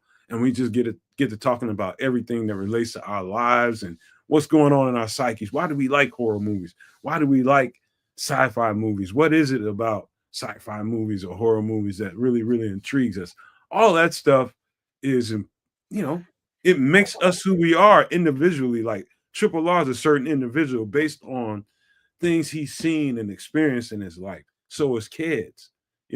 His brain is wired a certain way. And we all are wired a certain way based on our experiences and how we became the individuals that we are. And it's got all kinds of layers to it, too many to count. But all this shit makes up us, and we start talking about children and our kids and all that kind of stuff. What kind of people are they?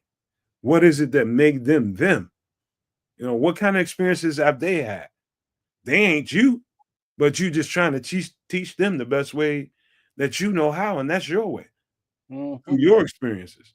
All that stuff was talked about here tonight, wasn't it? And also, looking at Carl Williams, looking out for his son Caleb, the way Kez looks out for his daughter and his son. Sometimes it's tough love, sometimes it's a hug, but it's always supportive. And there are different ways that parents parent. Jaden Daniels' mama is like, nah, you ain't messing with these hoes out here. And she's looking out for her boy. Everybody, we make fun of him. It's like, ah, ha, ha. But hey, she's teaching him the right way, like leave these hoes alone because they ain't no good. And we know a bunch of hoes that ain't no good because all they out is trying to get that money. See him as a paycheck or a lottery ticket kind of thing. So, I mean, parenting, we all have our different styles.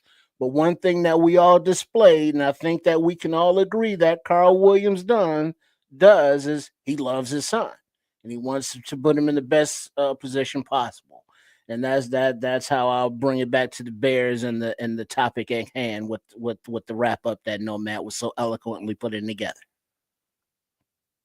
Yeah, what they said. I was just checking out Jaden Daniels' mom in the meantime. Oh damn.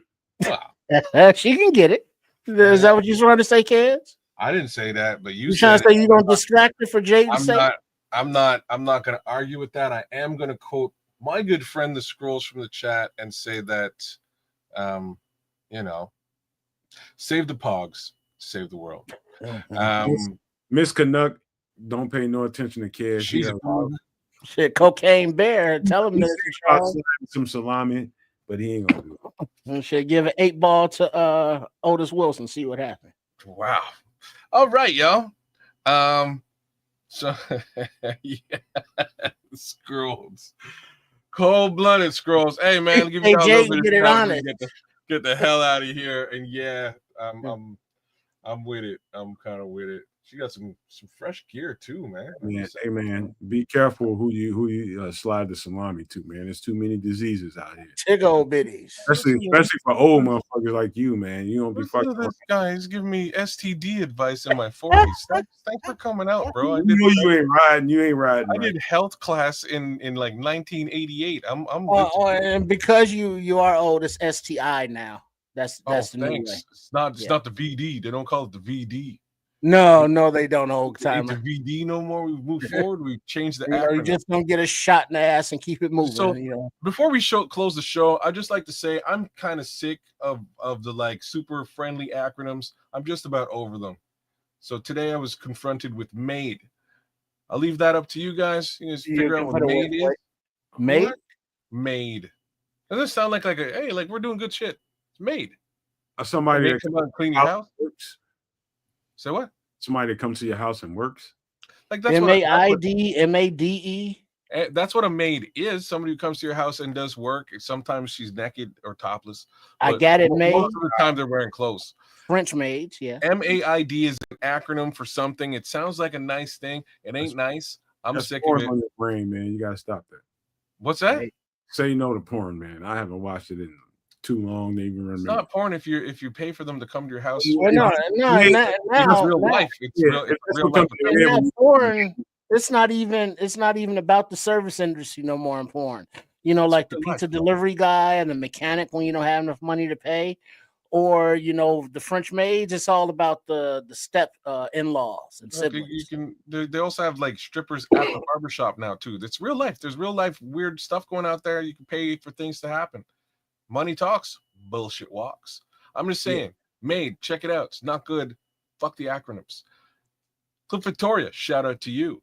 Cam C, shout out to you. Thanks for hanging out with us. The good minister Charles Johnson lasted the entire show from front to back. Big ups to you as always, sir. Thank you for supporting what we do every single time. It's Crimson with the Wrench was rolling with us deep again, just about as long as you were too, man, Minister Charles. Shout outs to both of you guys. One more time for the Scrolls, because Scrolls, you keep me laughing every single time we do this damn show. Mr. Mayhem jumped in, Smitty Q jumped in as well. Shout outs to both of you. Dan Brown, big ups to you. If I didn't say Clip Victoria, I will say it again. Thanks for the Seinfeld comments, as well as the food, and big ups to Mark Wallace, because comb the desert. Hold on, time out, kids. Time out. Mm-hmm. Chat, I have no intention of making any shorts coming out of this show.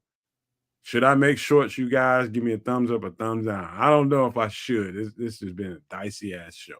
I would just say it dicey? I'm gonna listen to the chat. If they say make some shorts, if they say no, leave that shit alone. Leave it to this goddamn. That it's hard pulling out short. Take on Caleb Williams. I'm just saying. I have no idea how much I have to edit these shits. Right. Because I mean, out of 4 hours, a take could be, 30 seconds long. And so you got to go through and find that stuff. And then it's like, is this fire? Is this not fire? You know what I mean? So if in the chat, the No Maniacs, whenever you're watching the show, just hit the comments.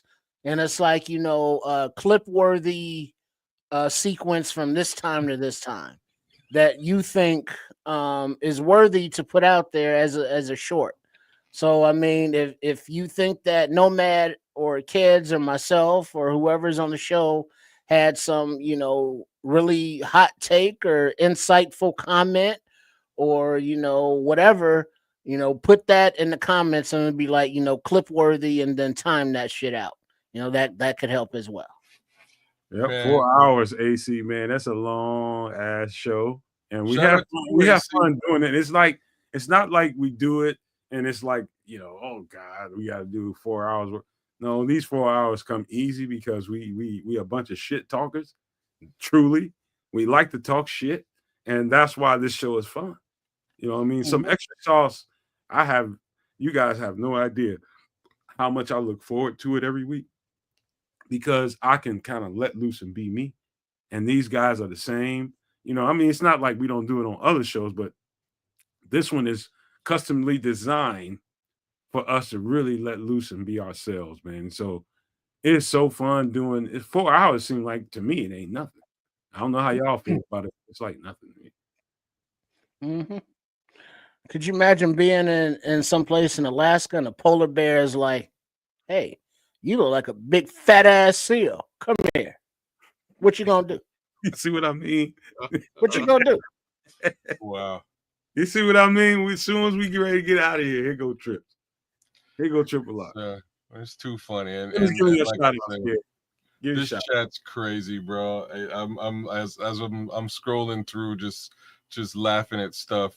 Minister Charles called us out tonight, and it's super fun. I don't know where it went, but he's like, "You boy, here we go. Yeah, I'm right on it. You boys talking real fruity right now."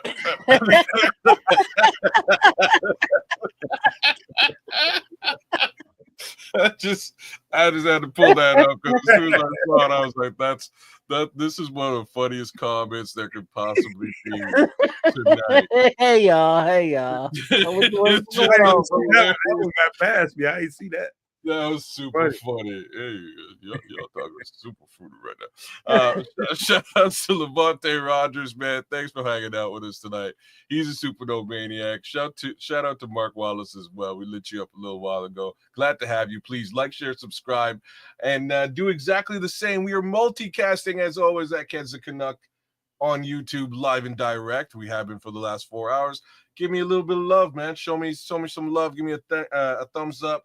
Give me a subscribe, please. I would appreciate it. We're on the way to 80. We're trying to head to 100. We're trying to break 500 when we get Superflex up and running and rolling. Soon to be coming at you. Do the exact same thing. Hey kids. Yo. Do you know that people with pets that have passed away, and that when they discovered the bodies, that the kitties and or dogs have taken chunks out of their meat? Why? Because they was hungry. Oh. And so they ate that meat. So you mean just like if people are just dead in the house and the cats are like the dogs, they're hungry, right? And the dogs are still alive, or cats are still alive. Because the person passed away, wasn't there to fill up Fido's bowl no more. It's like that homie who got stranded on the mountain and he had to eat his own arm to live. That guy, same kind of shit. You can't even blame him. So it's like the wildness of the animal and those hunger pains. Yeah, your pet cat, your pet dog will fucking eat you. Have a nice night, y'all. All right, go ahead, cats. Cats carry on. A wild way to sum it all up at the end of the show here. Rex Smith, shout out to you, bro. Remember, your pet may eat you if you die. Cornelius Squalls, number 2, no maniac. My guys out there with us tonight came through, spent a little bit of time with us. Who else we got out there? Oh, Florida Bears fan all over the chat tonight, making it real. Jojo Loco came in. That's 5150. Jojo Loco came through, did the darn thing, represented as per normal. If you're out there on Twitter watching us, please like, share, subscribe. Hit the handsome man in the center there. Hit his YouTube. Give him a little bit of love. He needs you. So does Dobbsy 34. He doesn't necessarily need any of you, but he likes the show, and I think the rest of y'all do as well. Shout out to Nick Rembert for coming through a little bit earlier on. Always a pleasure, Nick. Dante Purify was with us doing the darn thing in the chat, keeping it real. Chicago's finest as well. Shout out to our guy, Crooked Commish. He's out there doing the darn thing. who else we got out there, man? Big Sam O's live and direct in New Hampshire, checking out the sisters. You didn't hear that from me. I'm sorry, Sam. I'm not. Samuel, he's in a motel for the week by himself. You know how much he's abusing himself right now, just throwing it all over the walls. Samuel, with your nasty ass. Right? We went too far. Too far. You gotten too far, man. Aunt Mass jumped in with us, did the darn thing, and he dipped. Big love to you, Aunt Mass. Always good to have you on the show, man. Paul Rodriguez was holding it down with us for a little bit tonight, too. Shout out to Puerto Rico and all that. Who else we got out there, man? Anybody else? Oh, no love for Don Burr. But Frank Q was in the building. Good props to Frank Q. I think that just about rounds. Oh, Jacob Capone Don was rolling with us too. Man, shout out to all you guys, including Derek Guy. He's a Super No Maniac. You should be a Super No Maniac. You should also subscribe to Sports Chicago Style and help the homie above me too. Hey, man, be sure to help the sexy man in the middle too. For the record, we've been 4 hours strong and we never had any less than, I'm talking about at the 1 hour mark, we never had less than 90 people in here. We've been up to 110, 115 people in here, maybe 120, I'm not sure. But we're still sitting at 95. So that tells me a whole lot. That means people are really into what we talk about. And I just had to interrupt Trips before he went, just to get that in there, man. That's important. Right. Yeah, right. I appreciate it. Good looking out, everybody. Because, Samo, he going in the bathroom talking about all these little bitty bottles of shampoo. Oops, I put the wrong graphic up, man. Those are very oily and slick. Lubricant, if you will. You know how you do it when you go and be in hotels and stuff on the road. You had that nasty hotel sex if you with your partner. And, as I say partner, that's everybody included. It's all love. Or, if you by yourself, it's like you just do things to yourself that you just don't normally do at home. And then you don't care. You just smear it everywhere. You know how it goes. Lord. But yeah, thanks for everybody tuning in. And Sports Chicago Style, that's the channel. Come on through, show some love. All right, shout out to Crimson. He said $4.99 a month is a bargain for this content. You ain't lying. You know what? What's a bargain? I'm starting to get a little irritated by we don't get the kind of love that I know we deserve because we put so much into this content. And I'm starting to think about moving this to another place. Really. I am. Because this content to me, and thanks to people like Crimson says, $4.99 a month is a bargain for this kind of content. Where else you gonna get this kind of conversation at? Where? Just want to know. I just want to know this kind of well-rounded, in-depth, detailed football conversation that you're looking for. On top of that, layer the icing on this thing, talking about the other stuff, the food, the fun, the ups, the downs of life. Come on, man. The intrigue, the psyche of minds. Where are you going to get this stuff at? Crimson, I hate to pat myself on the back or ourselves on the back, but you are absolutely right. You are absolutely right. It's too cheap. Home the desert. It's too cheap. So enjoy it now, man. Enjoy it now. Enjoy it now. Enjoy it now. That's all I can say. That's my thoughts on this. You really, I mean, where we're gonna go with this show is we'll see. But I'm telling you guys right now, this is real easy. Just come to the show, enjoy it. We do need donations do help us, man. This donations helps this channel in a bunch of different ways. So many different ways that I can't count. I just want to put that out there for the world. Chips, are you done giving out your pleasantry before I finish this up? Remember that movie? It might have been one of the Saw movies, but rats, which are in abundance in every major city. If they posse up, They will fucking eat you. You know what? Rats. It's funny you just brought that up because there's a whole bunch of people, and it might be a few of them in here in this chat tonight, that are really, really anti-government, that are really, really anti-establishment. Anything close to norms, they are against it. Why? Because they are feeding into an energy that's kind of popular right now. And I say this to people all the time, and I'll say this one more time on this show. You think you don't want government.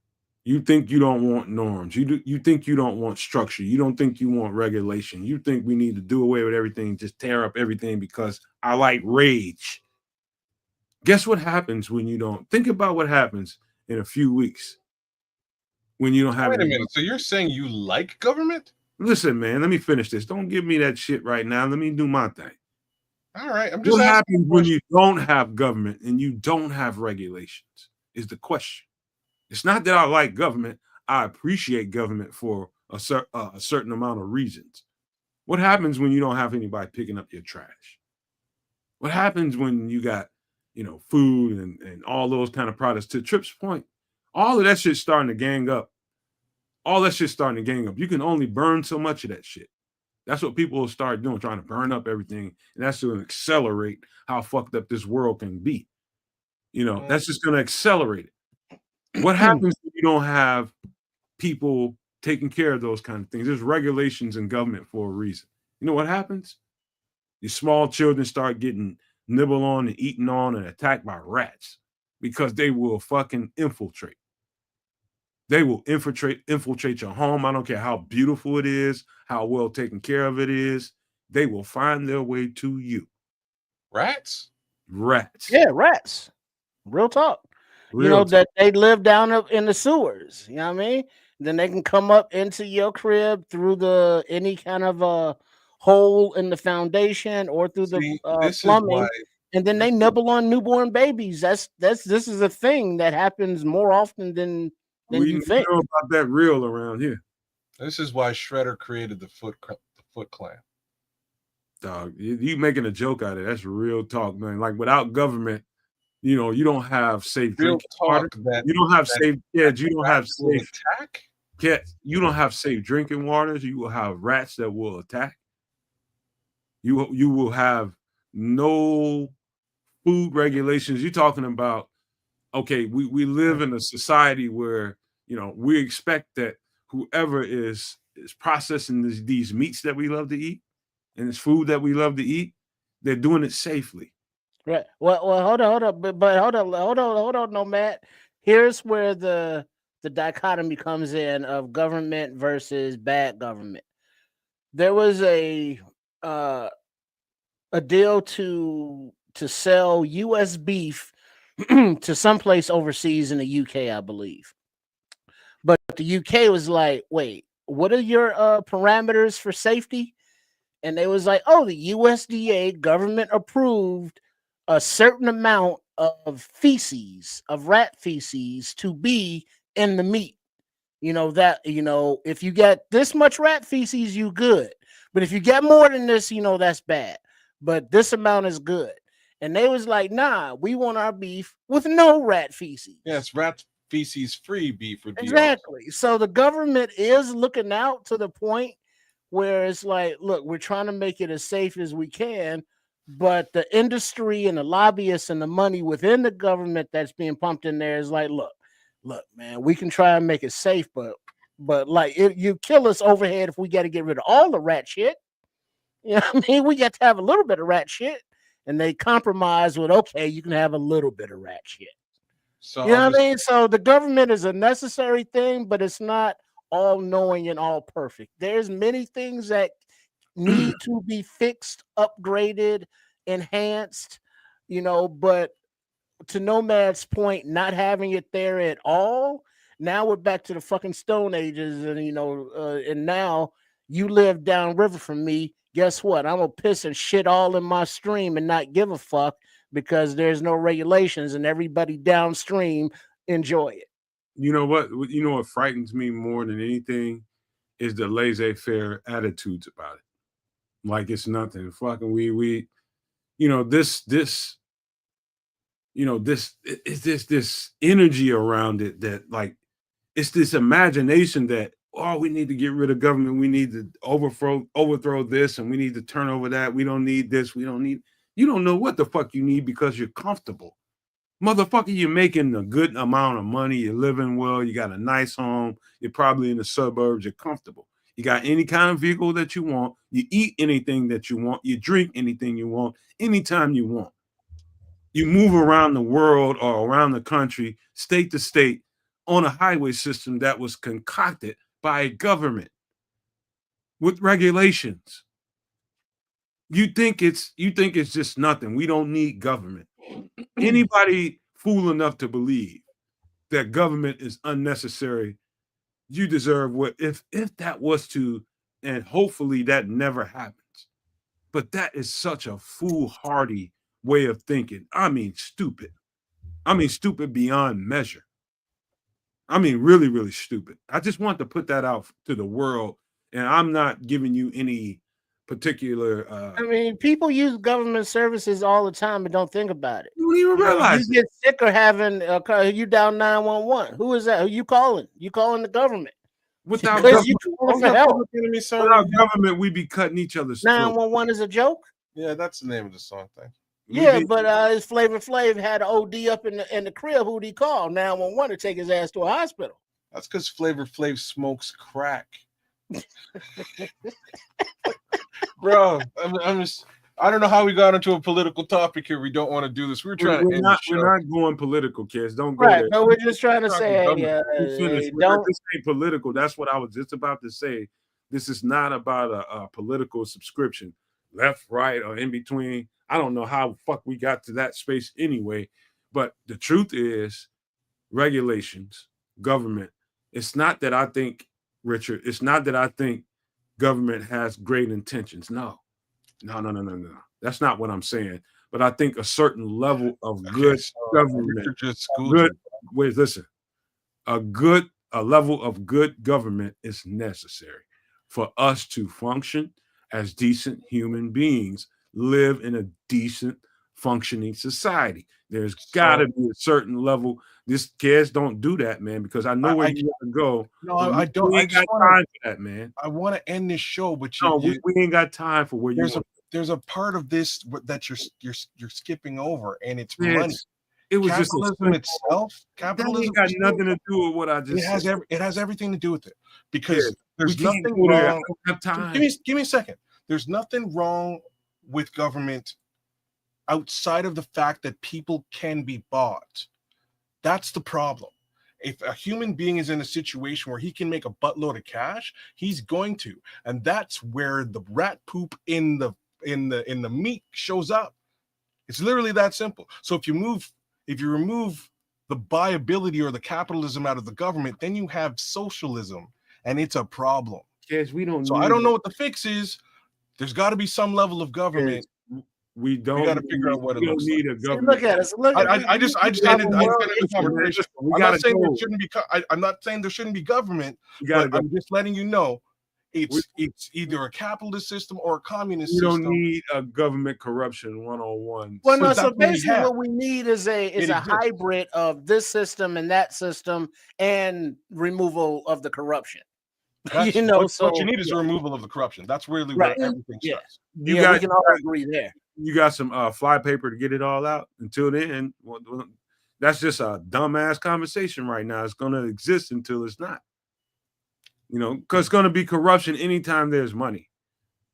Anytime there's money moving around, there's going to be some corruption. Period. There ain't no sense in getting into this rigmarole about corruption. Does it exist or does it not? Yeah, fuck. It exists. That's also the issue of why the government doesn't work as well as it could or should because of the corruption. Yeah, but we've gotten to a place where it's got to one extreme or the other. Okay, it's corruption over here, and then we need to go way over here. That's that ridiculous shit right there. That's ridiculous, man. All we need to do is see, I'd say, a couple 3 weeks to 6 weeks of no government, and people will be begging for that shit. So would you believe I would not. But Would you? we got to get off the show, kids. I shouldn't have I don't started know why this. you open this. All I can was of trying to do was close, and y'all. worms. You went the wrong. That's a worse close. But let's close it out. Can I close? Let's close it out. I know we're all a part in this show, but at a certain point, we got to close. Let's close it out. Golly, I would love to keep talking. How about this, man? We will pocket this conversation about government or not, and how about this? Let's make a little compromise, fellas. When we bring this conversation up on the next Extra Sauce, we'll do our best to keep it out of politics and just talk about the generalities of government. I don't want to do that. Hold on. Let's stick to football. You interrupted me.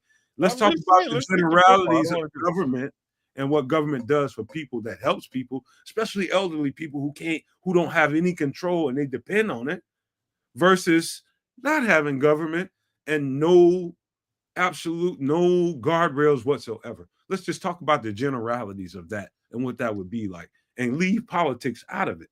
Just that alone is enough of a conversation. Trust me when I tell you. All right. So we'll get out of this conversation like this, man.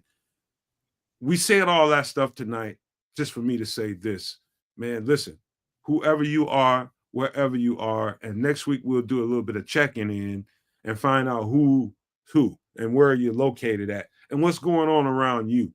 We haven't checked in a long time on any of these shows. We'll get a locale conversation. Where are you at? You in Puerto Rico? You in Europe? You in Canada? Wherever you are, and let's have conversations about that. I think that's a good thing to do. We haven't done that in a while. We started the show having conversations like that, but we need to do a little bit more of it. Wait, we got a few comments on the way out. Richard Long said, you opened up a hornet's nest. I want to close it down. And then Mark Wallace said, people can't even put down their phones for 5 minutes and you want to get rid of government? Right. And Crimson said, let's talk about the Arlington Heights government and how they're going to invest in infrastructure for the new stadium. I'm with Crimson. Enough conversation to have another 4 hours worth of conversation. Just trust me when I tell you that. Mm-hmm. But I want to leave you guys with this and tell you guys that I love you all, and I really, really, and I speak for everybody here on the Nomad Network, everybody here on Some Extra Sauce.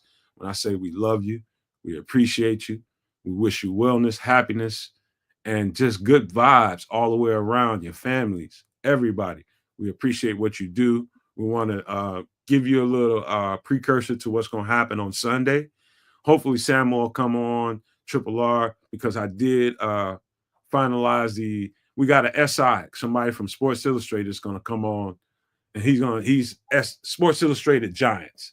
And he was supposed to come on a couple of weeks ago, even when we were doing the draft coverage, and some stuff happened. And I just wanted to really, give that guy, his just due, because things didn't happen the way it should have. And I want to kind of redeem ourselves for that. And we'll do that Sunday on Nomad at night, man. So come for that. Make sure you come for that, because that's going to be a hell of a conversation all within itself. And you guys will enjoy it. And I just want to say thank you again. I appreciate you guys again, and leave you guys with these famous words. If you can think it and you can see it, there's no reason in the world why you cannot absolutely manifest it. Do not, and I repeat, do not be a prisoner of your own mind. Well, with that being said, we are out.